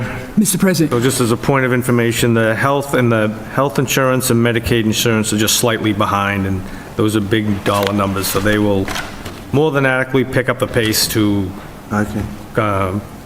zero out those line items by the end of the year. Thank you, Mr. President. Does that answer your question, Councilor? Thank you. Yes, it does. Yep. Motion has been made and seconded to approve the city and school support as submitted. All in favor? Carries 5-0. Next is retirement of debt on page 73. Mr. Chair? Councilor Brown. Thank you, Mr. Chair. Move to approve as presented. Motion has been made, and I will second that to approve the retirement of debt. On the retirement of debt, any further discussion? Seeing none, all in favor? Carries 5-0. Next up is long-term debt on page 75. Mr. Chair? Councilor Brown. Move to approve as submitted. Motion has been made, and I will second that to approve the long-term debt and interest. Any further discussion? Council Vital. Again, only half of the money that we put into that account has been spent by the end of April. So debt service, a lot of it's due June 1st and June 15th. Their time doing debt service, it's 6-month increments. So June's the second half of the payments. Thank you kindly. You're welcome. Thank you, Mr. Chair. Thank you, Councilor Vital. So motion has been made and seconded to approve the long-term debt and interest. All in favor? That carries 5-0. All right, so next up is retirement of debt on page 114. Mr. Chair, Councilor Brown. move to approve as submitted. Motion has been made, and I will second that to approve the retirement of debt. Any further discussion? Seeing none, all in favor? Carries 5-0. It's paid at the end of the year. Next up is long-term debt and interest on page 116. Mr. Chair, Councilor Brown. move to approve as submitted. Motion is made, and I will second that to approve the long-term debt and interest. Any further discussion? Seeing none, all in favor? Carries 5-0. Next up is capital projects on page 118. Mr. Chair, again, there's nothing that needs to be done there. That's just a carryover, as the auditor mentioned, next year when the money rolls out. Thank you, Mr. President. Thank you. That makes sense. Going next to retirement of pensions on page 121. That's the sewer. Move to approve as submitted. Motion has been made and seconded to approve the retirement and pensions in the sewer enterprise fund. Any further discussion? Seeing none, all in favor? It carries 5-0. Next up is workers' comp on sewer, page 123. Mr. Chair, Councilor Brown. move to approve as submitted. Motion has been made and seconded to approve the workers' compensation on the sewer enterprise fund as submitted. Any further discussion? Seeing none, all in favor? Carries 5-0. Next up is health life insurance for the sewer, and that is on page 125. Mr. Chair, Councilor Brown. move to approve as submitted. Motion's been made, and I will second that to approve the health and life insurance under the sewer enterprise fund. Any further discussion? All in favor? Carries 5-0. Next up is sewer and other government on page 127. Mr. Chair, Councilor Brown.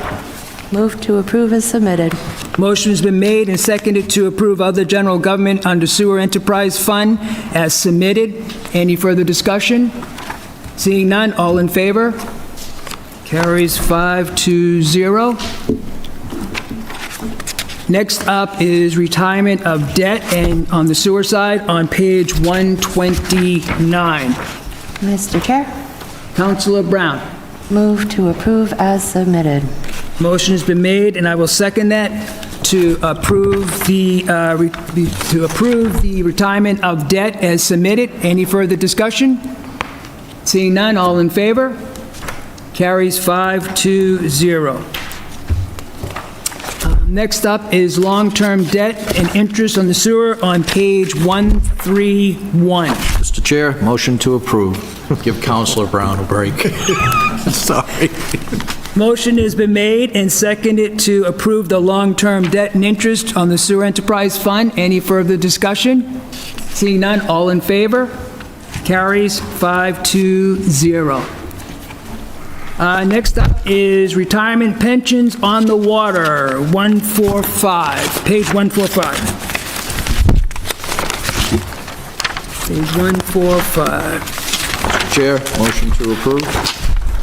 Councilor Owen, what? Motion to approve, Thank you. Mr. Chair. Motion has been made, and I will second that to approve the retirement and pension benefits on the Water Enterprise Fund. Any further discussion? Seeing none, all in favor? Carries 5-0.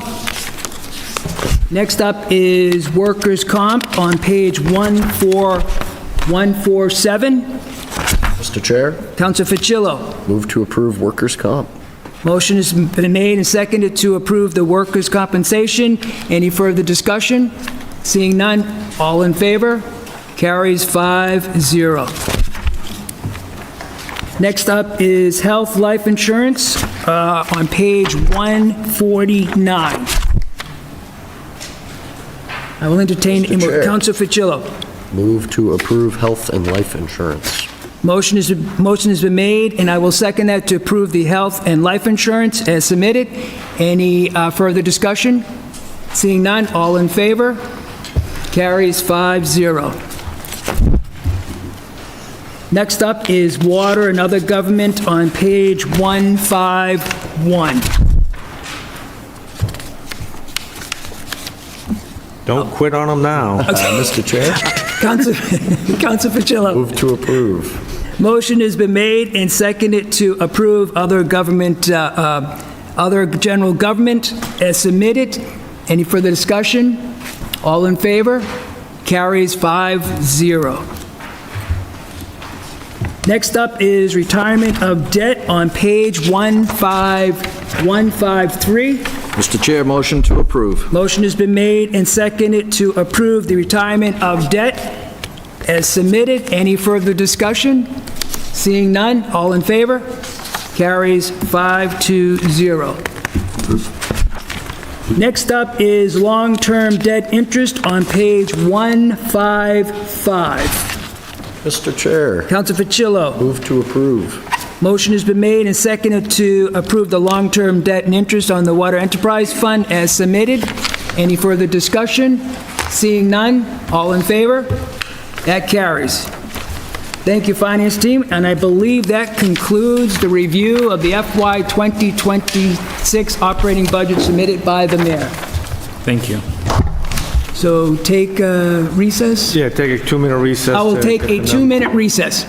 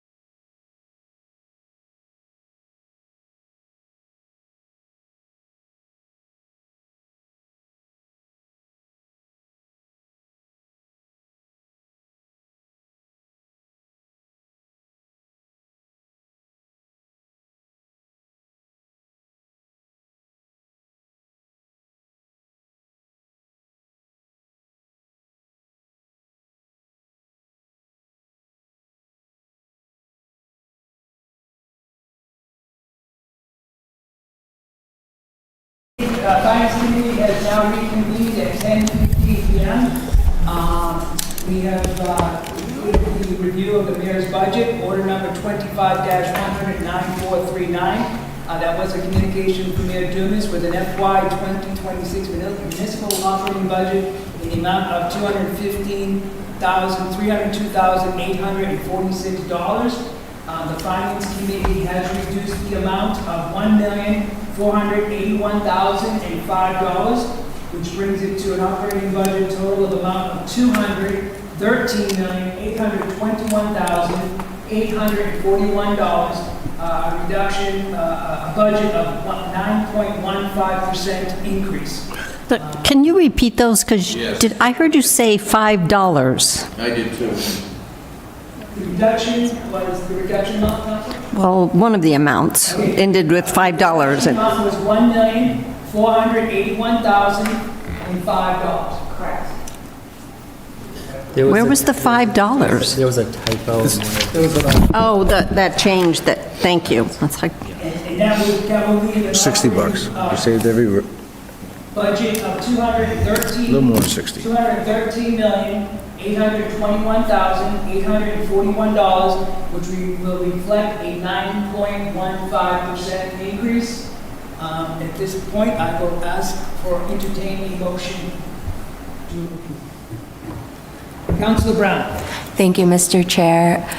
Move to approve the fiscal year 26 budget as presented by as amended by Finance Committee. Motion has been made and seconded to approve the FY 2026 municipal operating budget as amended. Any further discussion? Mr. Chair? Councilor. I'm in favor of the reductions, except for the $250,000 to the schools, so my vote will be in the negative on that reasoning. Thank you. Thank you, Councilor. Any further discussion? All in favor? It carries. All in favor? 1, 2, 3, 4. All opposed? 1. It carries 4 to 1. I will entertain a motion. Move to adjourn. Motion has been made and seconded to adjourn. All in favor? It carries. We are adjourned at 10:18 p.m. Thank you. Thank you.